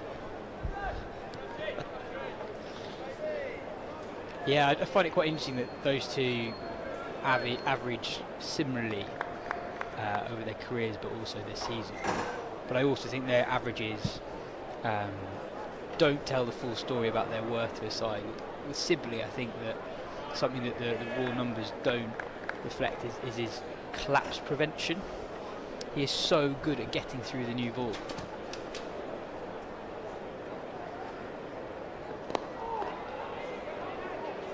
And over the course of a season, he potentially, I reckon, he will say that. Sorry, the 150.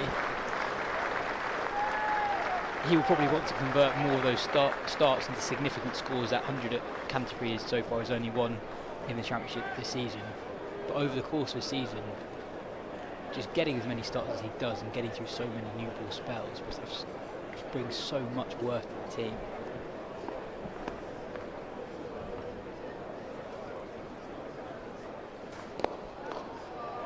And that's whipped through mid-wicket for 4. A little bit over pitch from Chris Rushworth, owing towards Sibley's legs, and he helps himself to another boundary. As you say, Sibley's kind of almost acts as a comfort blanket for the Surrey top 6. He's been so solid, and yes, he's kind of, in inverted commas, only averaging 40. But given the pace at which he's batting, to average 50 or 60, you actually have to bat for an incredibly long time.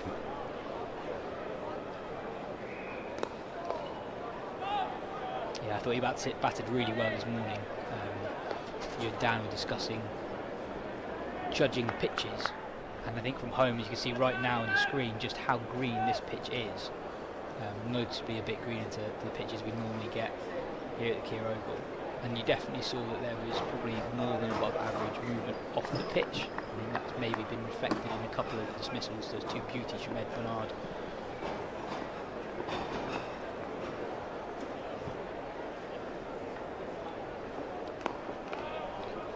It's also reflected in the fields that Warwickshire have been setting. There's often a temptation, if you're getting movement, to kind of pack the slipcord and try and nick everyone off.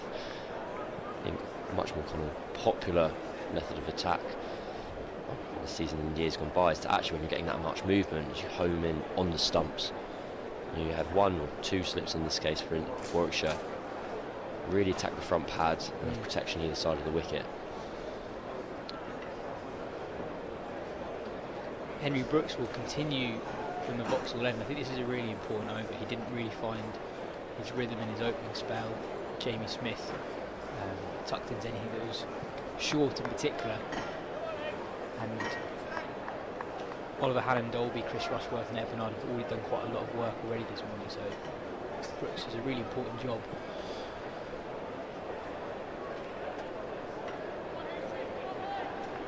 We'll continue with one man at slipping, as Cam and Dan were talking about in the last over. A man at a sort of third, fourth slip as well. Brooks is only in his 3rd match of the season for Warwickshire. And as you said, he's not quite found his lines or lengths so far. He's got 3 overs for 25 runs. A couple of wides have slipped in there as well. And if he can just provide that bit of rest for his teammates, to kind of elevate everyone further.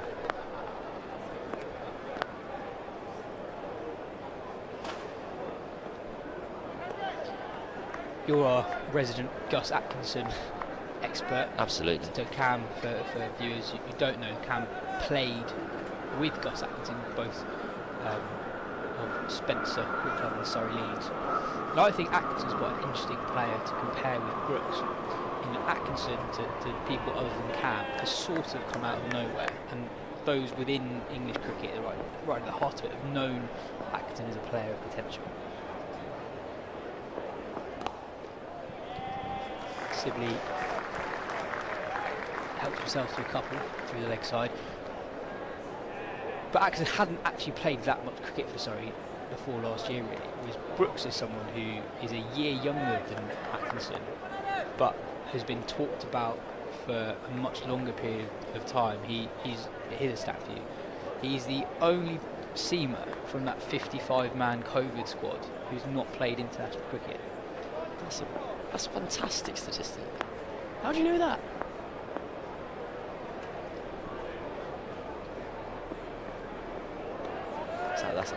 That's got wisdom.com piece written all over it. The story of Henry Brooks. No, when I was looking at the squads before this game, I remember that Brooks was in it, and I was sort of interested in who else was in that group who isn't particularly close to international cricket right now. And out of all the seamers, pretty much all of them are still loosely involved with England one way or another. It was a remarkable period of time with that squad selection.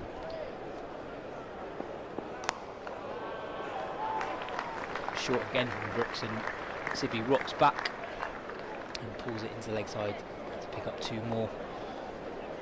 He was under 58, sorry, 159 for 3. I think I remember it was Sam Northeast missed out on the group. Just kind of, I think he did a podcast with 2 of our colleagues, Dushan Hantaraj and Will McPherson, kind of just talking about discovering you're not in the top 5 teams of England, basically, if you're trying to chase international selection. Well, that's a beauty from Brooks. Known to be a little bit quicker than what he's producing in his previous over, his first back into the attack. Really good end to his 5th over. Sorry, 159 for 3 after 47.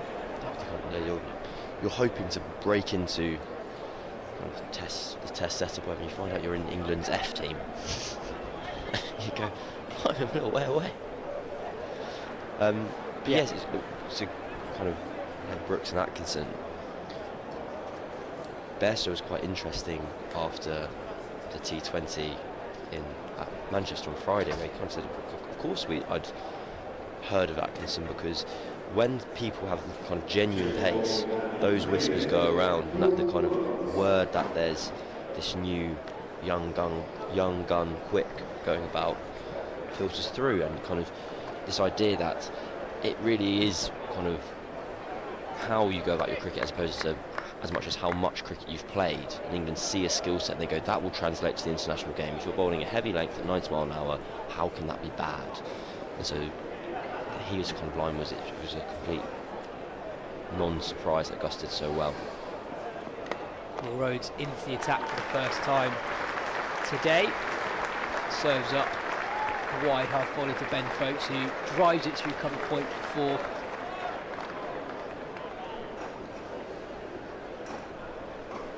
Folkes, after a sedate start, really finding stride now. Very much a loosener from the Warwickshire captain.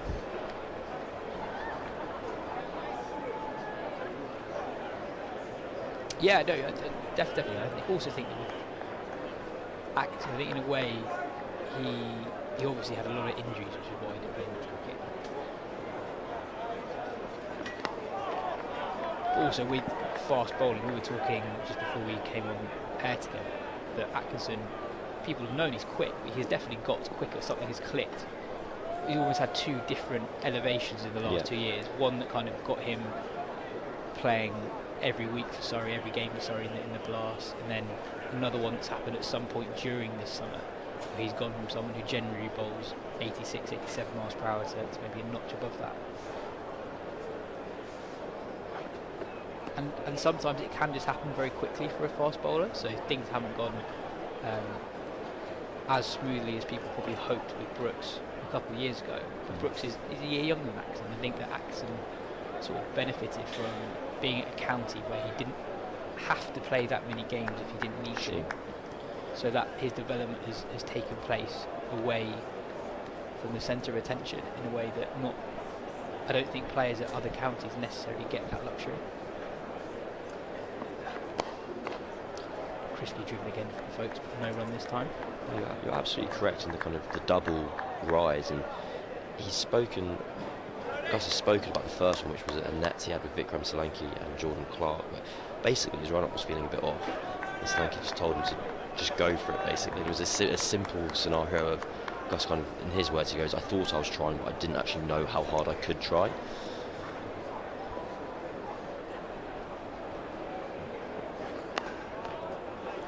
And then kind of the second one is we're talking about like this year. As you said, he's now regularly topping 90 miles an hour on the gun, and there was that kind of 95 mile an hour delivering the 100, which you can say without. Was it 95? Who knows? But whatever. It was quick. And he bowled a 94 mile per hour in his next set. So, Sure. He's capable of reaching those sort of speeds.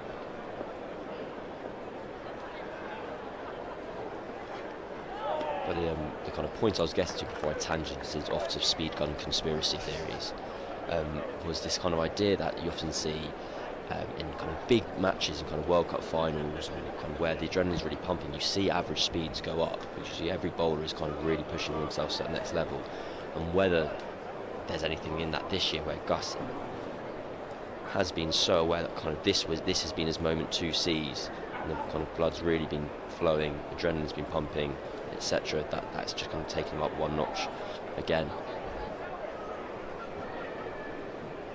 Yeah, more interesting to me actually is not what the number on the speed gun is. Obviously, I wrote something when Axon bowled that spell when he hit 95 mile per hour. And I don't think it's an exaggeration to say that was a life-changing moment, because that draws the attention of every analyst for every T20 franchise side Absolutely. in the world, as well as obviously the England setup. Take more interested in.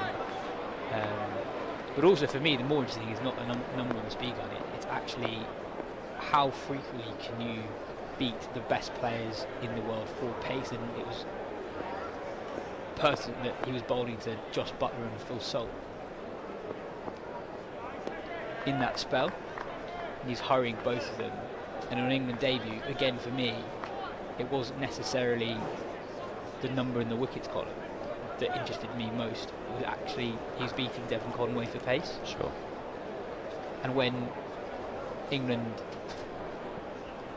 go about finalising that 11 for the first game in the World Cup, I think what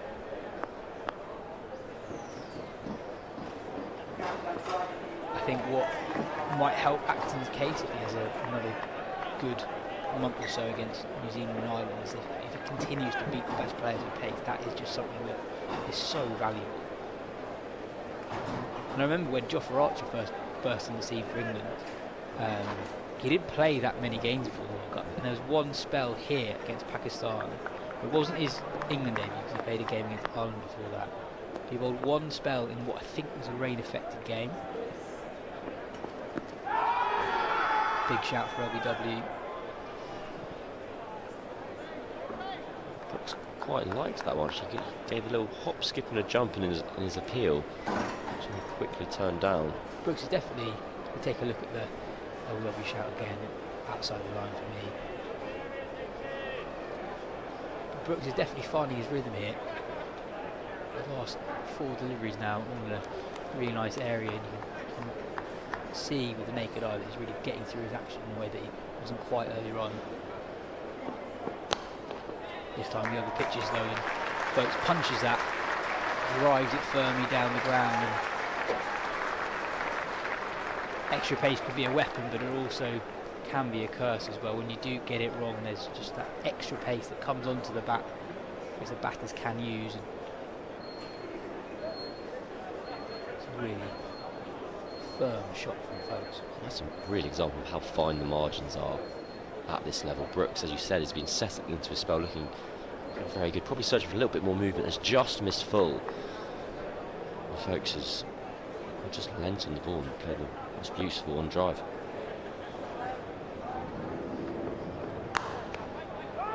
Finishing that Archer story, Archer I think only bowled a 4-over spell because he was beating the Pakistan top order regularly. I think England had seen enough. You don't need a mountain of evidence for a bowler like that. And on Brooks, actually, I think how he's captained is really important. I think you have to acknowledge, it's almost like using a mystery spinner, you have to acknowledge that the extra pace is going to help you and hinder you at different times.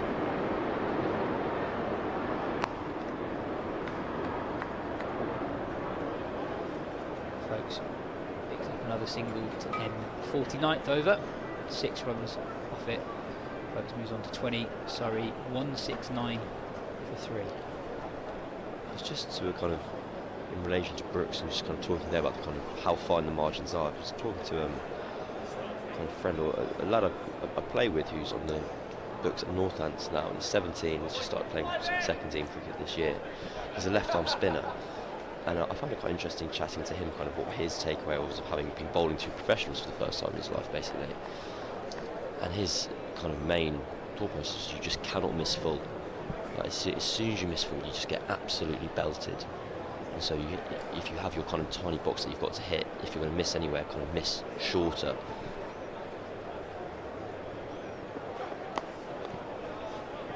Rhodes continues from the pavilion end. Folks picks up another single. Surrey going along quite nicely now. This partnership worth 40, and they scored quite slowly after folks first came to the crease. I think they scored something like 3 runs from the first 3.5 overs together. But now the partnership is worth 40 off just over 10 overs together.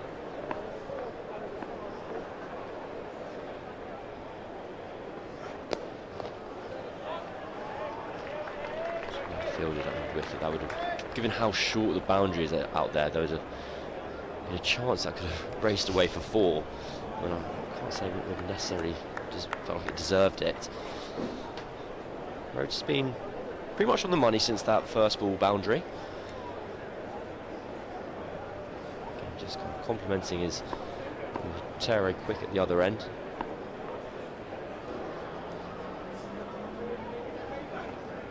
That's a beauty. Finds length, just back of the length, just outside off stump. Sibley prods forward in defence. Felt obliged to play it. And it just sneaks past the outside edge. Really good ball from the Warwickshire captain.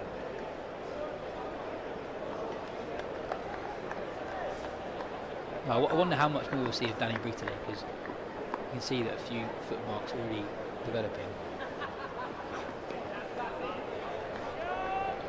And Rhodes hasn't bowled a huge amount this year, and I wonder if that is partly down at times that he's just quite a similar profile of bowler to what Warwickshire already have in their attack.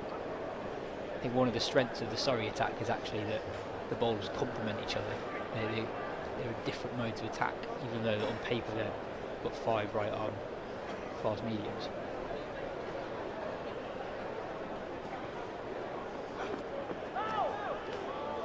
Drifts down the leg side. Folks plays and misses. You're more correct with kind of Surrey's attack. It's kind of earlier in the season when they went for that kind of 5-man, or when they've had that 5-man seam attack. On paper they all look so similar, but Kemar Roach is very different to Tom Laws, who's in turn very different to Jamie Overton, who's in turn very different to Gus Atkinson. And there's kind of variety within the same kind of category of player.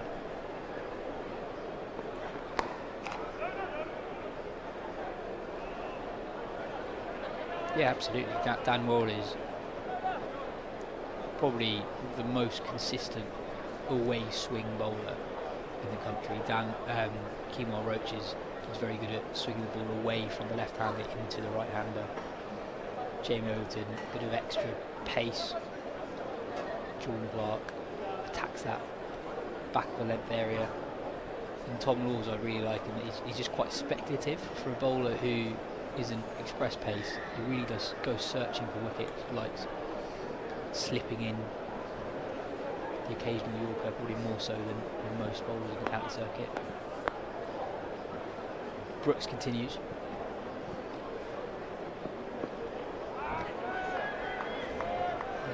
Rhodes is showing some faith in Brooks here, because it's not been the kind of tightest spell, even kind of previous over where I felt he was just finding his rhythm a bit more. I think it ended up still going for about 7, courtesy of that lovely on drive from Folkes. Surrey will be very content with their position. You could the best case scenario for the home team with Jamie Smith would be there still cantering along, but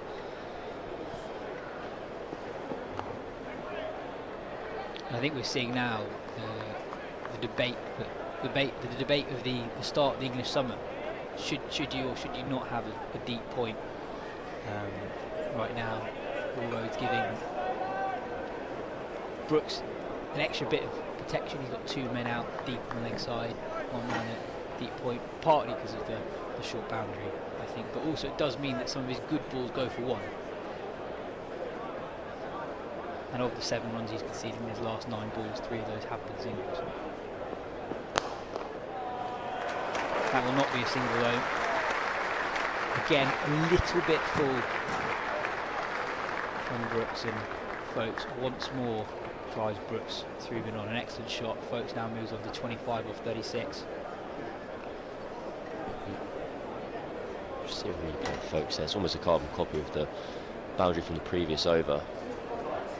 But I'm really interested in where he's driven that from. It is over pitch, but it's also actually a couple of stumps outside off stump. A really, really good shot from Folkes, but seeing, as Cam was saying earlier, the dangers of what can happen if you just miss your length by a little bit, and Brooks at the moment is just offering up a ball like that once and over.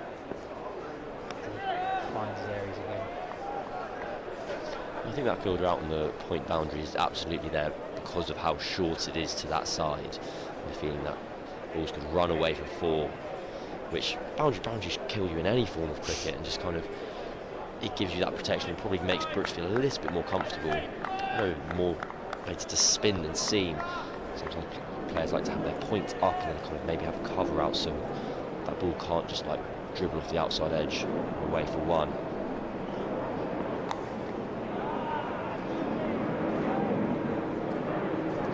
It's pretty much a shot of ball to Brooks at the moment. There's not been that kind of consistency of kind of length, line or length, where you almost see a bit of photocopy cricket being played out. It was just shorter, and Folkes didn't fancy the pull shot, but he was very comfortably played it down into the leg side.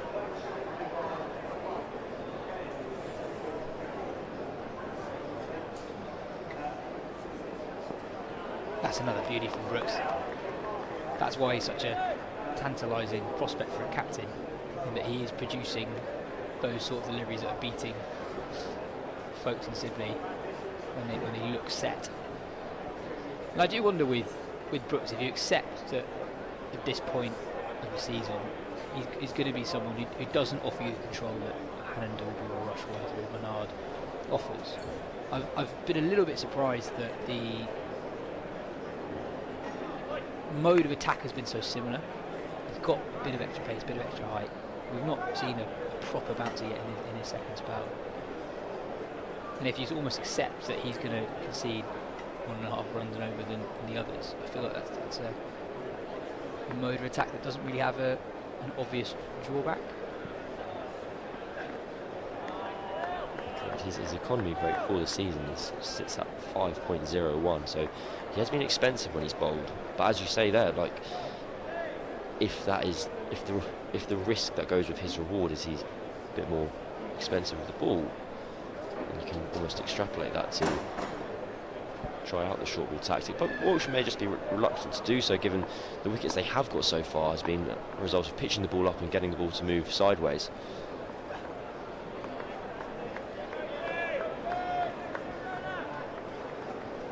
Mentioned it last over, but since that first loosener from Rhodes, he's really settled in nicely. Just 2 runs conceded in his last 2.1 overs.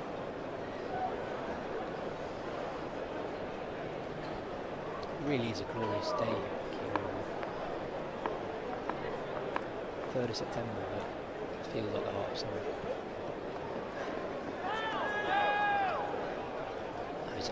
I can't believe it walking down. I'm in shorts and a t-shirt. I was sweating. So this is properly hot today. Really, it took me by surprise. I wasn't ready. Have you seen the forecast for next week? I've not seen the forecast for next week. It is glorious. Yeah? We're hitting 30 degrees. Genuine joy. The look you gave me there was looked like a man who's just been in the south of France, and you get another week of it in South London. What a treat. Well, actually, for a lot of the week, it wasn't that nice. Again down the leg side from Rhodes.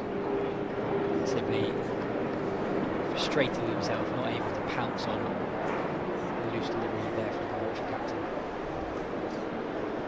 I did enjoy the reply you sent me. I sent Yas a text about work, and he replied pretty much along the lines of, "I'm in the south of France, don't care." I'll get to you when I'm back. And I went, that's fair enough. I said it a little bit more diplomatically than that, but yeah, that was the essence of the message. Sibley doesn't miss out on that occasion, though. Rhodes once again a little bit leg side, and Sibley this time flicks him through mid-wicket. We know he's so strong through that region. He picks up 4, moves up to 65. That brings up the 50 partnership between Folkes and Sibley. Off 79 balls, it's come at good pace. As we see the replay there, Rose just angling it into Sibley. In position, based around the off stump, picks up 4.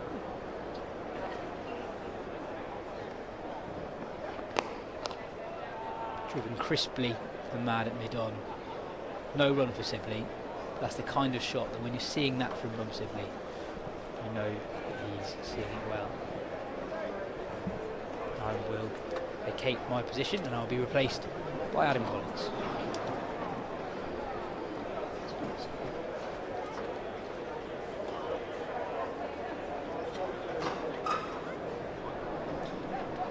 It's one of the things about Dom Sibley. I've long felt he makes batting look both incredibly difficult and incredibly simple at the same time. He has very kind of set responses to certain cues, and he's trundling along 65 of 163 deliveries. But when he has, goodness me, a day out in the sun in South London, what a place to be. Wouldn't want to be anywhere else. Danny Briggs bowled 7 overs before lunch. A lot of spin. And Henry Brooks didn't quite get it right. Better in his spell after the long interval. Adam Collins picking up commentary. Cam Ponsonby with me. The partnership is building steadily. Helps along here. At least a couple. That's the long side of the ground this week towards the Bedser stand. They get a third. It's a hell of a long way out there. You can get a 5, we were speculating earlier. If you get the angle right, you can get a 5 here this week. They're rare in the modern game. I don't know, have you ever broadcast a game where a 5's been run? As you were asking the question, I was thinking it to myself. I don't think I have. I mean, I've seen overthrow 5s, of course, but I've done an overthrow 6. You might remember it, the World Cup final 2019. Oh, yeah, I remember that. Good game. England won, I think. I think they won in the end, yeah. Not by much, though. There's a bit of commentary on that. I was listening to SEN, I didn't catch that. You should have been. It was a pretty good call. Here's Briggs round the wicket, first bowl after lunch. And dancing, kicking is Sibley. Now, I believe we've only got a little bit of time together, Cam. So I'm duty bound to tell you what I was up to yesterday. Bearing in mind that we last saw each other at 2 a.m. on Saturday morning. That's not because we were on the tiles, it's because you were driving me home from the Manchester T20 International. We spent much of our time talking about the fixture you had coming up on Saturday for Spencer. We discussed on the podcast that you'd been added to the One's WhatsApp group for the final game of the season. You'd played last week and bowled pretty well and had another opportunity. Same WhatsApp group as Gus Atkinson bowling right now for England. Picked in the team again today. They're playing New Zealand right now. We'll give you a score update in a moment. And I thought at about 4:30, 5 o'clock, I'll see how Cam's getting on. I'll check out the Surrey website, Surrey Championship website. So a couple of wickets, very nice. Bloke's bowled, ran his legs sweeping, another one through the gate. It was a good ball, though. Good bit of bowling. Yeah, well, it was a good bit of bowling. I enjoyed your celebration. But what do you know? You're batting down at number 9, and the chase is getting tight. Batting with Rufus from CricViz. Yep. In pursuit of about 195. Finishing here with a clip, no single, 183 for 3, 53 overs gone. A reminder that Surrey was sent in this morning. They've lost Burns for 18, Patel for 9 in the first 45 minutes. A stand of 99 between Smith and Sibley that was broken when Barnett bowled a beauty to Smith the second time that he knocked a Surrey top order player over today. Smith made an elegant 60, 130 for 3, and this pair have put on 53 in about 15 overs, going well. Still another 11 overs till tea. So you needed about 60 odd when you came in with Rufus and were knocking it off slowly but surely. And then there was a sudden late collapse and you fell short by 4 runs. Yeah, I'm actually really sad you brought it up because you reminded me. I'm kind of a. I know. I did think about whether it was. But you know, you did have a good game. You've done your bit down at 9 and nearly dragged them home for chipping a catch to cover off the tweaker. So Rufus gave me absolute daggers for that because it was the stickiest wicket I kind of played on Spencer in a long time, and so we kind of Tendulkered it. We put the cover drive away. Yes. And just couldn't help it. chipped to the cover. I woke up to a message from a friend saying, "Oh, that was very tame, Cam." And I didn't. It's one of the great curses of all club cricket being filmed now. Oh, waft. Rhodes, the captain, prompting the play and miss here, just outside the line of the off stump. Not the shot there for folks, not early on. I say early on, he's faced 42 balls, but observe replay here. Maybe he's running his fingers down the seam, played over the top of the ball actually. Yes, but I think it's been one of the great things for the ego of all club cricketers is you think you play a competent standard, and you actually get to see yourself play. And yes. You go, we are rubbish. Makes it quite relatable watching club cricket on telly, which is what many years ago the Big Bash used to get called, club cricket on TV. That I had a very emasculating experience batting yesterday where well, I'm down at 9. I'm not a batter, and their kind of left arm, normally quick, was just coming in off one pace. I don't know why, and I was still finding it pretty sharp, and I was going behind me like. Again, I just kind of went, I am bad. This guy's bowling off one pace, and he's basically bumping me. Keeper up to the stumps. So, was it last game of the season? Was it a sort of rigorous post-mortem, or was it a no? It was getting to the showers and have a beer. It was a proper dead rubber. We were playing against a team who had already been relegated. Right. So I played the last 2 games of the season in the ones, and one of my friends in the ones told me very confidently, he said, these are the worst 2 ones matches I've ever played in my life. Well, it might get you a start there next season. Yeah, wickets in the last 2 games. Nicely played. Classy. Played it late under his eyes and got on top of the bounce. Long boundary, but wouldn't have mattered had it been playing all the way to the advertising boards, with folks striking his 6th boundary out of 32. To continue talking about my club cricket rather than the professional game in if we can't do that on county cricket commentary, we never can.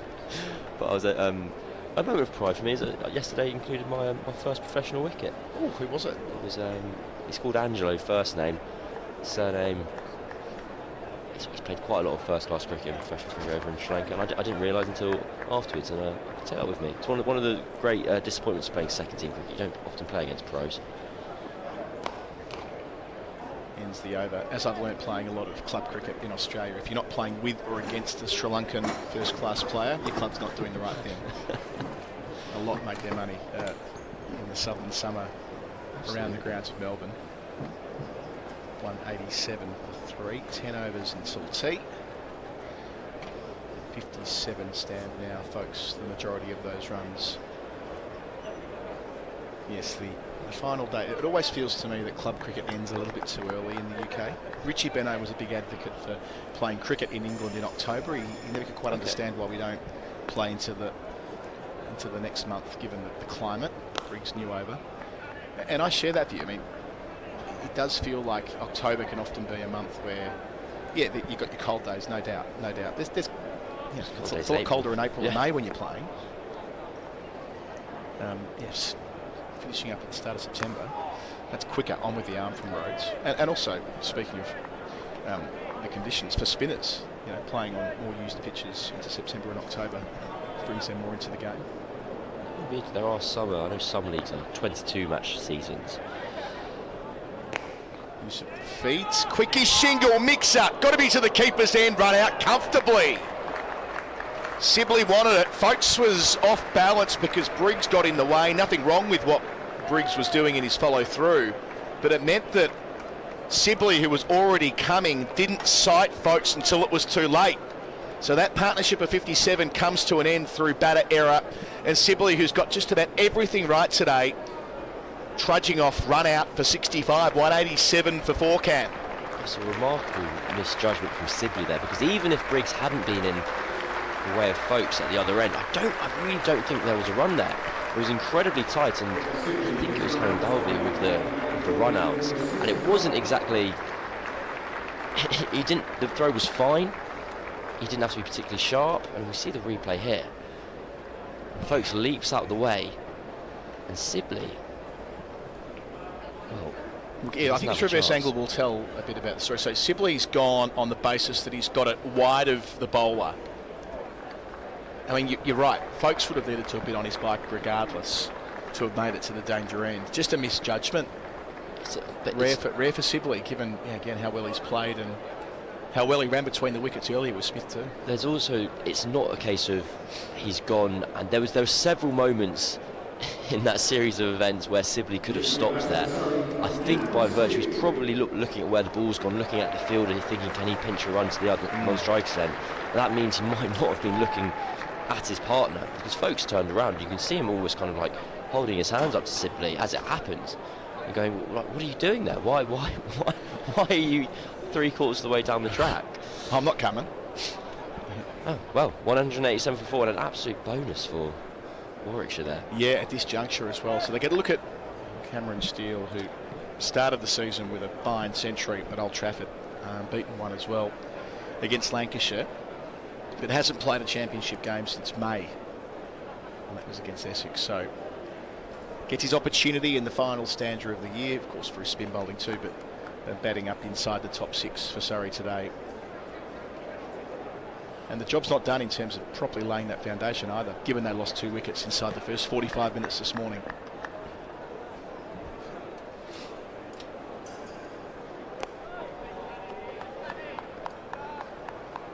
Oh, I'm feeling ill for Sibley. Yeah. He's been batting for 54 overs, hours, and to kind of throw it all away in such fashion. Goes back straight away here. Steele is the line of defence. Originally from Durham. A little bit of cricket in Australia as well. Leaves a lone wicket in the over. Not a wicket maiden, of course. It was a run out.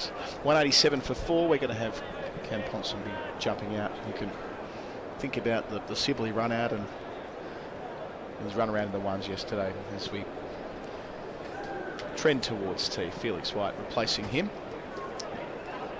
Cam Steele moved to Surrey in 2021. He was part of the squad that won the championship last year. So many players were used by Surrey in that triumph, and he was part of the attack that got the job done against Yorkshire to secure that trophy. Oliver Hanlon-Dolby, who executed the run out, he's back into the attack from the Mickey Stewart Members Pavilion end, and Felix White jumps in with me. Good afternoon. Hi Adam, I'm slightly in shock at that. To be honest with you, I was coming up to take my position here, and as I was walking up, the run out happened. It was so plain sailing, and it came out of absolutely nowhere, didn't it? Just a sort of instinct. It was just a bad intuitive call on Sibley's part.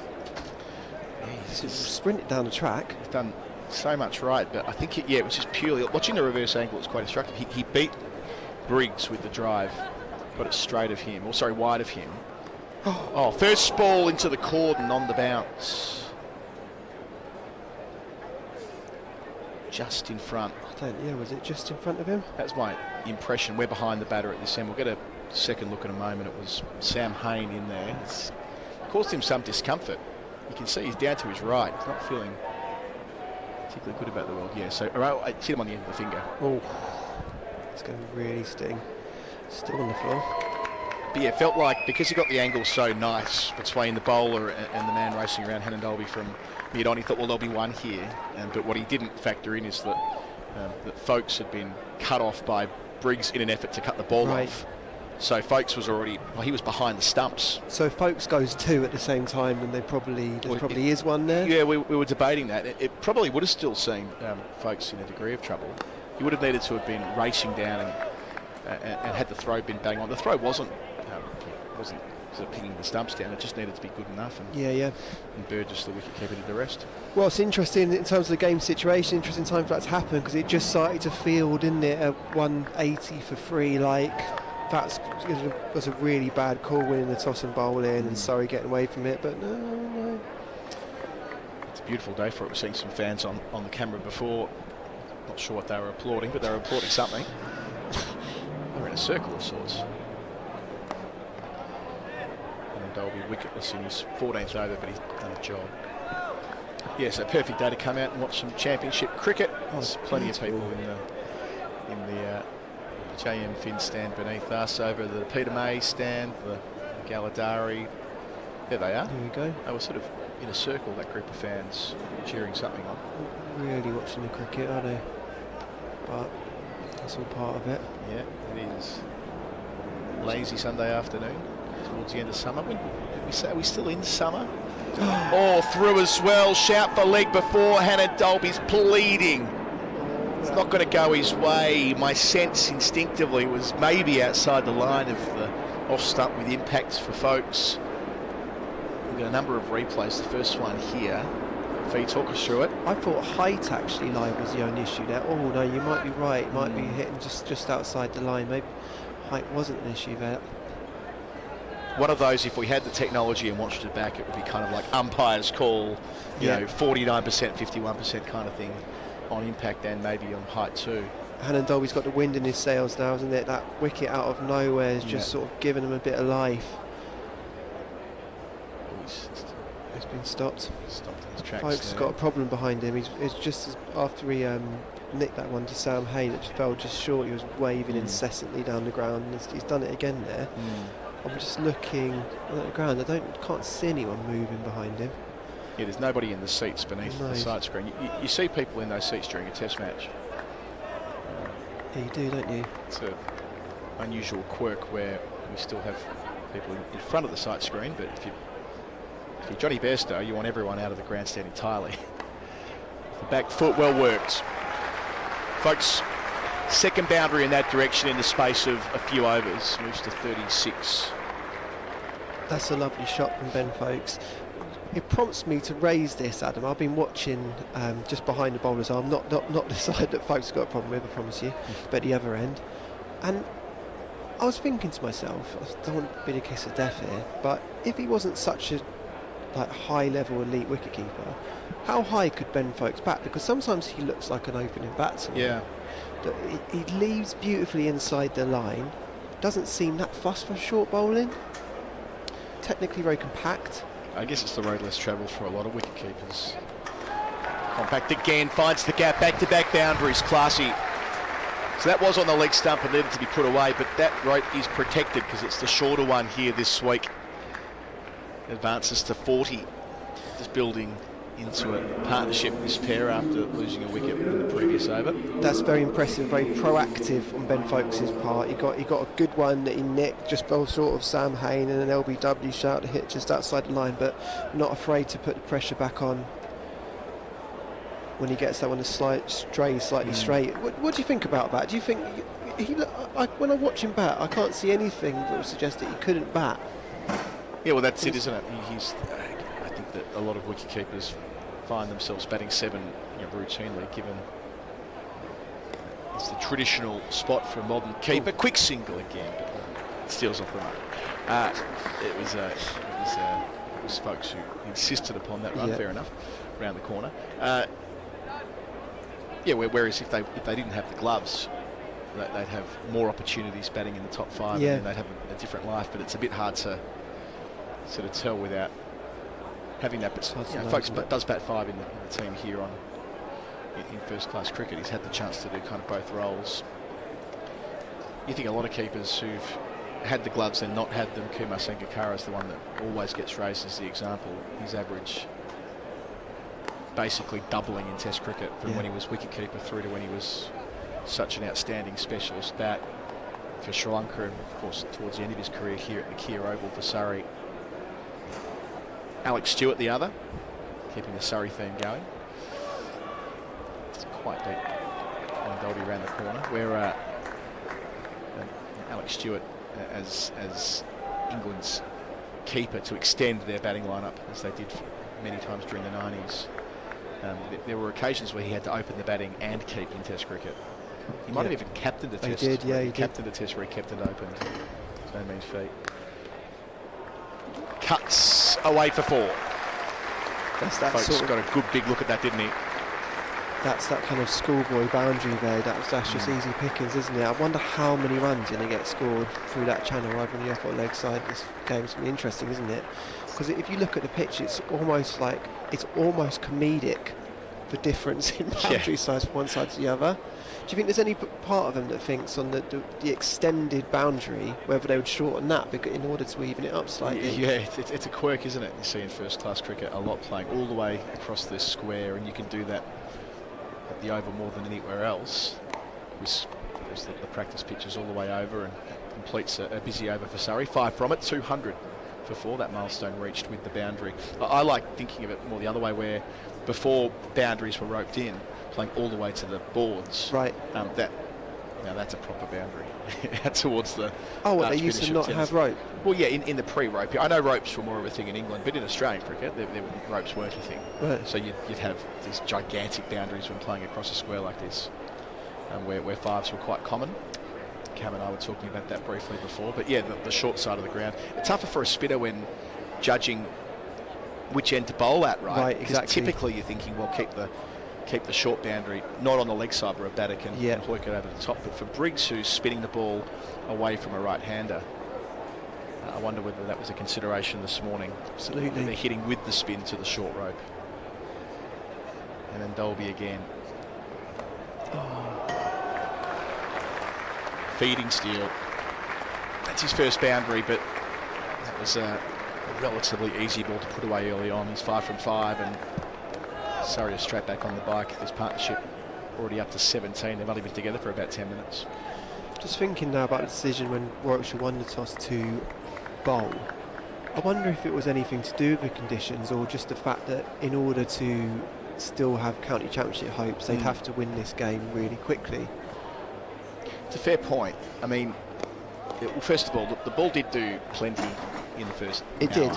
The pitch does, face value, look a bit green, although it always looks a bit browny green here at the Oval. We see that in all 4 or 5 day cricket over the last few seasons. And teams, Andrew Sampson crunched these numbers for me before, 10 of the last 13 games here, the sides have bowled first when winning the toss. Okay. And the last 3 test matches here as well, including the 2 this summer. Okay. So it's kind of a bowl first pitch right now. Anyway, yeah. But the other point you raise about the need for Warwickshire to get a result here must have been part of the conversation. Edging into the cordon on the bounce. Soft hands from Steele, spot on. But yeah, the brains trust there, the captain Will Rhodes and the coach Mark Robinson, so much experience. Mark Robinson having been the long-term coach of the England women's team, enjoyed so much success with Sussex when they won the championship a couple of times under his leadership before taking that gig.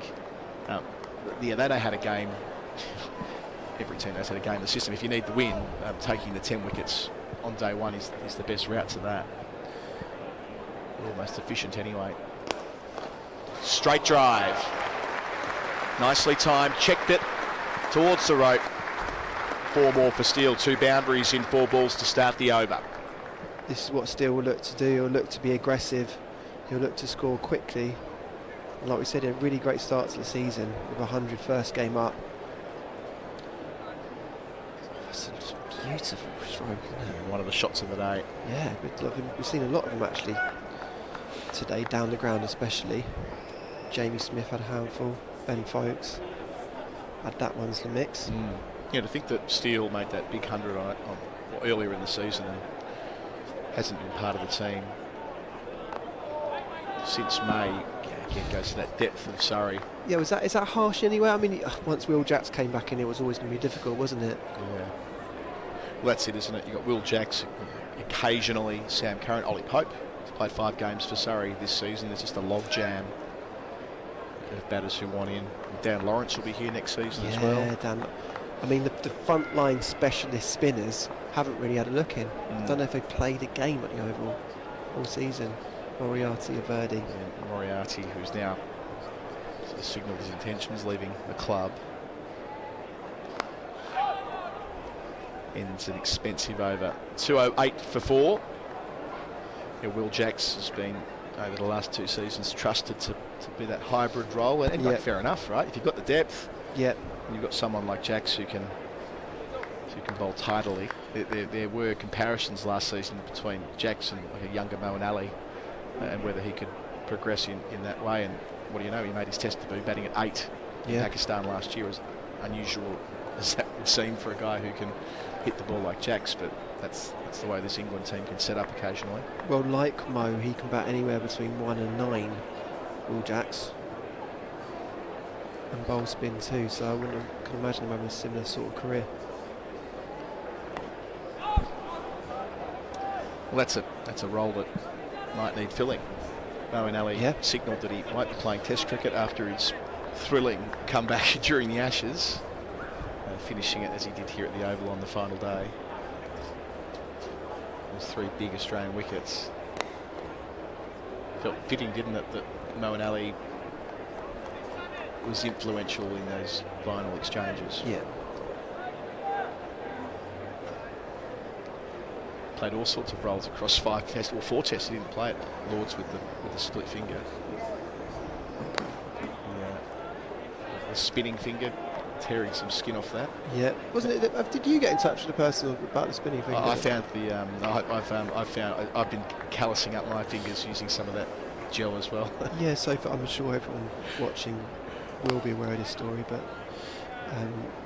Mo obviously got big tears in his finger from that first test because he just hadn't bowled for a long period of time in long form cricket, and then someone mysteriously sent him. It was the NHS. Someone that worked at the NHS had read about what Moeen was going through with his index finger. Yeah. And I remember the close-up shots of the finger. It was completely gone. Yeah. He bowled on that final day at Edgbaston. Couldn't let the ball go properly. Joe Root had to do all the work instead. And you hear this from spinners, don't you? That early in a season, that completes Briggs's maiden, stays at 208 for 4. That you can end up, if you don't time your run well in pre-season, when it's a bit wetter outside and so on, you can end up with problems the whole way through a season. But in Moeen's case, having not played red ball cricket for a long time, not having to bowl a long spell, he went through this in June. The first day of the series when he bowled, I think, 30 overs. Right. Sorry, it was the first innings. It wasn't the first day because England batted first, but Australia kept them out there for about 140 overs, and Moeen did a lot of heavy lifting. Yeah. And suddenly it's like, well, what do we do? Our primary spinner, who's been recalled to bowl, can't let the ball go properly because there's a huge tear on his finger. Oh, give me shudders thinking about it. Oh yeah. You'd know well being a finger spinner yourself.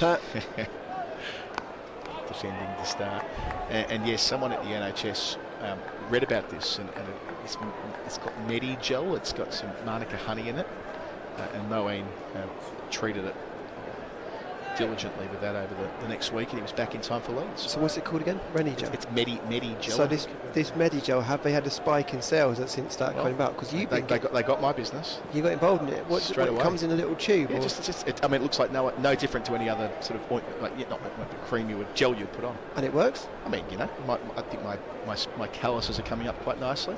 My spinning fingers down the leg side. Not that it's about me, but I've taken to bowling, as you know, a bit of finger spin the last 12 months and a bit of a comeback. And I had a similar thing. My fingers ripped open on both the index finger and the middle finger after a game about a month ago, and it was causing me a few problems. But looking at them now, they're in pretty good nick. Skin's quite hard. It's interesting. That's what you want. Have you played much this year?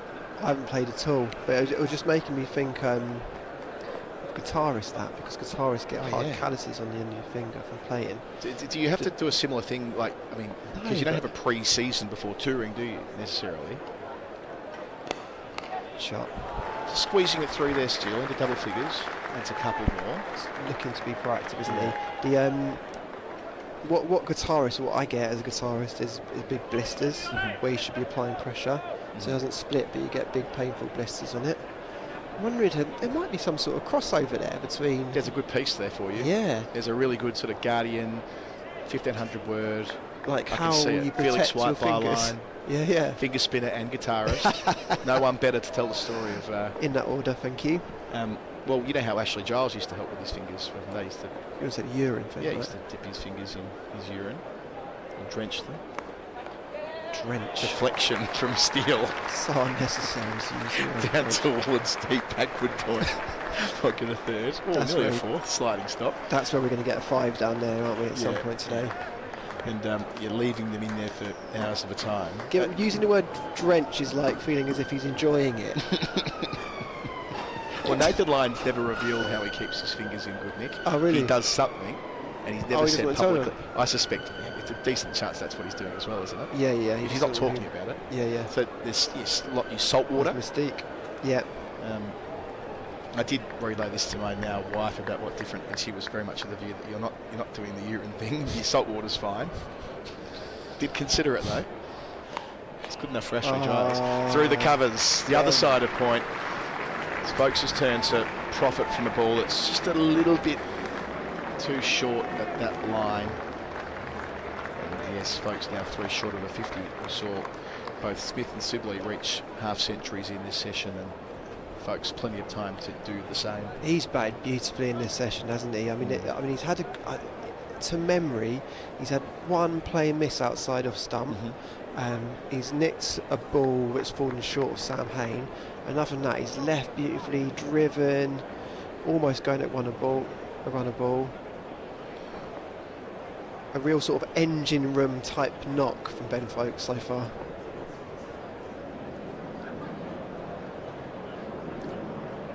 Ooh, gets big on him. Extra bounce from Anandolby to finish, and still handles it pretty well, sort of swaying out the way, dropping the gloves. Still 8 runs from the over, so back-to-back overs from Anandolby that have gone for 8, 216 for 4, and not out of context with England as well for folks, because the next Test cricket, sorry, I didn't realise the extent to which he did to see the replay there. We'll get the third look. It's kicked. Not quite.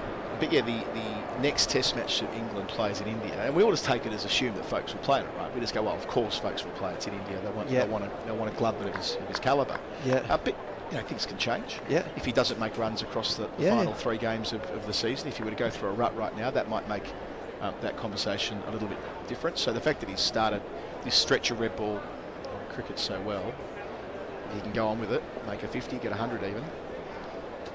It'll reinforce his spot in the pecking order.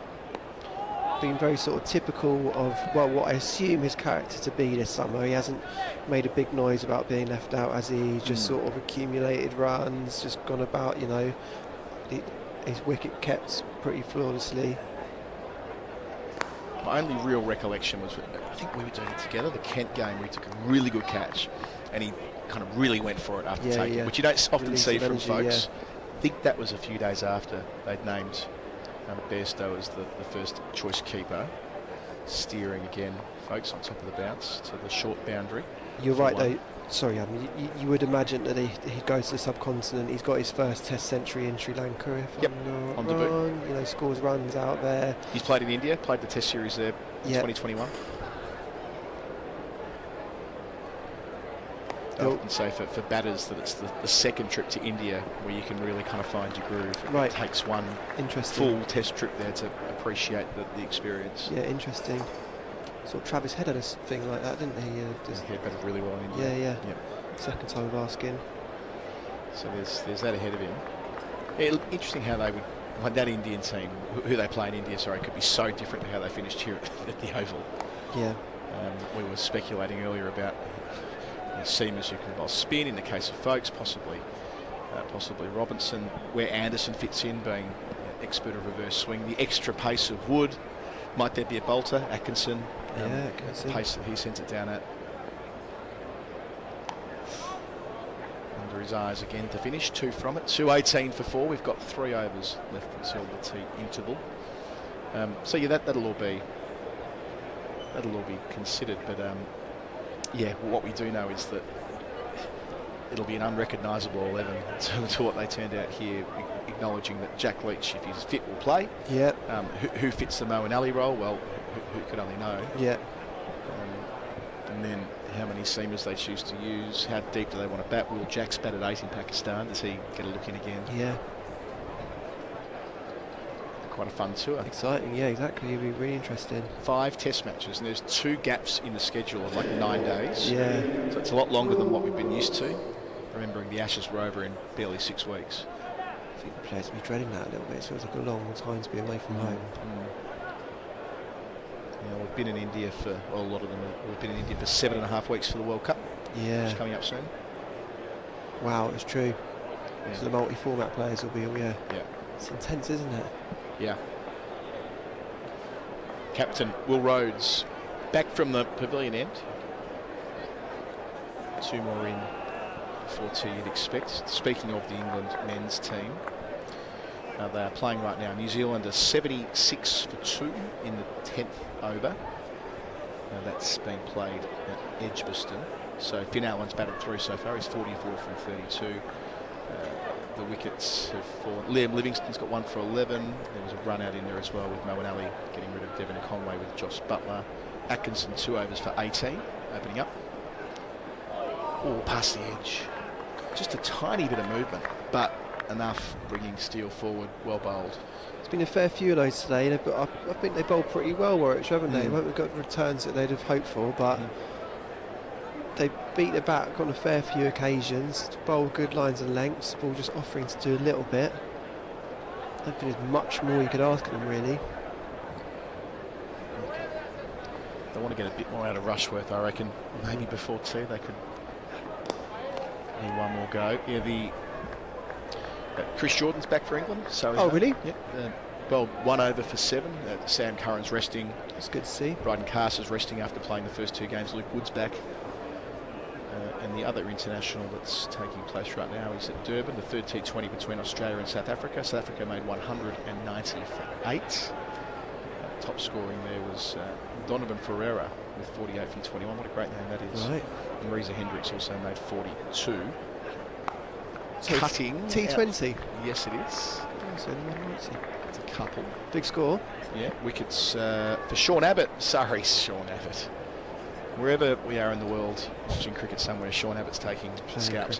4 for 31 from 4 for the Australian all-rounder, Surrey all-rounder. Sure. Marcus Stoinis took a couple. Tanveer Sangha took 4 on debut, the leg spinner.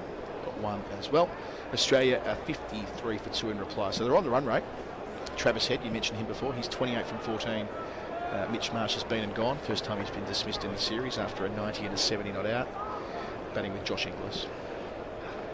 Well, nice to see Mitch Marsh has carried that form straight through. I mean, I'm sure you've sensed this, being a close watcher of the game, how popular Mitch Marsh is. And to start his captaincy career with, I think it was 93 not out and 76 not out and 2 wins. It's going to make a lot of people very happy back in Australia. And you, Adam. Yeah, and me. It's a great bloke, Mitch.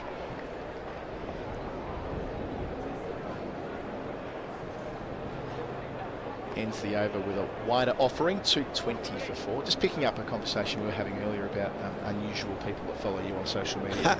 Yeah, go on. And so on. My favourite, I'm not sure if she still follows me, but I don't know how this happened, but we're the same age, near enough, a month different or something like that. Remember on television when we were kids, or maybe teenagers, remember the shows Clarissa Explains It All, and Sabrina the Teenage Yeah, of Witch? course, yes, like real sort of Sunday morning television type thing. Spot on. Yeah. Both, the star of both of those shows was Melissa Joan Hart. Right. You might remember I'm it. just going to Show the Wikipedia page. Yeah. Yep. Yeah, I do, of course. But yeah, this is a big face for my youth, really. Yeah. One of my Twitter followers. Right. How's that possible? And what, you don't know, does she like cricket, or have a Scooby? Have you thought to ask? Yeah, mate. It's all quickish single. To start Rhodes is over. It'll be his last over before tea. There's 2 more to go until that break. 2:21 for 4. Yeah, I didn't consider jumping in the DMs and asking how or why.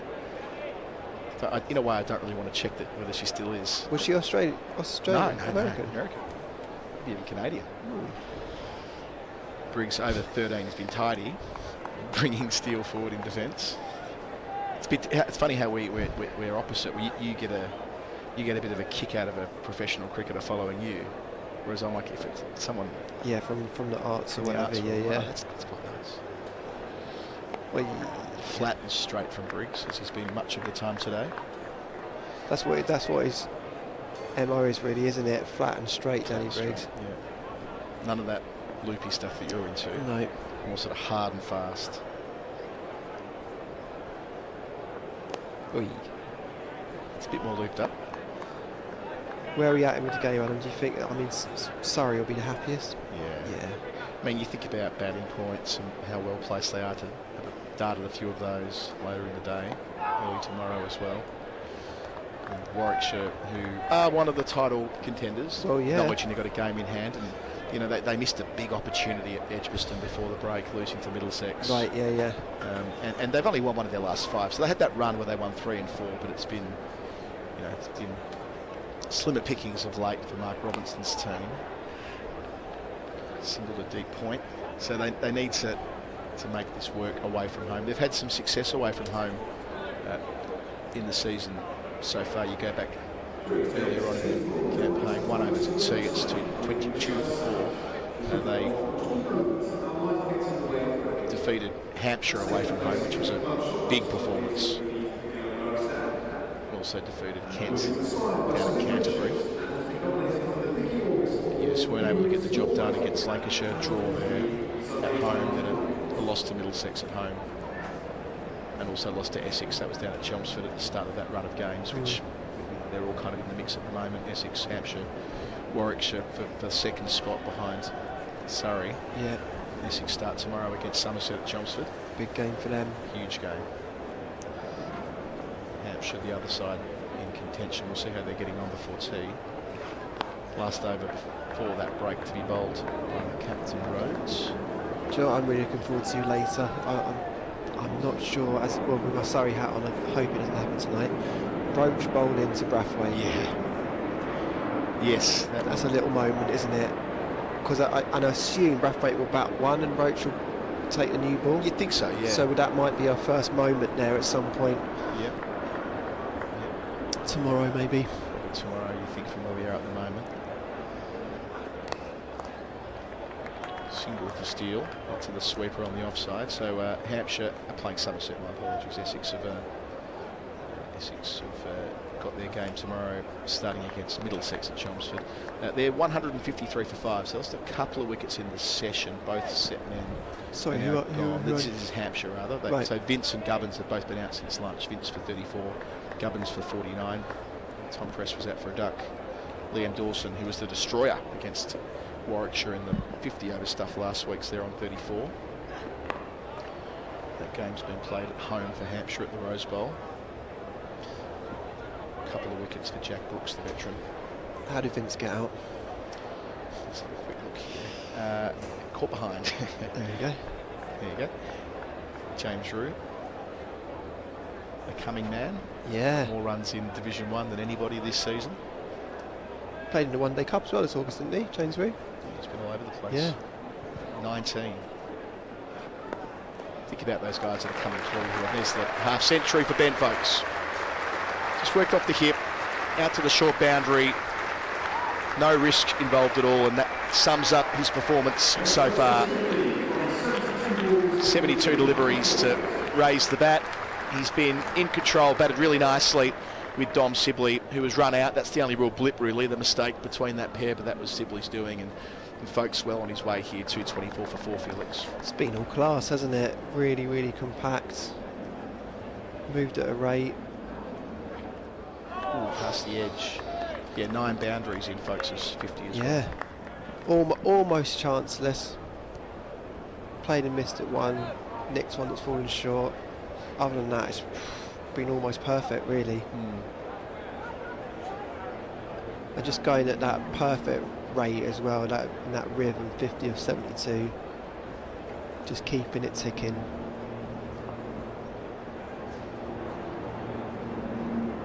So last ball before tea. Still in behind it. That'll complete the session. One that saw Surrey lose 2 wickets, extended middle session, but they've controlled the game for the most part. They've added 113 runs. So very similar analysis to the first session of the match, where they added 111 for 2. Jamie Smith was the first of the 2 wickets to fall, bowled by Barnard. That was a gorgeous delivery that hit the seam, moved away and took out the off stump. 60 from 72. Smith batted very well and added 99 with Dom Sibley. Then Sibley, when we came together on commentary just before, it was run out about half an hour before the interval by Hain Dolby, racing in from mid-on. A bit of confusion where Sibley thought Folks was coming. Folks was never coming, needn't be coming either. And after doing a lot right, facing 171 deliveries, Sibley was run out for 65. At that point, they were 187 for 4. And this pair have taken it to 224 for 4. And Ben Folks unbeaten, 50 even from 72 balls at the break. And Cameron Steele, who's come out and batted with through a purpose as well. 19 from 31. Felix, Surrey are doing things just as they would like after being sent in this morning.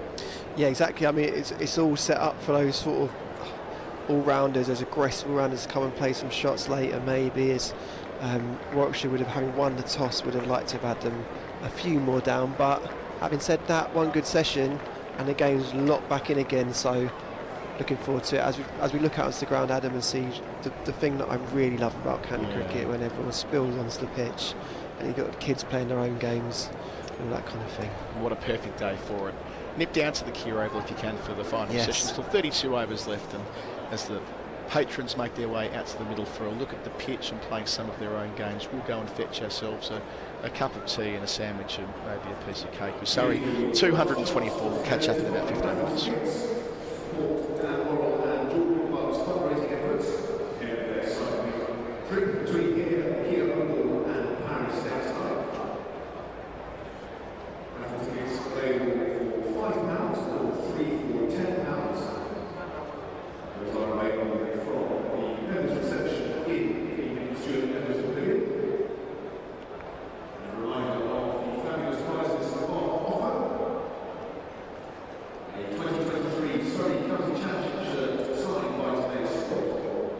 Brand new player, Daniel Norcross,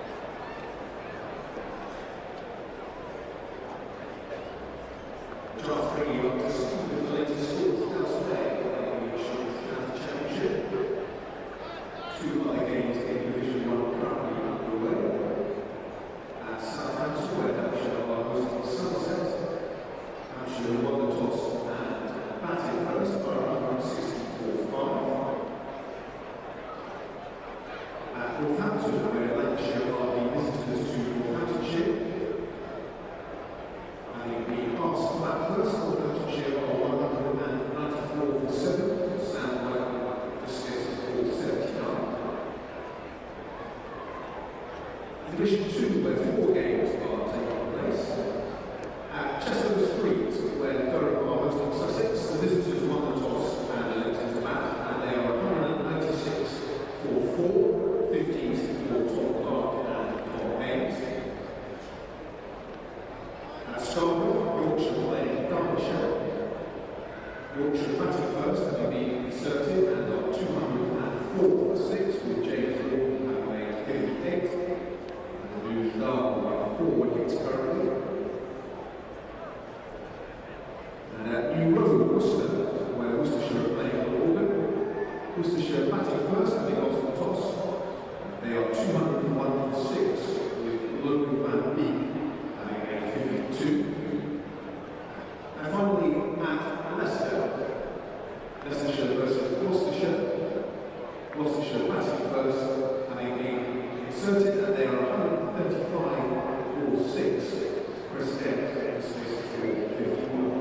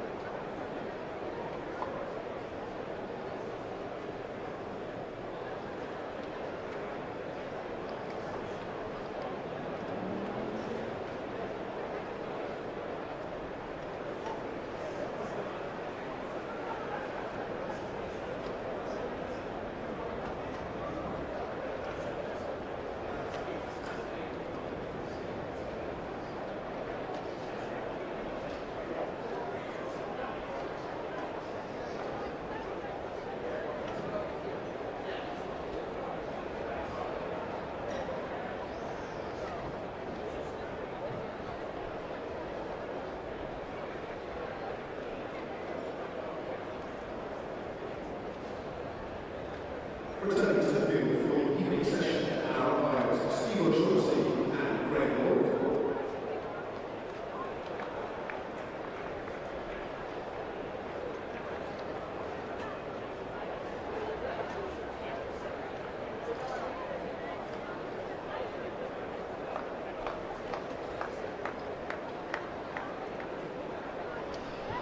Welcome back. Tea has been done and dusted. 2 sessions down.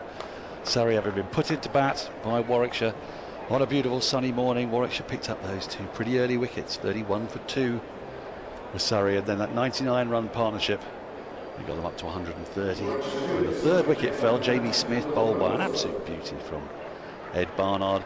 There's been the run out of Dom Sibley, who batted really well for his 65, but since then scored 187 for 4 from that point on.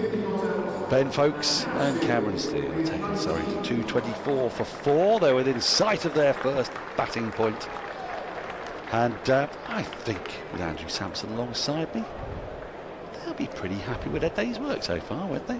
They put into bat 31 for 2 they were, and now they're 224 for 4.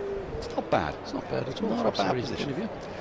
And of course they've got that terrifically strong lower middle order. I'm not going to call it a tail because you've got the likes of Tom Laws coming in at 9. It doesn't feel much like a tail. I suppose Roach and Warren might claim to be tail, but even then they're pretty can hang about, exactly, can't you? They're pretty competent for tail enders, as better. So. Well, I don't think any of Surrey's batters have an average of under 10, do they, this year? No, I didn't I seem to remember looking at that and thinking, goodness me. Rory Burns, I think, is 13th out of 18 in the batting averages for Surrey coming into this game. Well, while I've got you, Andrew, 13th. Because I really miss setting you annoying tasks that make you roll your eyes.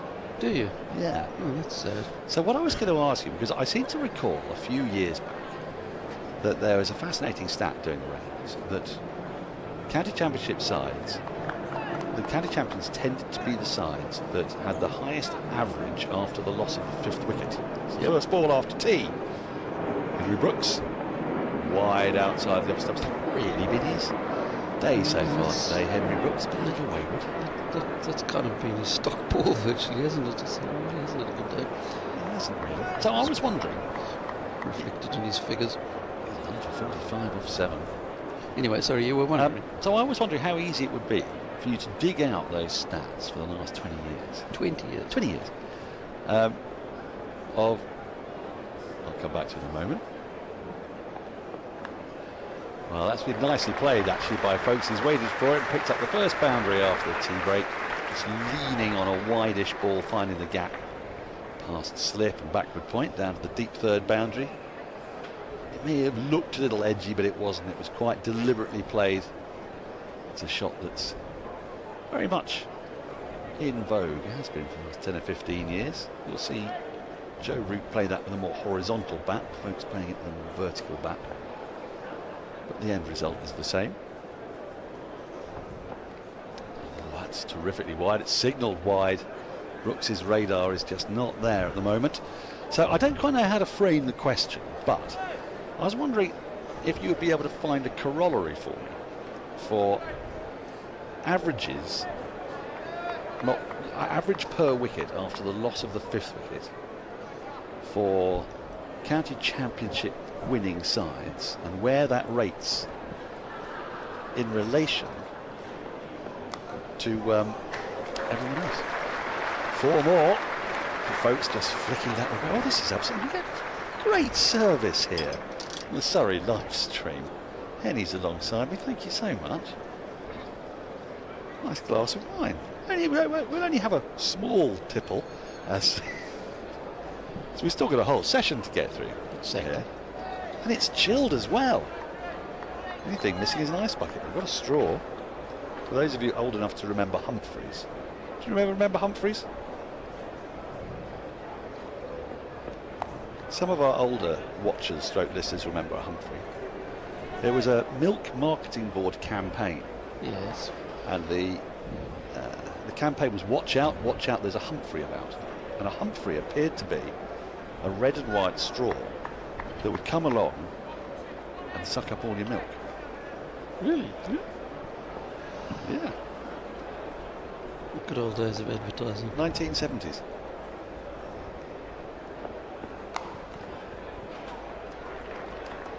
Having your photo taken while the ball's being bowled is quite a thing. Chin. Thank you ever so much.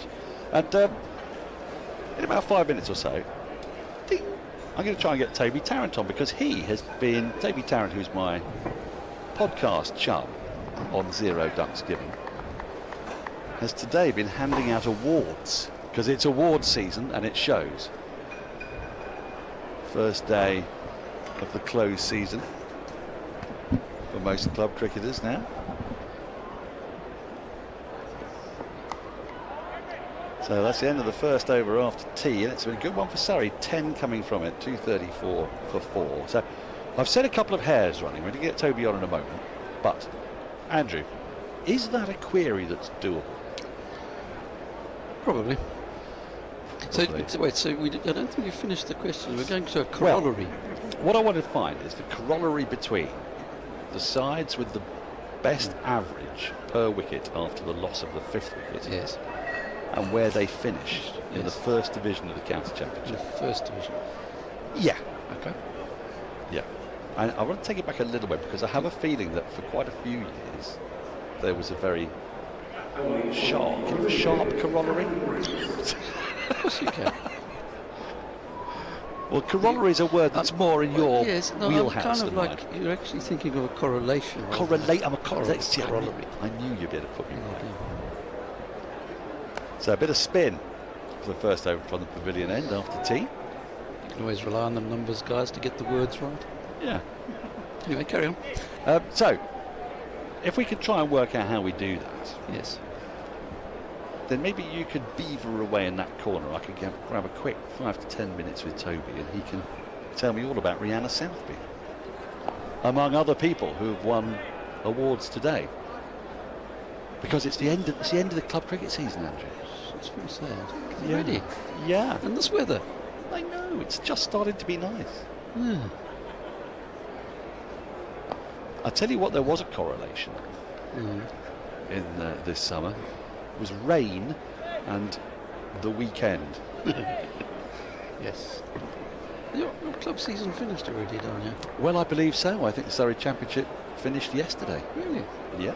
Well, my club down the road in Chester's got another 3 or 4 games to go still. Is that right? Yeah. Chester Walton Hall. Now, why would that be? Why would we stop so early in September? It's ridiculous. We're tough up north, we are. Did you start at the beginning of April? Middle April, I think. Now, there's a danger here for Warwickshire, because the new ball's not due for another 14 overs or so.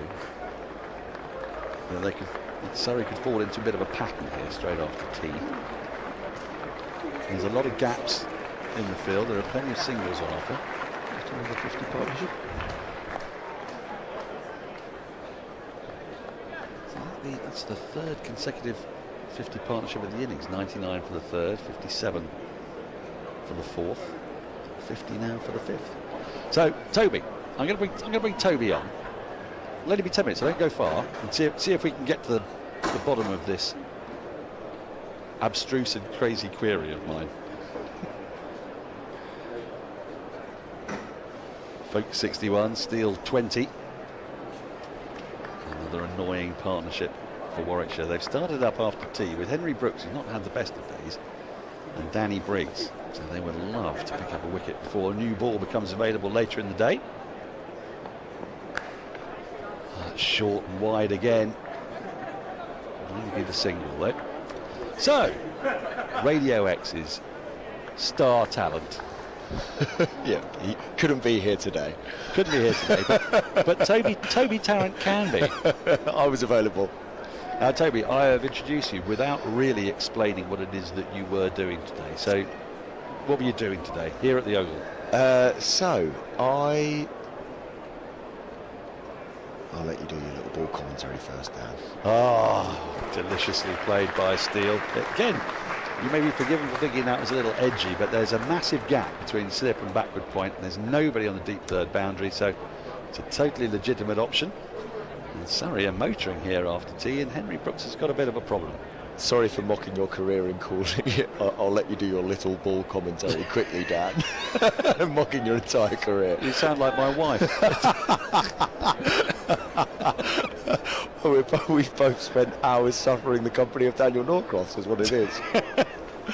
Good grief, I'd forgotten that this could happen even outside the podcast. Bouncer there, it's a rare one, but it's a no ball, so that's another 2 runs to the score. It's not Henry Brooks' day. So what were you doing today at the Kemar Roach? I was handing out some awards in the England suite, the very nice England suite here at the Oval, for the sort of unsung heroes of club cricket. So a lot of people in Surrey would have played their last club cricket match, or last competitive match anyway of the season last night. I was one of them, so I had the end of season club do in the clubhouse last night, hence why my voice is even deeper than usual today. It was a good night. Okay, so your team is Stoke Davenant. Yes. And you are in which league? We're in Division 2, and despite losing That's the first 11 are in Division 2. The first 11, yes, and despite losing by 8 wickets yesterday, our first 11, we are still in Division 2. Which is where you want to be. So I'm just receiving a hug from Adam Collins. I mean, Division 2 is a very nice division to find yourself in. It is. We were in Division 1 last year, and it wasn't good for the ego, I'll be honest, bowling at that lot. So it was nice to come down. Oh, a flash and a miss. The Guildfords and the Spencers and the Suttons and the Malden Wanderers of the world, they had a bit too much for us last year. You won't be surprised. I mean, you've watched my diet up close over the last few years, and I'm not the most professional of sportsmen, so yeah, we were a bit out of our depth last year. Came down to Div 2, and we figured, a nice 6th place finish was good for us this year. It's ideal you stay in that division. Stay in that division. You can play after having a few red wines the night before. Don't have to take it too seriously. It's a nice place to be.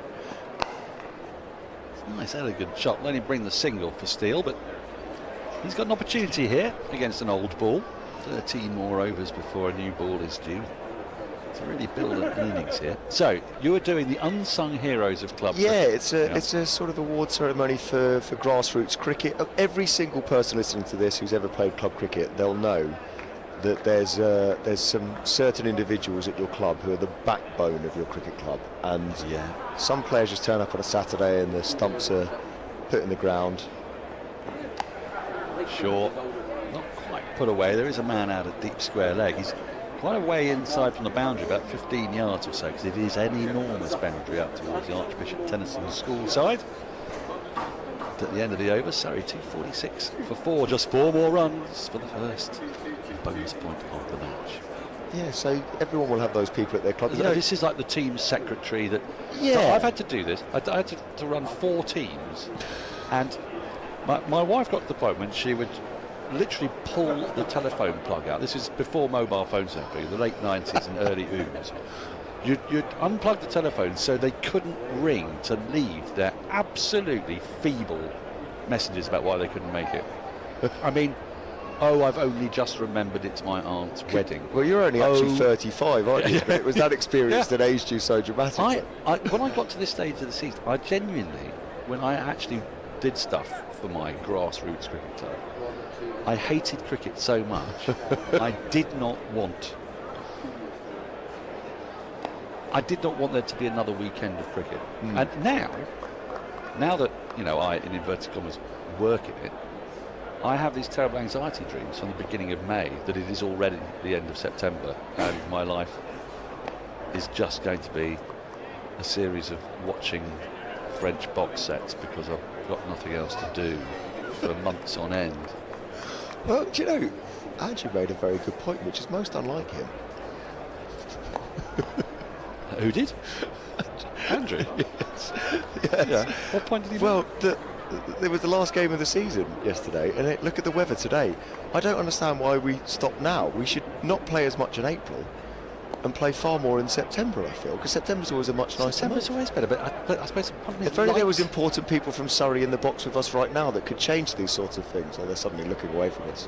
But it does. I do think it's odd we don't play more league cricket in September.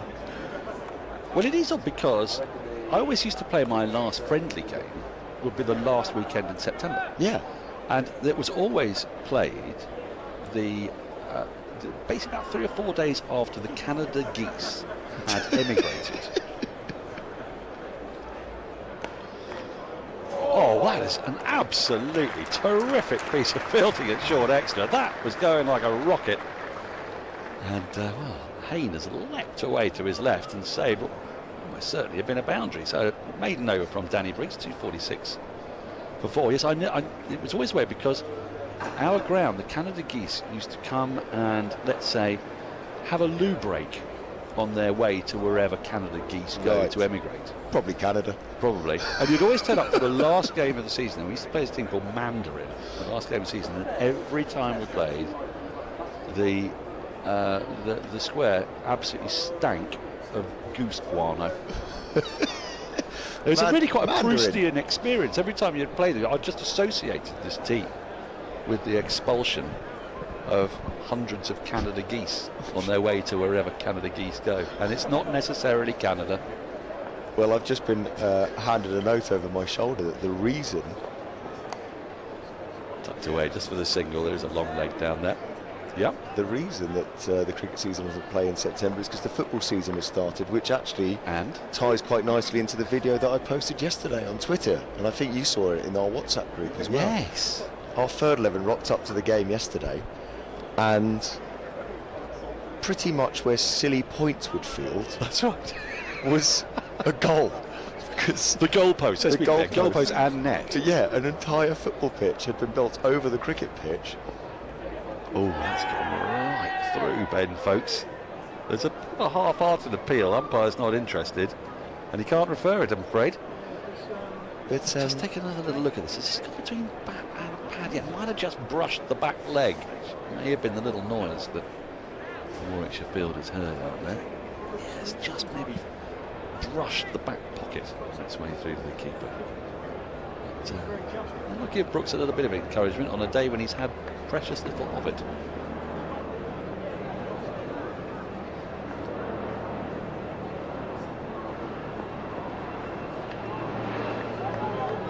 So sorry, we were saying there's so how did that get resolved? Was the goalpost taken down? Yeah, so the goalposts were literally right next to the square, and so the groundsman had to come along and actually disassemble the goal just before the game started. I think you mean disassemble. I think I do as well. If you disassembled, that'd be quite a tricky thing to do, I think. That's true. I think you might be correct. Meow, I hear you all cry. Look, it's just, if you want more of this snarkiness, go to Zero Dice Giver. Now that's been pulled away into a little gap. 2 fielders after it, but it will be cut off. They'll come back for a couple of runs. A bit of relay fielding takes Surrey to within just the 1 run of their first batting point. Well, I've just seen the lovely Felix White at the back of the box, and it's quite nice being in the room with somebody who does a successful cricket podcast for a change. I know. We should ask him for tips. Really. We should. Hey, but he's not #1 in Kazakhstan, though, no, is he? We are huge in Kazakhstan. We are huge in... Is that Tashkent? Yes. Is that right? Say that carefully. Yeah. I think I did. Yeah, we can't walk down the streets of Tashkent without being mobbed. I know. It's why we so rarely go there these days. There's isn't it? Daniel Norcross murals on the streets of Tashkent, I believe. Yeah, but they're sort of the quality of the Michael Vaughan portrait at Lord's, aren't they? I don't think they capture my true essence. No, they don't capture the oceans of blue that are your eyes. So let's get back to where we were. Oh, so the goalpost outside the cricket pitch. So the groundsman came and, for lack of a better word, took them down. Down the leg side again from Brooks. He's been both sides of the wicket. Just 3 off the over, though. 249 for 4 at the end of the over. But the hilarious thing was, it was the same groundsman that prepared both pitches. Oh. So what was he thinking? I don't know. He just, I guess, does what he's told. So he had said, can you install a cricket wicket? Yes, I can.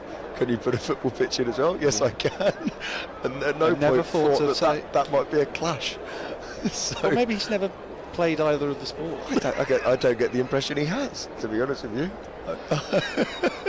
So back to today's awards. Yes. And how many awards were you giving out? Because I should imagine you would give them out to some fairly imbibed people, were you? Yeah, there was a few sore heads. There was a few sore heads after the end of season dues for all the clubs in Surrey last night. I was one of them. I think it always makes people feel more relaxed when the host is as hungover as you are. Yeah. And yes, we handed out 11 awards in total. And we had a couple of very cool guests with us as well. You had Rhianna Southby. Rhianna Southby, the recent 100 winner and wonderful wicket keeper. So she helped hand out some awards, and she did a Q&A as well. And the young Surrey cricketer Nathan Barnwell as well. That's still can't find the gap here.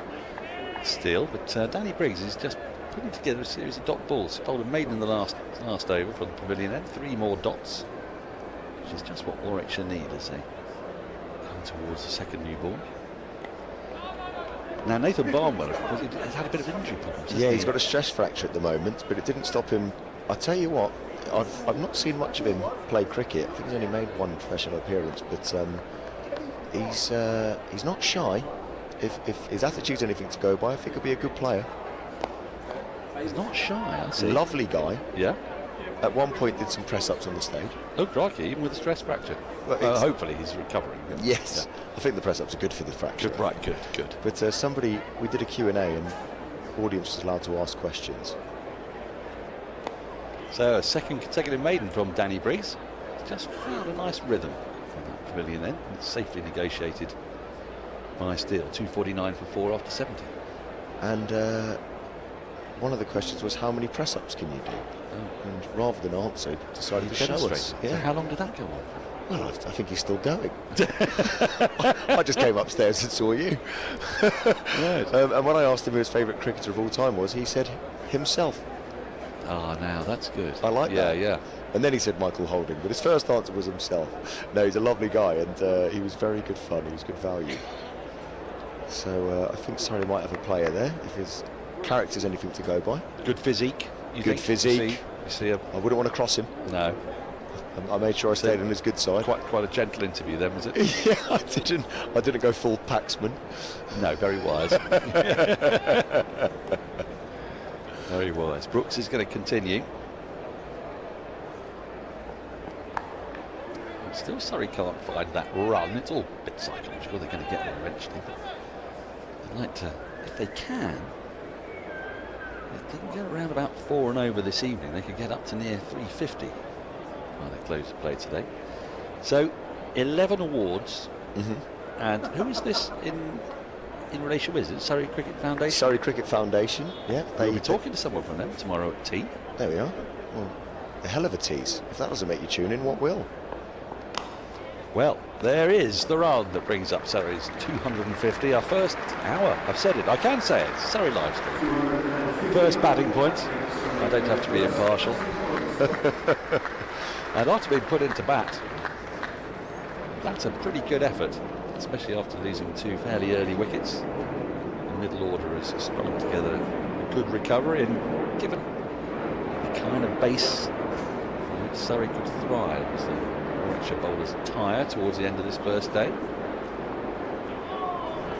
I missed the toss, but just sat here looking now, it seems bizarre that they put them in. Well, there was some live grass on the pitch. It did move a little bit, and it was 10:30 in the morning, you see. So there's that thing in September where you think your best chance. It's very Ben Stokes thing to do, to say, well, we'll have a chase in the 4th innings, so to speak. So the idea being that try to get the most out of the pitch while it had perhaps its most assistance. And in fairness, ball did beat bat a fair bit in that first session. But don't forget, you are watching a 70-over-old ball. Duke's balls the last couple of years, when they get to this age, are not overly responsive to bowlers. Not overly responsive from about, well, when they're about 2 overs old. Well, indeed. But, let alone what balls do you use in the Surrey Championship? Oh, I don't know.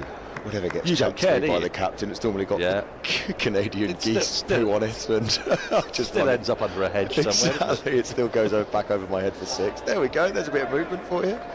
It's a bit of oh, hello. You're trying to muscle in, are you? Trying to get the job, are you? It's a good gig, this. It's not bad, is it? Do you always have a glass of white wine? Not always, no. That's the Surrey Cricket Foundation. We're toasting the Surrey Cricket Foundation today. Yeah, but good. And cheers. And cheers. And to many more. Terrific work. and not just in supporting the bibulous habits of live stream commentators.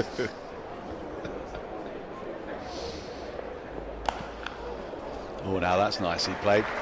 Fielder chasing after it, should cut it off. A deep mid-wicket with another couple of runs. Again, a bit too short from Henry Brooks. But just 3 off that over, 252 for 4. Folks going nicely on 66, Cameron still 28. So how do you feel as a club cricketer now that you don't have to do all that team secretary stuff? Are you feeling deeply sad about the fact that you're not going to get out there and play again for another 8 months, or is this a kind of sweet spot where you've got 2 or 3 weeks of relief because now you and your infinitely better half, Pippa, can now spend some Saturdays together? Yes. I don't know if she's excited about that prospect, but I'm looking forward to seeing my wife as our first anniversary approaches. It'd probably be good to say hello to her at some point. Might be. Yeah, 18 Saturdays a year. That is just squeezed past backward climb. It'll only be a single, good half stop. It's any more than the one. So have you played every Saturday? Pretty much. I've played. Well, I've had a few injuries because I'm falling apart at the age of 31, which is a bit of a shame. But yeah, I mean, my wife and I, our anniversary is a couple of weeks away. The first anniversary. Finds the gap easily there. Through point for another single. Yep. And we chose that date because the venue that we wanted, the dates they offered, only one of them was outside the cricket season. And I said to her, do you mind if we get married outside of cricket season? And she's very understanding, as you know. But also, I think it's more long-term thinking that otherwise my anniversary is going to be in cricket season every year as well. Yes. So my mate Robbie's had a mare. He got married on the last game of the season last year, and now he keeps realising that his anniversary is also pretty much the last game of the season every year. Well, Tuffers and I have both had that problem because we both got married on 7/7. Which is a rookie move, really. It was really, and it shouldn't have been from Tuffers' point of view because I think it's almost like there's not a brain cell between the two of you. A lot of people say that when they listen to TMS and we're on together. I think Andrew Sampson would be able to corroborate that. It's not every day that, you know, Tuffers comes out looking the intelligent person in a pair of people, but next to you. I think that's very unfair on Tuffers, but you know, I take the point that you're making. Right, I'm going to let you go because Andrew Sampson's been beavering away, and he might be close to getting. No, he's not. He's shaking his head. He's got nothing. Has he got nothing? He's got nothing. Well, he's getting there. Well, in that case, let's stay for another 5 minutes when he gets there. Well, I do have to shoot off because I am now. I do too much for grassroots cricket. That's my problem. It's always been my problem. I don't think you do. But I've got to now go down to my cricket club, Stoke Davenham, because we're doing a fundraising day today. We're playing, and this is very 2023. We've got a big crowd coming down. We're doing an auction and a raffle and stuff to raise some money for some new nets. And our first 11 and a few other players are playing a game in the format of the 100. Oh, now then, you see, that could be, because I know your views on the 100. Well, because you've made them very clear. I have. Publicly to all of our to our listener in Kazakhstan. Yeah, I have. Zero ducks given, available wherever you get your podcasts. But yeah, I mean, well, hence I'm not there today. Obviously, I was, disgusted by the whole thing. No, but it'll be a good day. So I've got to go down there and I've got to host an auction this afternoon. But yes, I was last in that cricket clubhouse at about 4 o'clock this morning. I don't look forward to going back too much and seeing the state of it. Now, change of bowler, all roads in the attack, straight away. He's managed to induce a false shot from Cameron Steele. A gentler pace than Henry Brooks, but he's put a tempter out there. Steele's gone after it and missed it. I'm fascinated by what Andrew Sampson is doing next to me. Oh, do you want me to tell you? Well, because this is it, because I listen, and you can throw pretty much any question at him. That's and then right. What has he got? Some sort of ridiculous database of just about everything? Well, yes. That's... Is he basically AI before AI existed? That's right, yeah. I can ask him anything. You can. Why don't you have it? Sorry, real intelligence, not artificial intelligence. All right. AI stands for Andrew Intelligence. So I seem to remember being told 7 or 8 years ago that yet again, I think it might have been Warwickshire had won that year, something like that, on the county championship, and they had a very strong lower middle order, if you remember, the likes of Keith Parker and whatnot. They batted deep, and they scored a lot of runs after the loss of the 5th wicket. And I seem to remember Surrey doing much the same in 99, 2000, 2002 when they won those 3 titles. And I got someone to look into it, and I might be completely misremembering this, but it's in something like 8 or 9 of the previous 11 or 12 years,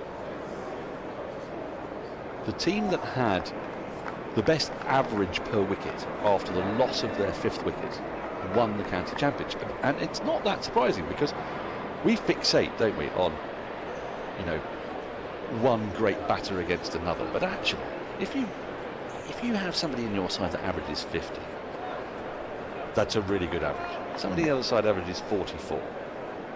At 6 runs difference, it's only 12 runs. You get a bigger disparity often between you might have a side which is a number 8 that averages 35. Someone else's number 8 averages 17, 18. That's a much bigger disparity. I see. And the further down you go, so the more power you've got relative to your opponents in your tail is a much better indicator of whether you're going to win a game than the differentials between your senior batters. You don't get out much, do you? No. That is sumptuous shot through extra cover. Steele with a lovely stride forward. It wasn't a half volley by any means, in complete control, placement, timing, power. 4 to finish the over. 258 for 4, Steele into the 30s. I don't get out much, but I have a sense that I might be onto something. Now, it could be that Andrew Sampson's about to break my heart and tell me this is absolute drivel. And so then you just throw that question at Andrew, and he just types. Then he burns away at the keyboard. And who designed this? Is this your work? This database? It's fairly impressive, Andrew, I must say. Well, he's the world's leading statistician. What do you expect? Can you just to wind him up, please ask him questions that his database doesn't allow for? I did once. I said to him, my 2 favourite questions that I've asked Andrew. One, he did get the answer to, but my word, he wanted to kill me. And it was actually a Surrey-related question, so it's worth reminding ourselves as Danny Briggs starts a new over. It's punched off the back foot. It'll just be a single though. So Sam Curran scored 20 on his 20th birthday at Headingley, I think it was, in what would have been 2018 perhaps, against India. And I said idly on TMS, ooh, I wonder how many people have got out for their birthday, for their age on their birthday, because he was out for 20 on his 20th birthday. And Andrew gave me a look of something approximating to homicidal rage and world weariness, which he could do the two really brilliantly. Can you imagine, like, Jeffrey Dahmer just a bit, you know? Really? It was a bit like that, you know? Sorry, I wasn't expecting to chat Jeffrey Dahmer on the Surrey live stream, but here we are. You mean when Jeffrey Dahmer, when he's just had a bit of a frustrating day? Yeah, you know. Yeah. You can't find anywhere to park. That's right. But it turned out that it only ever happened once in the entire history of Test cricket, and I still remember the answer. It was Jeff Puller, who was out for 26 on his 26th birthday, but it took Andrew till about 4 in the morning to get there. And then the other answer that he actually didn't get, largely because it's impossible, was the question, how far has Alistair Cook travelled, walked, if you like, during his entire Test career? It was just before his last Test match, or during his last Test match here. And a lad called Wes Spearman came up with some reasonings. We can't be sure, because we don't know how far he's, you know, how many byes he'd actually run, leg byes or whatnot, and, you know, how many times he's wandered off the square leg and back again. Well, if Andrew cared about his profession, he'd go back and watch every single ball Alistair's ever faced. I couldn't agree with you more. But Now, as a general rule, Andrew doesn't answer all the ridiculous questions I come up with an incredibly good grace. Have we got the answer? We have! Toby, we're going to say goodbye to you. Thank you so much. Lovely Thank you to for see all you. the work you do with grassroots cricket. You're welcome. Go and do some more this evening.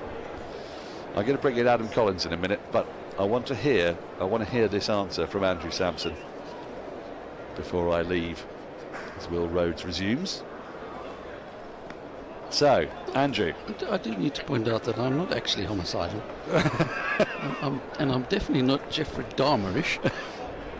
No. Although I'll admit to world weariness. Well, anyway. If anybody can make you world weary, it would be me. Yeah, that's true. So you wanted to know the correlation between the last 5 wickets and position in the first division of the county championship for the last 20 years. Just to remind those who've been waiting with bated breath. How are we doing? Screensaver, sorry. So if you look over those 20 years of first division, yes, the team that's finished first has averaged 30 runs per wicket for the last 5 wickets. So on average. On average. Yep. The team that's finished second is 28.2. Third is 27.6. Fourth is 26.4. Ooh. Oh, that's nicely played, but mid-off moves to his left to field, prevents any runs. Yep. The team that finished fifth is slightly higher than the team that finished fourth, 26.7. Then it goes down to 24.3, back up again to 25.5, then down to 24.4 and 22.5. So there is not a perfect correlation as in terms of you would have liked them to be descending all the way down. But the one that finishes top tends to average more. There you go. Now this doesn't surprise me. No. Your next task is... No, wait, what? In each year, was the side that finished top the one with the higher average, highest average? I will see if I can provide that answer to you tomorrow. Thank you very much. I'm going to leave you in the very capable hands of Adam Collins. And, with both.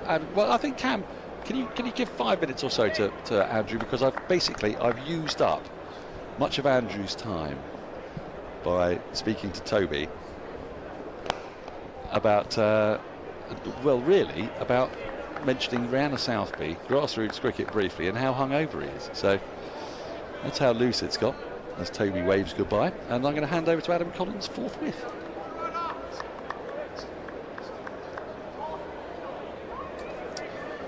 That's worked out pretty well. I'm playing a game of cricket with Toby on Tuesday, Samo. Where are you? With Sam Mendes. With or against? Oh, Sam Mendes. Yeah. How about that? What a name drop early on. Last ball of the over.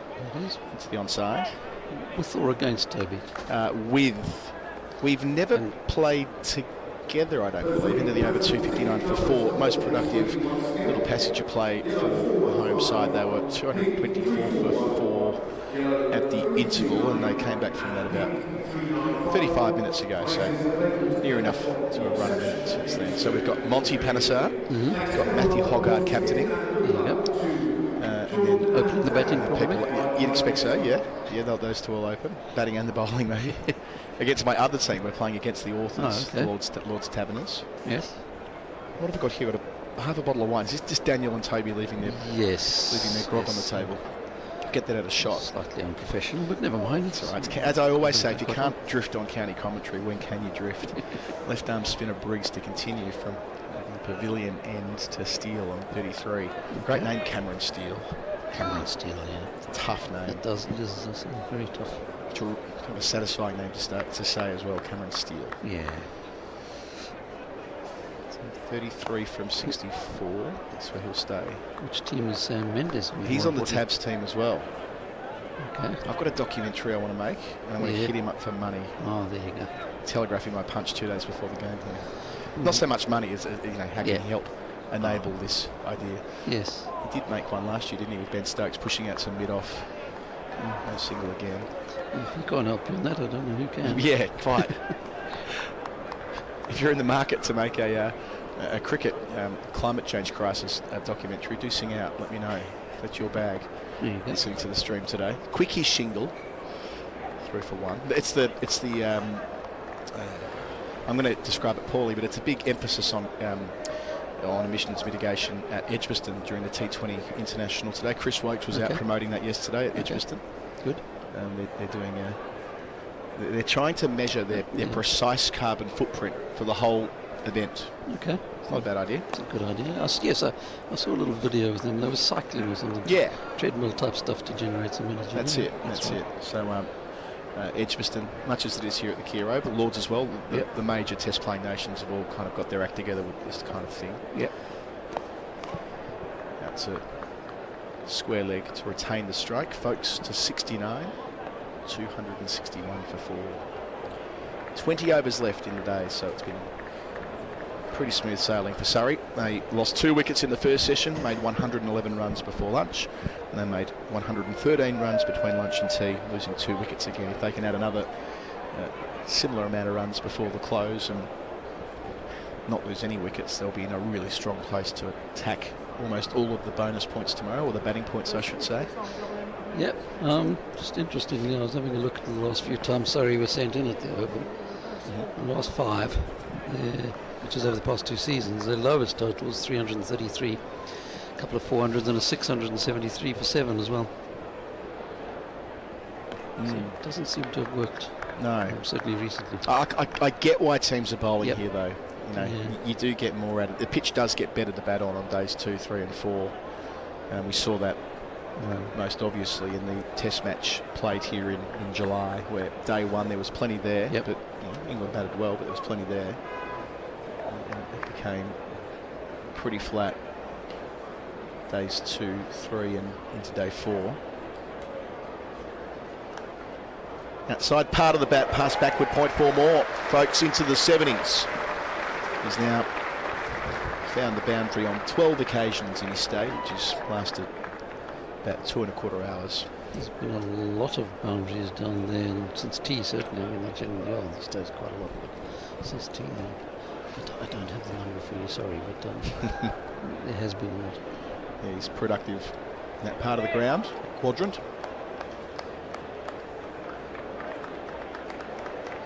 Yes, my idea for the film is that it could be, it could go to each of the test playing nations as a starting point.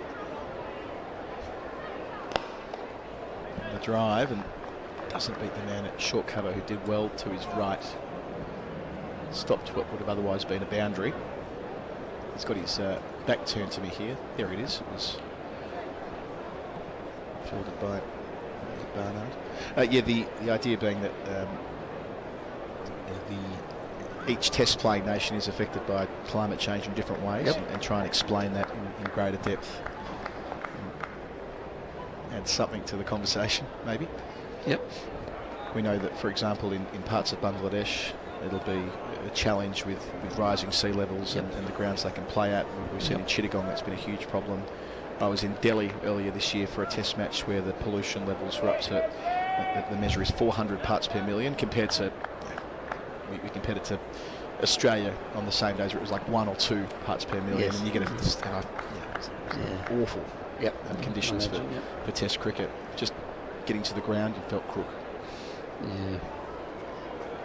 Driving straight, driving well. Folks on the front foot, leaning into it. Classical stroke. His 13th boundary. 77 for him. Starting this month of red ball cricket in style, ahead of what's likely to be a test recall in India early next year. Yeah, you'd think so. But yeah, we've seen in the Caribbean the effect of extreme weather events. Yep. I know they were playing test cricket again in Dominica last month, but it had been a fair while since what ripped through there in 2018, and an increased number of those. In Australia, we were at an Ashes test at Sydney where it was 40. You were there too, weren't you? 47.1 degrees outside. I remember 46, but yeah. It was 47.1 on that day at Sydney.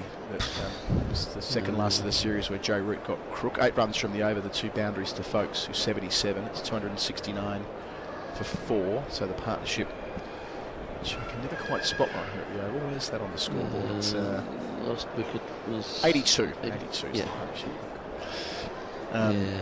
Here in the UK, it won't be not in the short or the medium term, won't be quite as extreme with the change in climate in relation to cricket. But we saw very hot days that the infrastructure here isn't anywhere near as well equipped to deal with as other parts of the world. That 40-degree day when they were playing a one-dayer in Durham, it was 37, and Matty Potts bowled 4 overs, and that was it for him. Yeah. Rhodes. I remember having to walk around halfway around the ground at lunchtime on that 47-degree day at Sydney to get to lunch. We were in a commentary box at Square Leg. Oh, that's right. You were up in the Brawongle stand, weren't you? Yeah, and it was warm, unpleasant. There's that light bulb test, or that wet light bulb test, which is meant to assess where too much is too much. They use it in tennis, don't they? When they take the players off the court. We don't have anything like that in international cricket yet, but I don't think we're far away from it. Yeah. Yet is the operative word there, yeah. Well, that 40-degree day in the UK last year, they restricted the playing hours for the county championship. That's right, yeah. It was 2 sessions instead of 3, possibly. So these are the types of changes to the game with hotter conditions around the world. We've seen another record-breaking July for that around the world. So, yeah, these are the types of ideas I'd love to explore in a film, but you can't do that just on a whim. No, got to make the need, things. You do need some backing.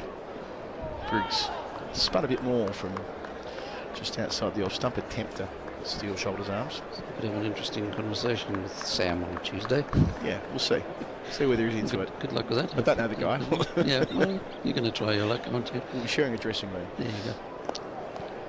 Good to finish. Maiden from Briggs, racing through his overs. 18 left today, 269 for 4 the score. So this pair came together after the run out of Dom Sibley. Ran himself out for 65. A run that wasn't there. One of 3 men that have passed 50. Smith the other. He was at the first wicket after lunch. Bowled by Barnard for 60. Barnard also bowled Patel earlier today. 2 fabulous deliveries. The highlight for Warwickshire. Burns was nicked off relatively early inside the first half an hour for 11 by Rushworth, who I should say has only bowled 10 overs, and I believe they were all before lunch. So you're right, we are 2 overs away from the second new ball.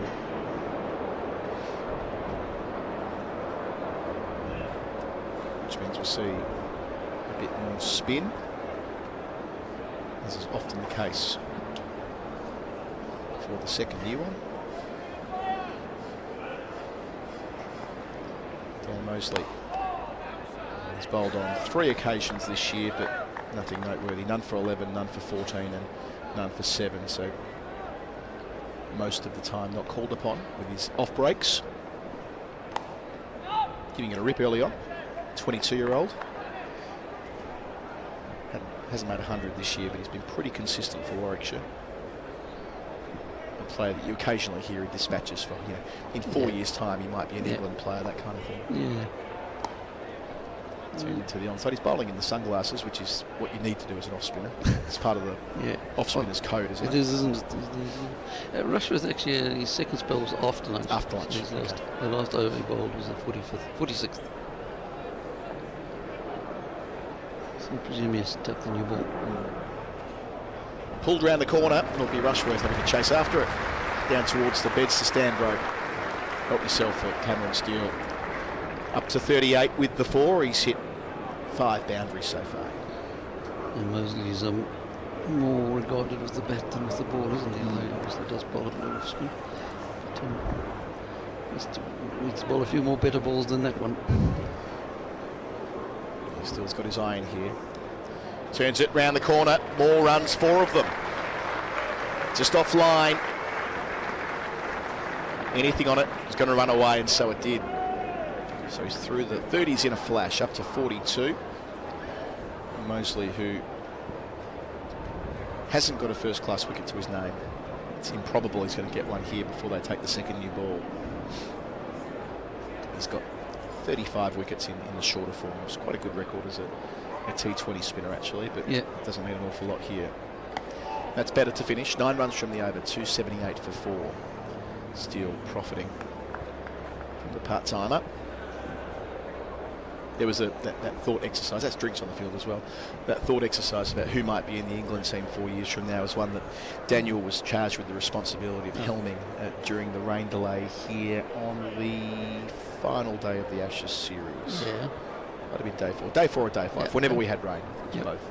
And he had a number of names that he and Alistair Cook happened upon.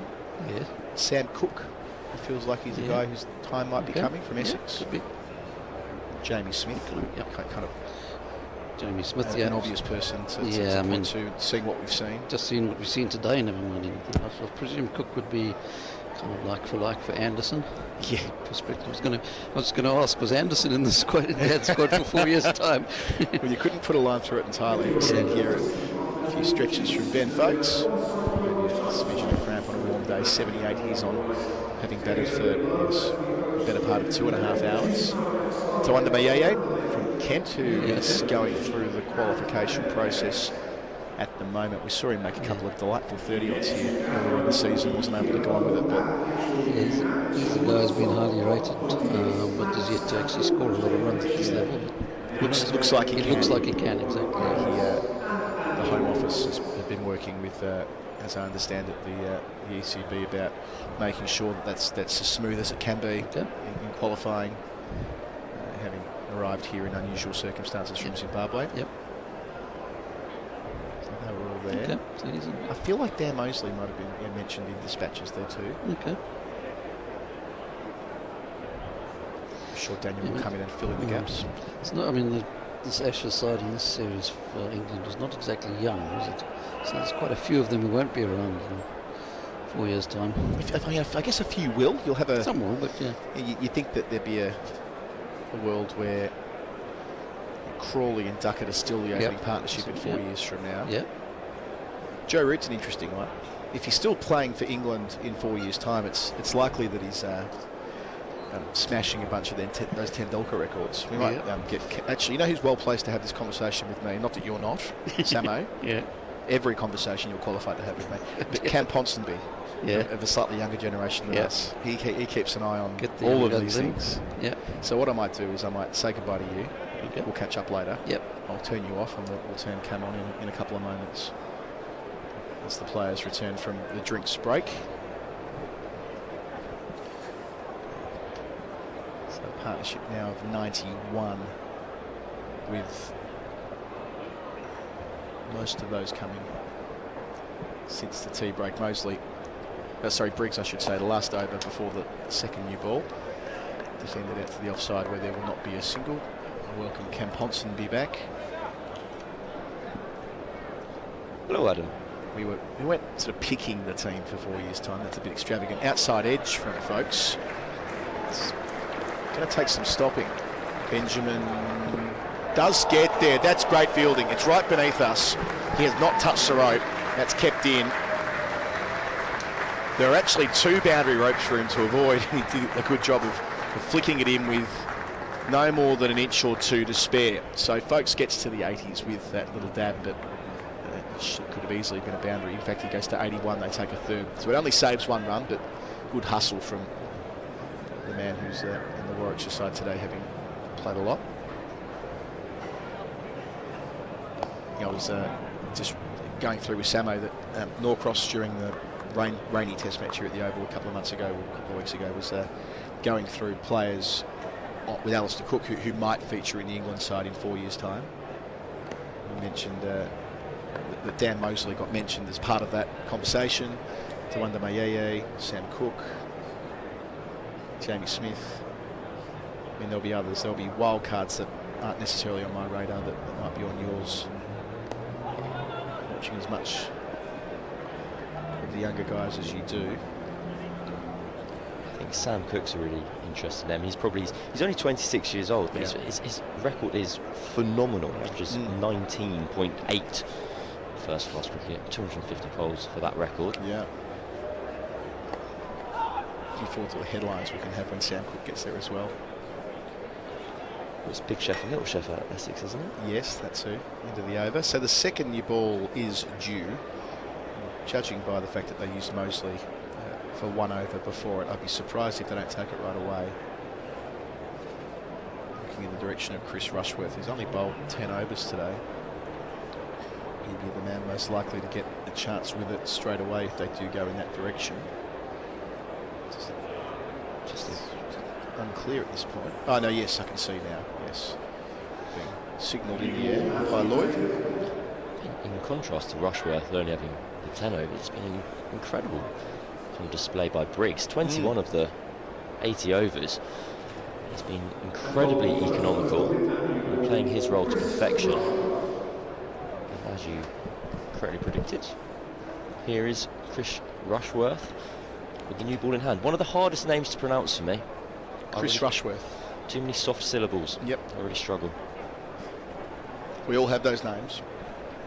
All those words. Yeah, who else might be from outside the square who's kind of coming through 19s or I think James Rue from Somerset. Oh yeah, James Rue, yeah, absolutely. One of only 2 men with 1,000 runs this season. A remarkable kind of consistent and relentless record from Rue this season. I've always wondered how big you have to go to make that next step. Is it a case that he's already overtaking the likes of Jamie Smith, or is he in the Dan Lawrence category now, or kind of how far away is he? How much do England need to see before they decide to elevate him through the ranks? So the veteran away from us. First ball with the second new one. A little bit of movement to folks, but he negotiates it with the outside part of his bat, moves to 82. Who might be the next long-term spinner after Jack Leach is an interesting consideration, because you would imagine Rain Ahmed's the man most likely, given he's on the tours and he's in the squads and played a test match. But I mean, it's a long way from being a promising 18-year-old to a full-time test spinner. Like, there's a lot of water to go under the bridge there. And I think also with Rain Ahmed,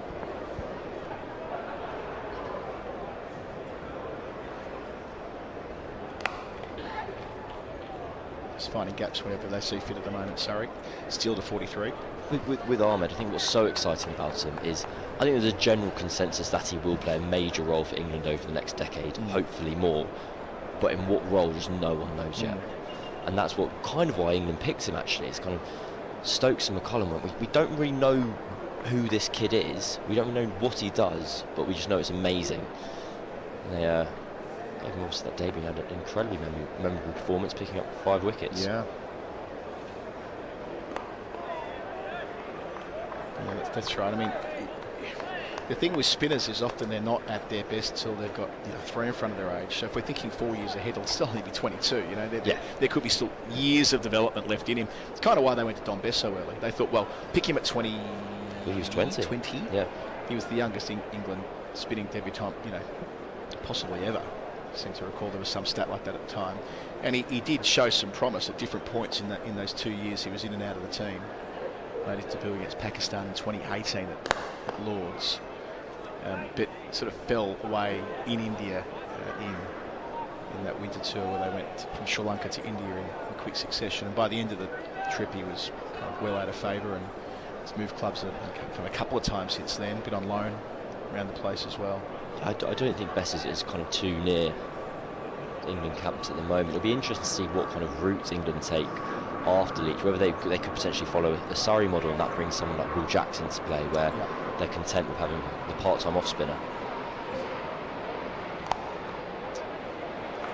Just that short boundary, you don't necessarily need to middle it to get full value. As we see there, Misfield helps the ball over the rope. A long day out in the field. 100 stand up with that folks boundary. Now 14 away from 100 himself, but across 159 deliveries together, Steele and Folks have been able to really consolidate the start that Surrey had across the first couple of sessions. So when Sibley was dismissed, it was 187 for 4. And now at 287 for 4, it feels like it's Surrey who can really dictate terms and hunt as many batting points as they see fit. Ooh, inside part of the bat. That'll completely over. 6 runs from it, 287 for 4. I think the spinner question is a really interesting one, because there isn't kind of an obvious next candidate. Just have a look at Rushworth's Folks just prodding down on the ball. Trying was away from the stumps. Eventually without harm. He's always had that change-up, Rushworth, hasn't he? Got the genuine move away from the right-hander, but can bring it back off the seam. Dual threat. He's got more than 600 first-class wickets to his name, maybe even more than that now. But yeah, the dream I'm not willing to let go of is Matt Parkinson. I know that he's a long way away at the moment. I get the difficulties that he's had as a 4-day bowler in the last year or two. But I'm not willing to believe a guy who can spin the ball the way he can spin the ball, and to have had moments like his can be completely discarded yet. He's only 26, so in the frame we're referring to, he'd be 30 by then, and he's got his new contract for next year. He's changing clubs. He's enjoyed a bit of success as a lone player with Durham. So I'm not saying it's an easy route back for him, given his reputation's taken a bit of a pounding, as it can happen, can't it? Once you're discarded, it can be the worst time for a cricketer. And Dolby gets the new ball from the pavilion end, finds the edge, but with control down to deep third, where they now have a fielder. That's the third seamer that Warwickshire have today. Henry Brooks has involved many overs with the first new ball. 288 for 4 now, still 44. I always think my concern with Parkinson, even when he had this kind of remarkable rise, he was the kind of hipster selection for a long time. He bowled these incredible deliveries that be shared widely on social media. And he was around the England setup for ages, and it was the Caribbean tour last year, March 2022.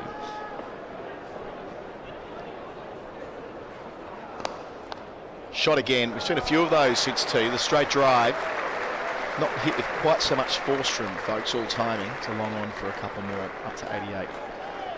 But there was the test match in Barbados and then Grenada. They were talking about whether England needed this wrist spinner. They needed a point of variety on these pitches that were very dead. And given how much he'd held for how long he'd been around the squad for, they still didn't go to him. And I just kind of got that impression that if you're around the squad for so long, you're not getting to the 11, like that the people on the ground are seeing something they either like or don't like. And what is that kind of, does that symbol kind of lack of trust? Yeah, I think that's right. That's where the reputational decline kind of started, when he was in squads not being selected, then got kind of half a test match in that unusual way when Jack Leach was concussed out of the first Bazball test match. So he has played in the Bazball era, but he's not been part of the Bazball thinking, I feel like. And when they went straight to a retiree in Mel Alley, and we're talking more about sort of Liam Dawson as someone else who might be able to play that role, having not played Test cricket for 5 years. Clipped, square enough for another boundary. What a busy time this has been for Surrey, making the very most of this gorgeous afternoon. Barely a cloud in the sky in South London. Steele now to 48 himself. He's hit the boundary 7 times, and they've done a good job of picking the side of the ground. I haven't got the numbers in front of me, of course, via a wagon wheel, but I suspect about 3/4 of the boundaries have been to that side today, if not more. It's better, Dolby at least have it in that channel outside the off stump, make him make a good decision, as he does here in shoulders arms to an out swinger. Just pulled up Cameron Steele's numbers for the season. Granted, he's not out at the moment. He's just tipped his average for the season above 50 with the bat, and it's been a remarkable season. Just how reliable a performer he is, that Surrey can turn to him in situations such as today. Well, having not played since May, right? So 100 on opening day, 141 not out. Plays 4 games early on, then just surplus to requirements thereafter. It is a great asset to have a leg spinner who bats inside the top 6, who can come in for this stage of the season when the pitches should take the turn. And it's another 8 runs from the over, so they've not started well with the second new ball. 295 for 4, 14 overs left on day 1. Yeah, Surrey really are cruising at the moment. They're taking the last 5 overs for 26 into NV play, and it's just been a steady stream. Just like us. Absolutely. Nice and steady on day 1. Yeah, the close off the loop on the Parkinson conversation. There has been a sense that over the generations, England haven't handled wrist spinners as well temperamentally.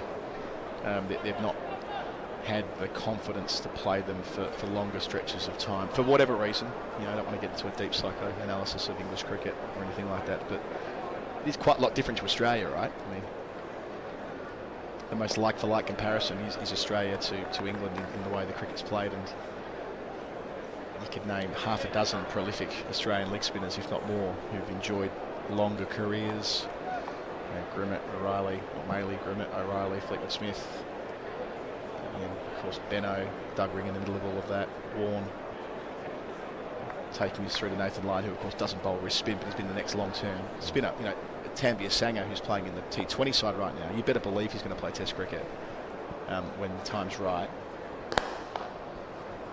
Well, struck drive for none by folks, stopping it was Henry Brooks. He's been busy in the field, favouring that left leg after going down. Looks like it's limping away to his position, should be okay.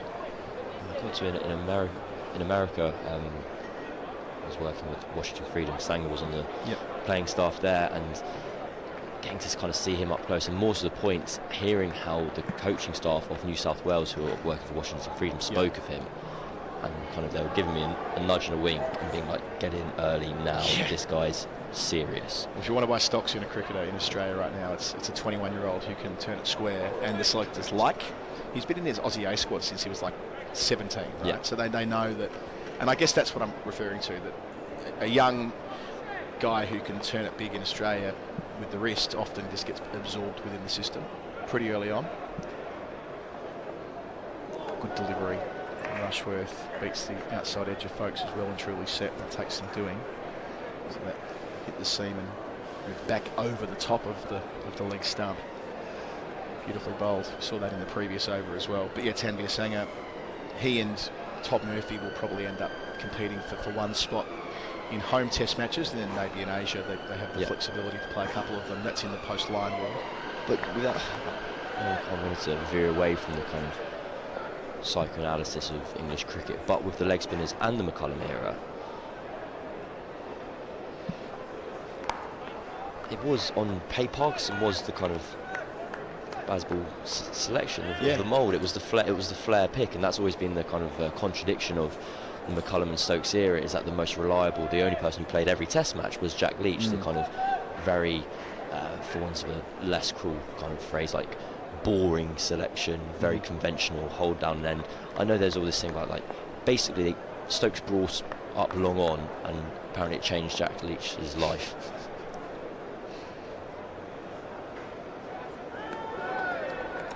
He's just in that channel, so he's moved one back towards folks earlier in the over, and then sets one of a similar line and length to move away, and he's committed to playing it at nice variety there from the veteran. So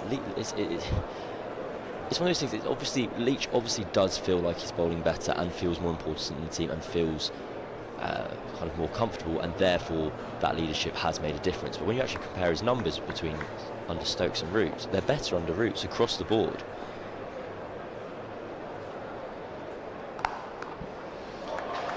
Puts it away. Folks has had the chance to pepper that boundary through the point region from pretty much the moment he arrived, up to 93. 299 for 4. Rushworth, having bowled well through the over, just lets himself down with the final delivery. Stokes, folks rather, on the balls of his feet, punching down hard. It wasn't that short, but yeah, got to be full than that to folks with that gap at deep point, which you enjoy so very much. 299 for 4. Folks' execution, kind of his selection of length, has been phenomenal today. He just had that another on drive in the over before, which only went for a dot. But he's been so balanced. You just see in this shots here. He's hardly. There's no real footwork there. It's all weight transfer. He's kind of rocks back and being able to time the ball through the offside. We've seen that consistently throughout this innings, and he's looking well. He's looking on course for a 3rd century of the season, and it'll be, well, as far as I can remember, when I've been on comms, and what I've been seeing, it's been chanceless. Yeah, it has been. There was a couple of moments before tea where he had to fight hard, but yeah, for the most part, he's been rhythmical. Again, Hain, he hasn't been able to build up enormous amounts of pressure. Still up to 49. The applause you can hear is for the 300 break. Another box checked on the way through, another point in the bank for Surrey, second batting point for the home side. From where they are, they could clean the clock here. There's really no reason why they won't. They're going at 3.6 and over. They need to lift the run rate a wee bit to get all the batting points on offer, but you think with the base they've got here, that's most realistic at some stage in the first session tomorrow.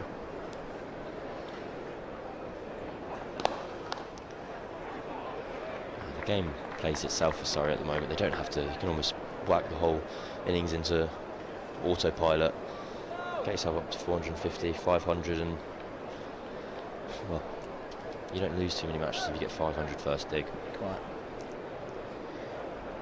It's interesting that observation about Jack Leach being about as far away from what we perceive baseball to be, but Alex Bowden, fabulous writer on the game, the King Cricket blog, has made the point before. As Folks finds the gap again, not quite. Relay effort on the rope, two of them diving over each other. They've actually done quite well there, the pair. Rushworth, the veteran. Mosley out there with him. It was a close run thing twice. Of course, there's no provision for technology to check whether either of them were touching when the ball was in their hand. I reckon they were both okay. That was fine, and that was fine too. Better than fine. Excellent. So Folks to 95. No, there was another fantastic diving stop earlier from Benjamin just in front of us. As you said, there's no technology to check, and he turned around and just kind of shrugged his shoulders, went, I have no idea if that's okay. But none of you can tell me it's 4, so we'll go with my one. It's 3 runs. Yes, the more club cricket approach. Absolutely.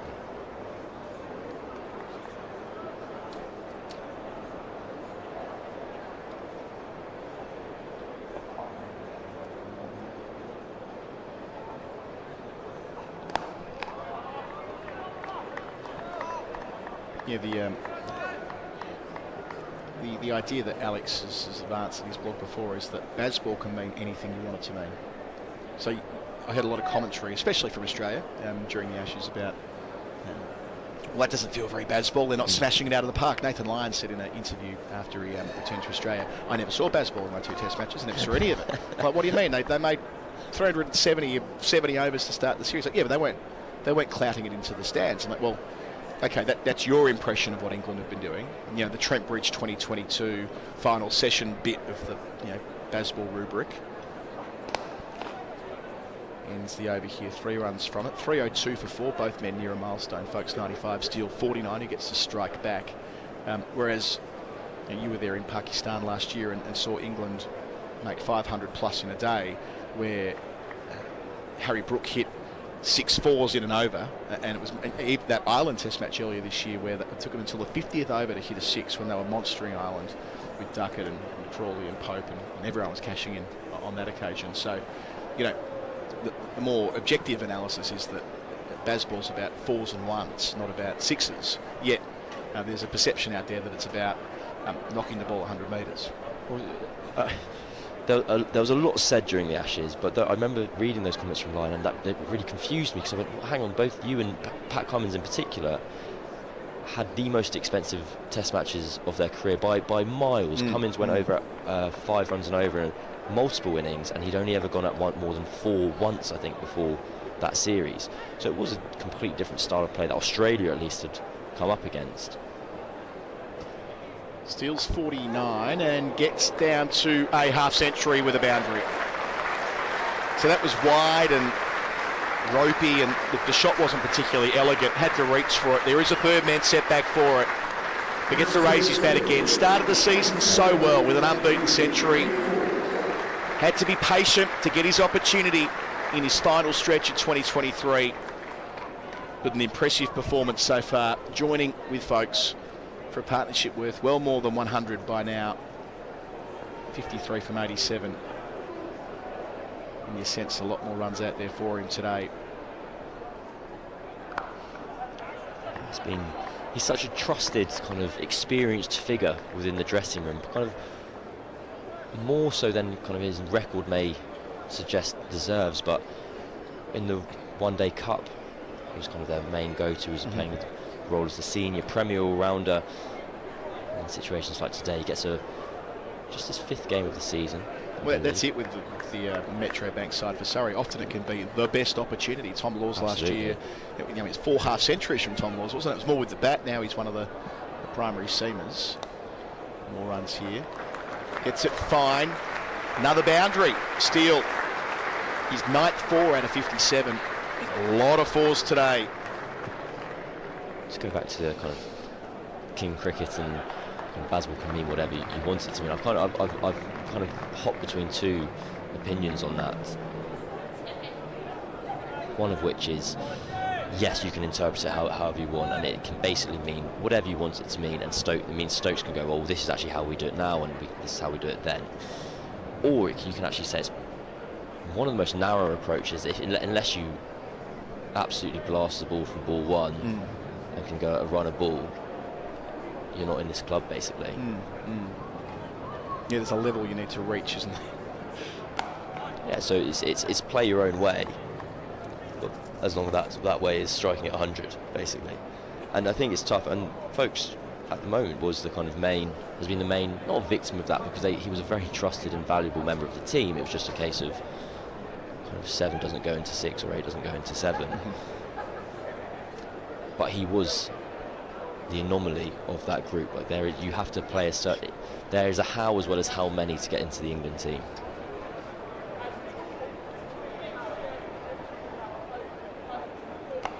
Yeah, and the way that conversation evolved around folks last year when he made that brilliant 100 at Manchester, when England were in a tough spot in a series that was in the balance, remembering that South Africa won convincingly inside 3 days at Lords, and yes, they'd been bowled out on day 1, but they were under the pump with Norcross and Rabada bowling really well off the top and getting early wickets, and it was Folks who batted with Stokes in a way that was very different to how we imagine the England side at the moment.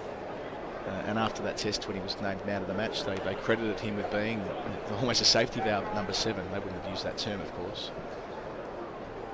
The ball that comes back off the seam again from Rushworth to finish. 310 for 4. 95 for Folks, 57 for Steele.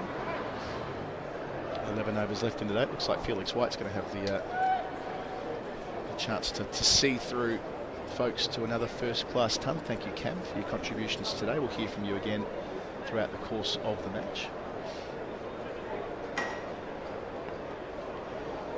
Adam, you've stumbled in on a conversation that you'll doubtless appreciate. the way that Ben Folks found himself out of the test side, and how we're watching him play today, and thinking that, gee, what a luxury having a guy who's as capable as this.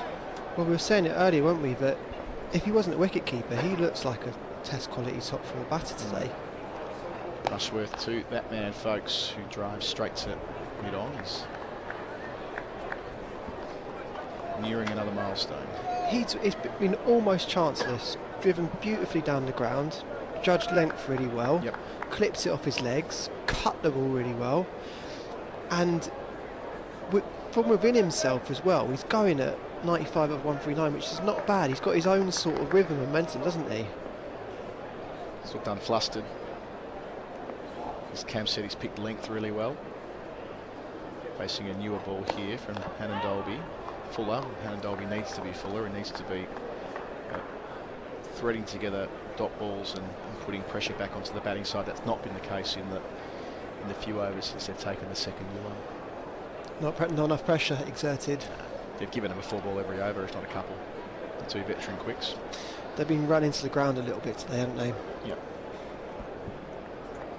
And without that Sibley run out, it could be a lot worse. Yeah, that's a good point. I haven't considered that in a while, that Sibley was well set. Yeah. The kind of guy that can really make it hurt for a fielding team. Seeing him as well as he was, but ran himself out. Again, Folks on that on drive. It's been a productive shot for him today, but can't beat Sam Hain. Yeah, no one's been got out for a second, have they? Bernard sent the off stump of Jamie Smith cartwheeling. That feels like quite a long time ago now. Yeah, 130 for 3. Like that's. Yeah, you wouldn't say honours even necessarily, because Surrey were sent in and all the rest of it. Day one, the better day to bowl, but near enough to it. One more wicket there, and you're in a position to really turn it up. But yeah, they've been able to thread partnerships together. You look down the list, they put on 99 for the third wicket, 57 for the fourth wicket. This partnership now worth 123. So 3 sturdy stands in a row, which mean that they can target 450 and get all the batting points and just put yet more of a gap between themselves and the pack that are chasing. Peloton led by Essex and Hampshire, who are playing home games this week, and of course Warwickshire in fourth, who we really do need to find a way to win this, and they're a long way behind already. Oh, slower ball. For a moment I thought he might have just dragged that back towards the stumps, but not to be. He's not picked that as he's looking down the ground. I know Essex play tomorrow, Adam, start tomorrow. How Hampshire getting along? We should check that, shouldn't we? That's the other fixture that we've been coming back to through the course of the day. Not a bad time to go around the grounds with the local time, 5 o'clock here. Hampshire 226 for 7, so Somerset are having a pretty good day after Hampshire won the toss and batted down at the Rose Bowl. Liam Dawson still there on 76, took 7 for in the semi-final of the Metro Bank last week against Warwickshire. And behind it again, Maiden from Annan Dolby, just to settle things down for Warwickshire, 310 for 4. So 3 wickets for Jack Brooks, a couple for Lewis Gregory. While we're looking at other scores, I'll go to England as well. No need to watch that coverage, we can do it all on here. New Zealand had a good day with the bat. They've had 2 stinkers, but here they've reached 202 for 5. Finn Allen made 83 from 53. Glenn Phillips 69 from 34. Fair play. Yep, so plenty of runs there. Atkinson ended up with 2 for 31 from 4 from a Surrey perspective, and Liam Livingston conceded 55 runs. Did he? One wicket, but 55 runs. And England in reply, well, they're a long way behind the game. They're 61 for 4. Bairstow was out to Sodhi. Jacks was out to the returning man, Jameson, for 11. Dub of Milan, another failure, 2 from 11. After making a 4-ball duck at Manchester to Southey, and Harry Brook 8 from 8 out to Sodhi as well. So they're behind in the game, absolutely. Barner's back into the attack from the Vauxhall end. From here they need to go at 13s, and they've got Moeen on 1 and Butler 27 from 12. So, well, you know, with Butler there is hope from an England perspective. That'll be a concern for Milan, because you just feel like he's right on that precipice of them finding an excuse, isn't it? It could be the David Willey of 2019, right, couldn't he? Yeah. Willey was in the provisional World Cup squad in 19. And then found himself out of the official 15 when the Archer momentum became too powerful to suppress. And, you know, he was pretty punchy, Milan, in the press conference after the first T20 international a few days ago. I like that about him. He made 54 from 42, but didn't start well. Kind of caught up with his strike rate as he does. Yep. It was a scratchy 54, he'd acknowledge that. Had a couple of big overs to help, but that's okay. Like, he played his role. They were only chasing 140. No one's criticising that necessarily. Oh. Cut away here, steal the 58 with the single. Back to folks who's, in theory at least, 1 shot away from a century. And you know, his commentary in the press conference was to the effect of, well, you know, you talk about Harry Brook, he bats 4, 5 and 6, I bat 1, 2 and 3. Like, leave it out, stop talking. I get that, like, you want players to say that, but ultimately, and Cam made this point really nicely on my podcast the other night, that if Brook is your best player, or near enough to your best player, then you're kind of duty bound to pick him and sort the rest out, aren't you? Yep. And that might be where Milan finds himself in strife. And you feel for Milan if that were to happen. He's averaging like 57 in one-day cricket. He's had a great 12 months in that form of the game. Yeah. Well, also, you know, at one point he was ranked the highest batter in T20 cricket. Yep. He's proven in really difficult circumstances in long-form cricket. He can go to Australia and score hundreds. I think he's at least twice has been really harshly dropped from the Test side. Yep. So he seems to, whenever he gets questions asked about him, he comes up with answers, and yet still he's the first man to be talked about when space needs to be opened up. I don't know why that is really. Is it because he's just slightly unromantic, unpopular in some way? No, I guess because he doesn't have the same flair, maybe. That might be it, if you're scratching around, because his numbers, you're right. And look, it's probably with T20, it's a slow strike rate early on. he does catch up. That's his game plan. He sees himself in. But when it doesn't go right, if you get out after absorbing balls, then it looks bad on the scorecard, which is an occupational risk for him. Movement off the seam from Barnard to finish. Good over from him. Just one run from it. 2 good ones in a row for Warwickshire. 3-11 for 4. And the problem there is, I think once you've got that anchor, you can only really have one of them. And is that going to be Root, Milan, it's Stokes? Even often is that anchor. So, but that's the other problem. He's kind of fighting with the great modern greats as well. Stokes might complicate matters for Milan. I hadn't considered it quite that way, but yeah. Stokes that's almost the role Stokes plays, isn't it, in long-form cricket often. So 4 one-days they have against New Zealand, one of them here. Yeah. It might be that Milan is in the unusual situation of having been an incumbent in the side, which he is at the moment, and needing to make runs against New Zealand and or Ireland to make sure of his progress to India. So. It feels weird to say that, given he made a 50 4 days ago for England in a chase, but things can change pretty quick around World Cup squads. We've seen that many times over the years. On the cut here is Steele for 1, gets a single first ball of the over. Most notably Nick Knight back in 1999, who was England's best one-day player. Get to the World Cup night before it, finds out he's been dropped, having had a bad series in the build-up to it. And Nasser opened the batting, didn't he? Yeah. I remember that very clearly. Folks back on strike. He's been so good, folks. He's been stuck on 95 for a second, it feels like. In no hurry whatsoever. Hain Dolby gives him something to drive. He just takes some pace off it in his follow through. The other game that's now complete, Australia go 3-0 up in their T20 series. I think that's the last T20 actually. Oh, so they chased a big score there. Yeah, they chased down 191 in 17.5 overs. Who made the runs there? It was Travis Head, another one of those very popular Australian. You don't meant to say that, are you? Popular Australian cricketers, but Travis Head's one of them. One of the nice guys in world cricket. 91 from 48. Josh Inglis, 42 from 22, getting his chance. And not out, 37 from 21. Marcus Stoinis. They win by 5 wickets. Driving here, Spokes back to Hain Dolby. That didn't carry, did it? No, I don't think it was into the turf. It was into the turf. So, he got some gentle movement there as well, Hain Dolby, in the air.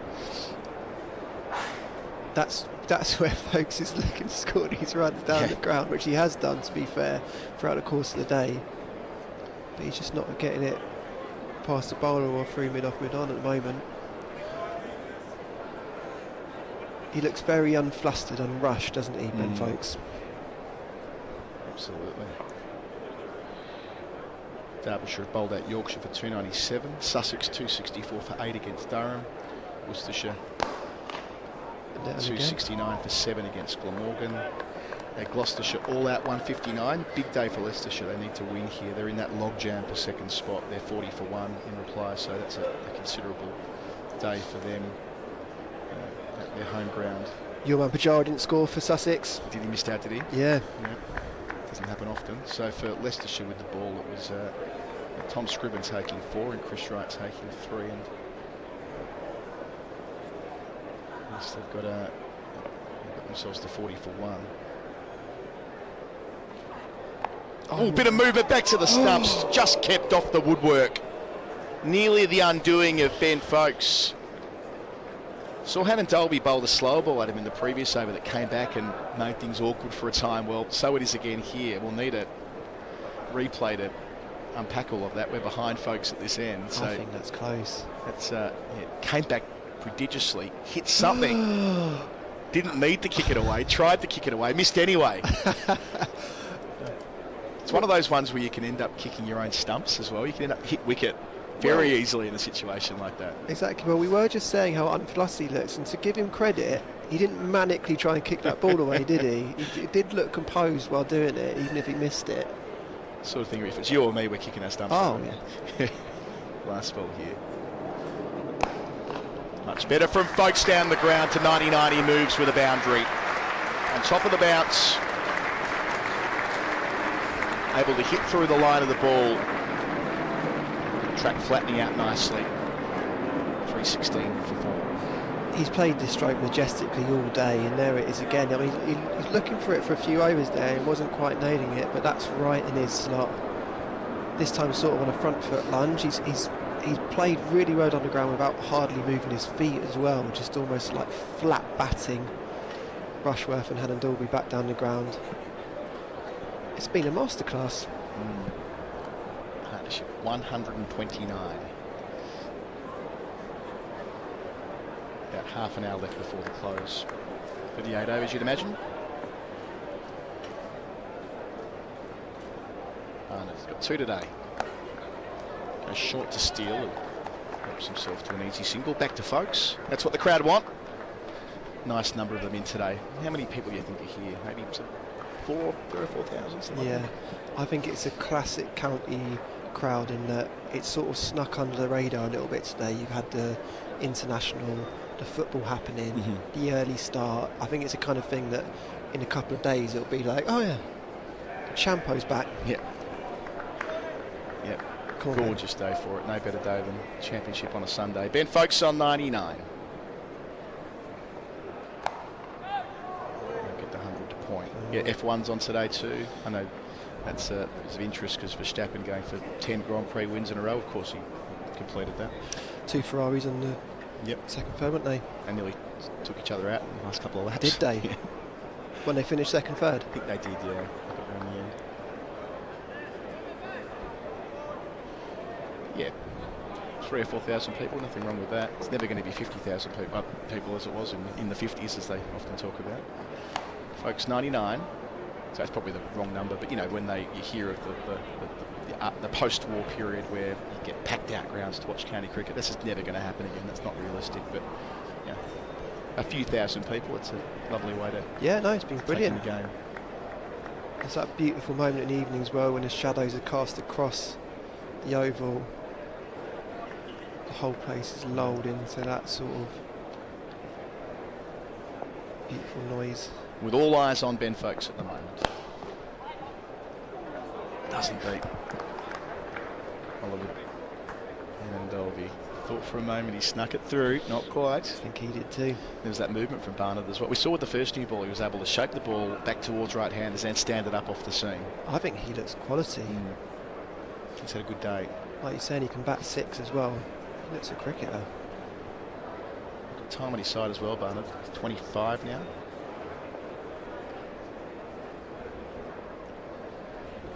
He's bowling at Folkes. Keeping him on 99 again. Yeah, it's 27, my apologies, Barnard.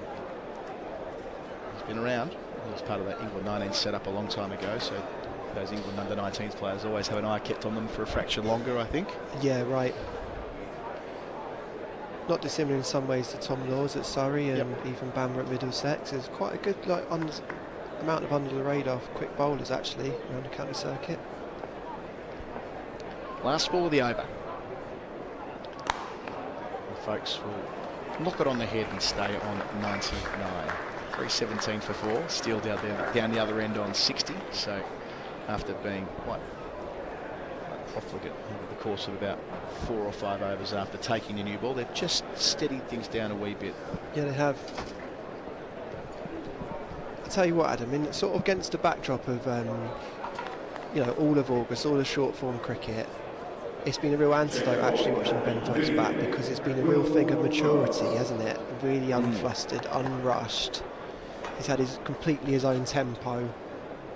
Looked very artistic at times. Just a real nice way to get reintroduced to the county championship, really. Can't think of many better knocks I've seen this summer. Yep. We sort of touched on it earlier. It wouldn't have been a good time for him to have fallen into a rut, this 3-game stretch for Surrey, ahead of a selection process with India, where you think he's the front runner, but you just want to make sure of it, and this will certainly help. Steele on strike to Rhodes, and he's edging and landing just in front of the man at first slip. Doesn't quite carry. Nearly got to Chris Benjamin, who snaffles Rory Burns what feels an eternity ago. Note to me that Rhodes is giving the ball to himself before Brooks. Yeah. Brooks rather conceded 70 runs from 11 overs earlier today and just never looks likely. 3 wides and a no ball in that, which gives a sense of the rhythm he wasn't finding. Rhodes more consistent. Second nick that's fallen slightly short. Yeah. point. It's been a good ground for slips catching in the last few years. It's sort of under the radar become a great pitch to bowl seam up on, hasn't it? Yeah, and still went at that as well. He didn't deaden it, so it's quite interesting. Don't know if this wicket that's slightly to the left as we look at it is a bit deader. Yeah, spicy quadrant. Daniel's got a theory about this, about across the square, about which pitches have more in them at the moment. I can't remember which side it is, but and by seam I mean like a classical seam, not fast. I know the Oval's got a reputation back in the day for being good for fast bowlers, but yeah, since the pandemic, let's say, since the season where there wasn't much, if any, first-class cricket here in 2020, the 3 seasons since, it's been the kind of ground where on day one, if you can nibble it around and hit the seam, you're rewarded. But not quite so much today. No, been a day in the dirt.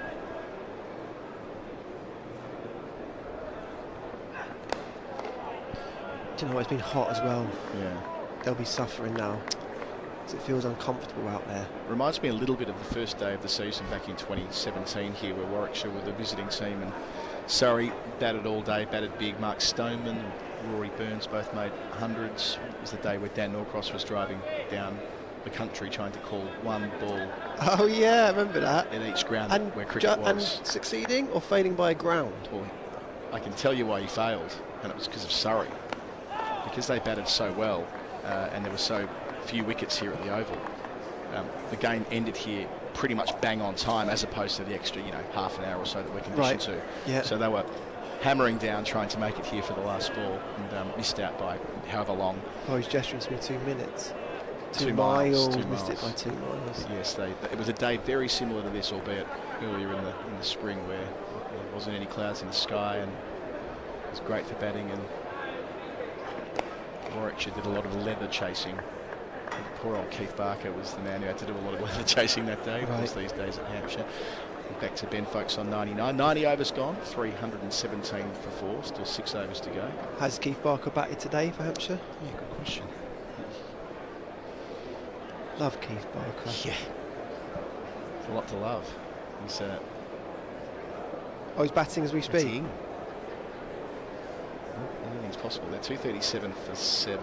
Make that 241 for 7 because Liam Dawson's hit another boundary. So Dawson 87, Barker 4. They can still get them to the close of play and beyond 300. Experienced pair. Right, so folks, on 99, and that's nearly sneaking through. They've made him work for it, haven't they? To look past half an hour. Yeah, feels like we've been sort of waiting for this 100 since the moment you came onto commentary. He's been on 95 for a long time, in the boundary down the ground now. Decent stretch of time on 99 as well.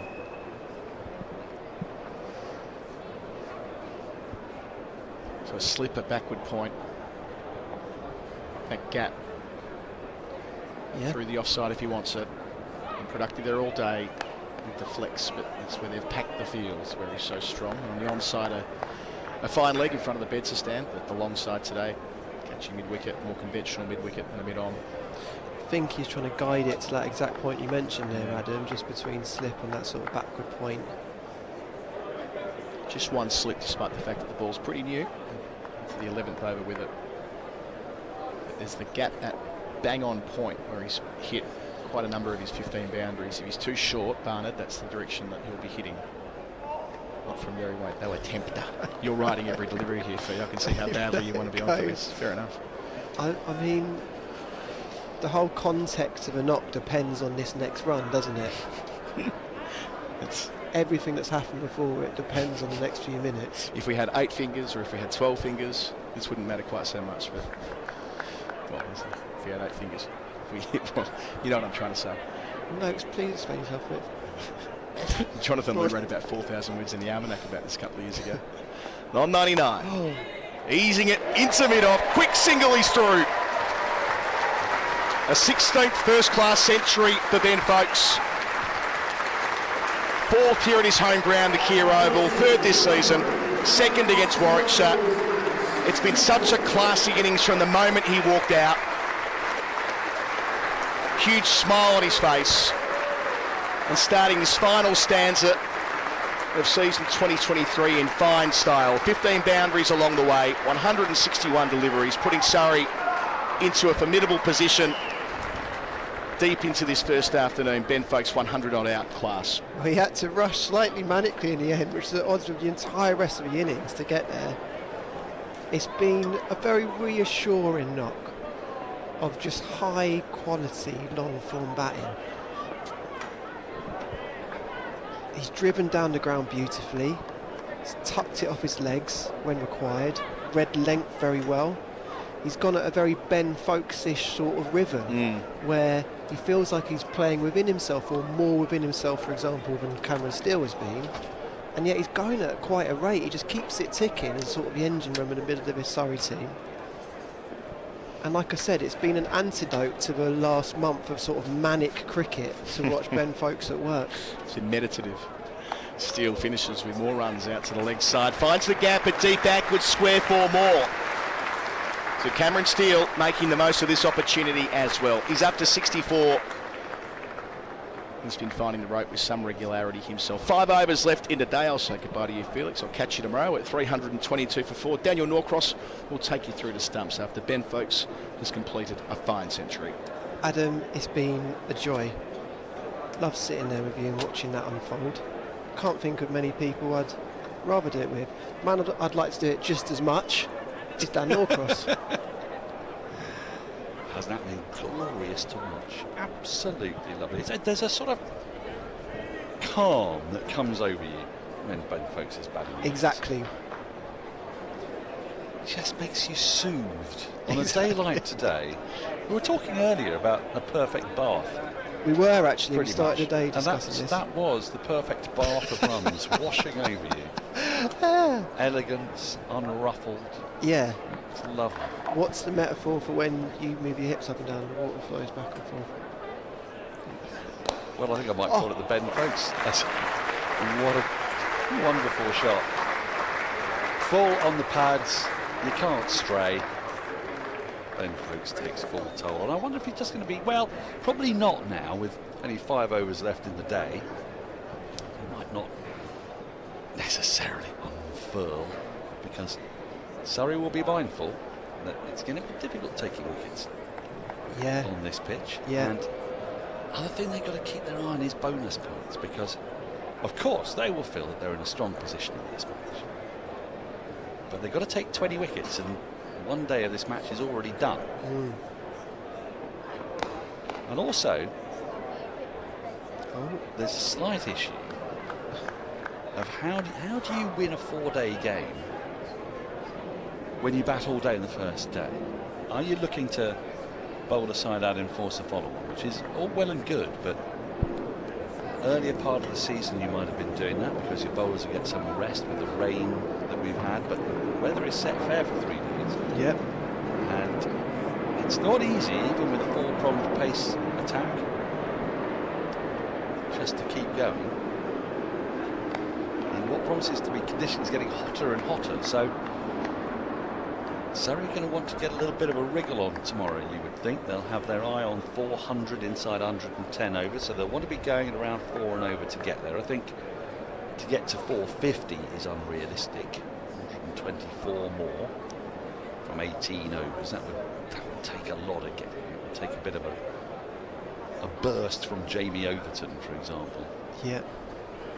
A sort of berserk 3/4 of an hour.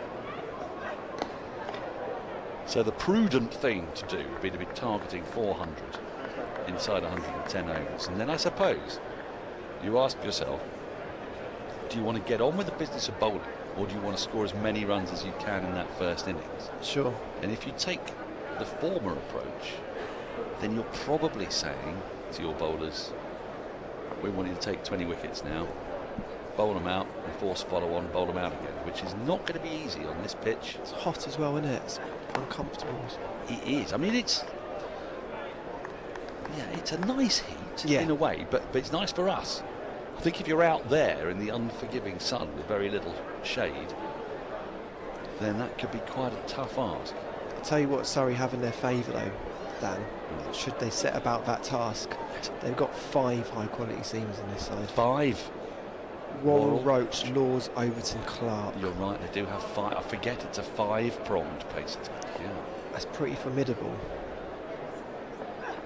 So if you're going to back any side to take 20 wickets at the Oval, back to back, it's probably that sort of attack, isn't it? End of the over, 326 for 4 more remain in the day. So yes, I suppose so. And you know, the early part of the day the ball did do a bit, and it's not that it hasn't done stuff with the second one. I think there is a degree to which you're at the end of a long day and bowlers tire of it. They lose a bit of nip, as we see Ben Folkes celebrating that 100. That's been the cornerstone of today. Seems a while ago now we were celebrating Jamie Smith playing for 60 before he was undone by Ed Barnard. But you know, that wicket tells you that there's enough grass on this pitch for the ball just to, if you hit the seam in the right place. Oh yeah.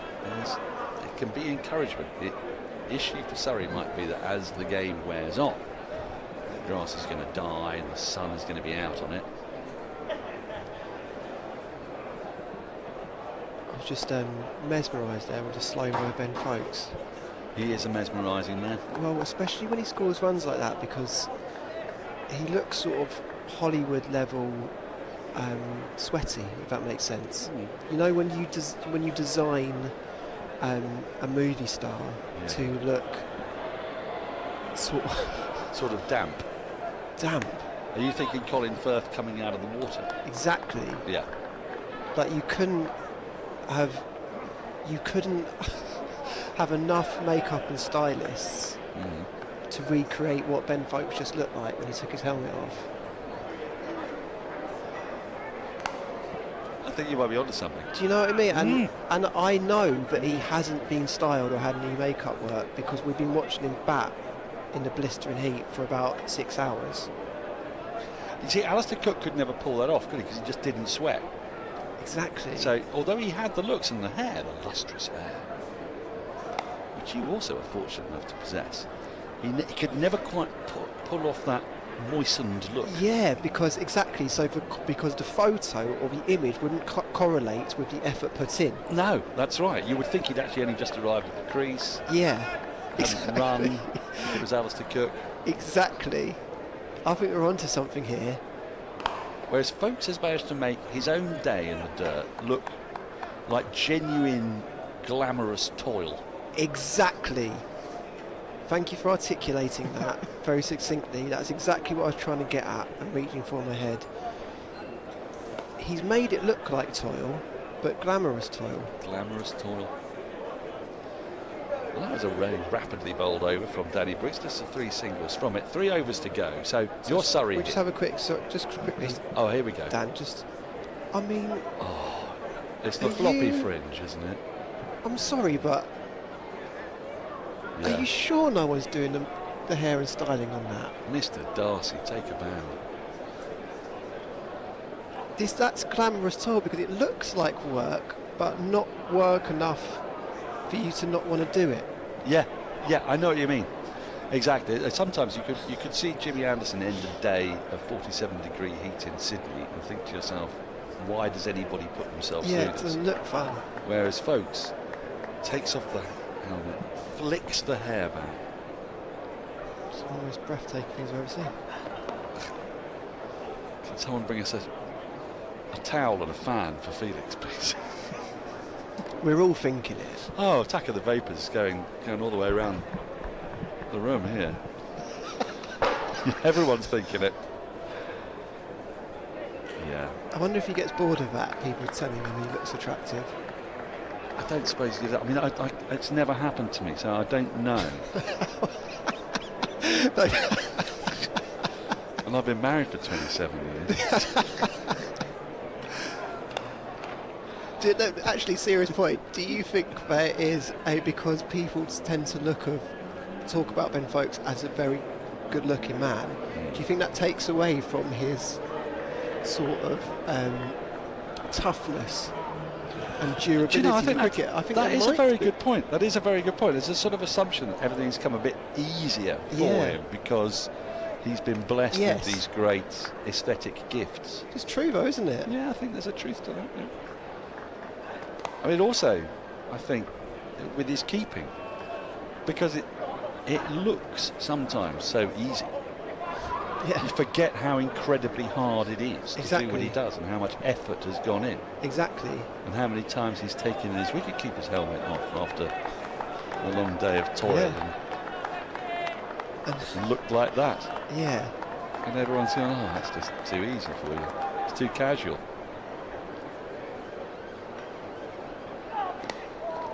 That's brilliantly played. Again, it's the second time he's whipped Will Rhodes through the onside.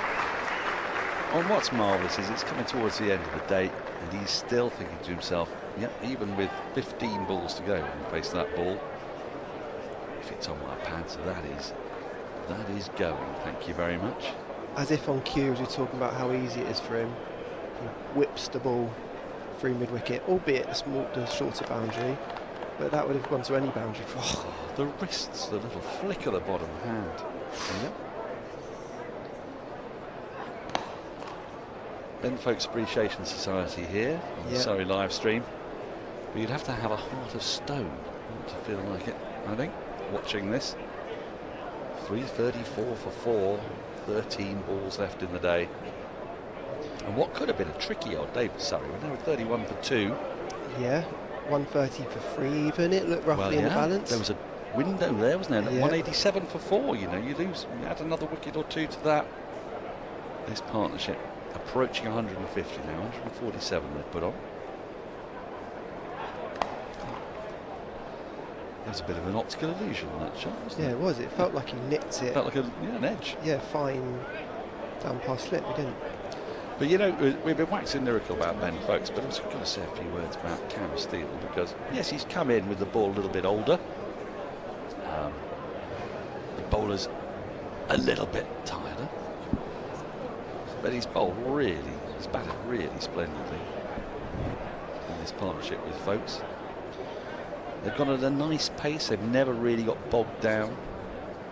With Dan, we're now getting inundated with slow-mos of Ben Folks from different stages of his career. Oh, wow. Yes. A life in slow-mo. Well, sorry, you just heard and seen what we've just seen, and dug out another slow-mo. It looks like he's just got out of the water. Yeah, but proper Colin Firth moment then, yeah? Yeah, exactly. Shot.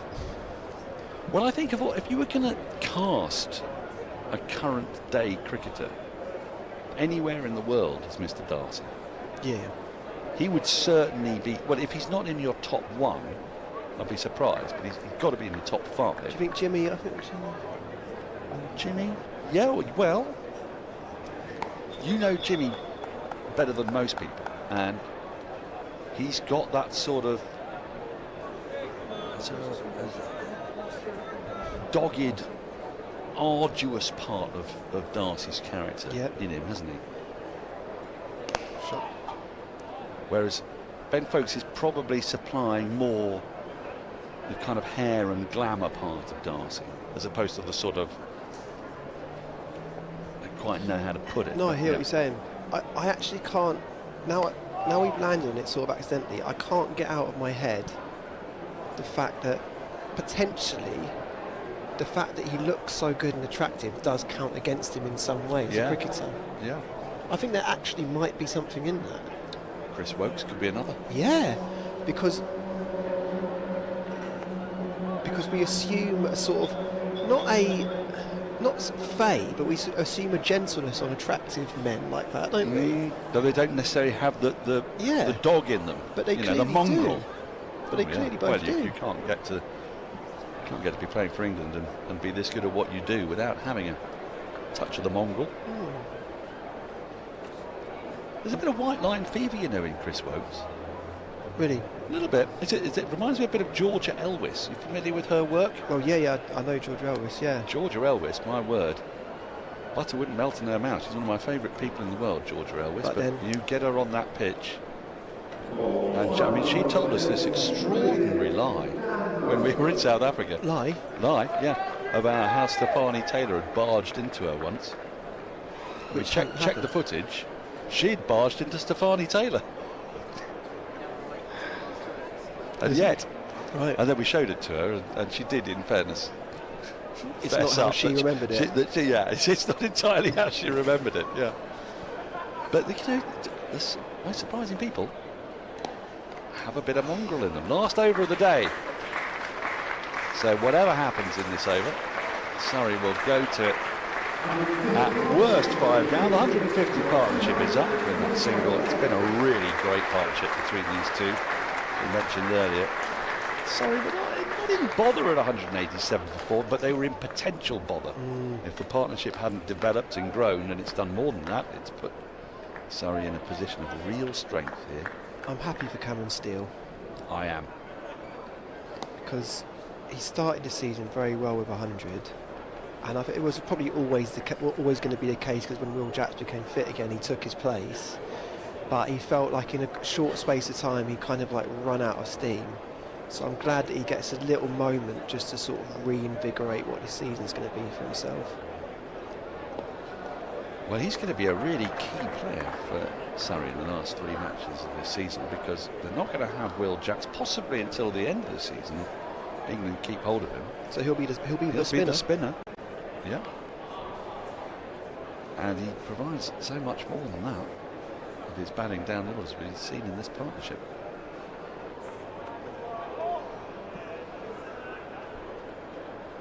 So 2 balls remain in the day. A day that you would say, with some early jitters, belongs to the champions.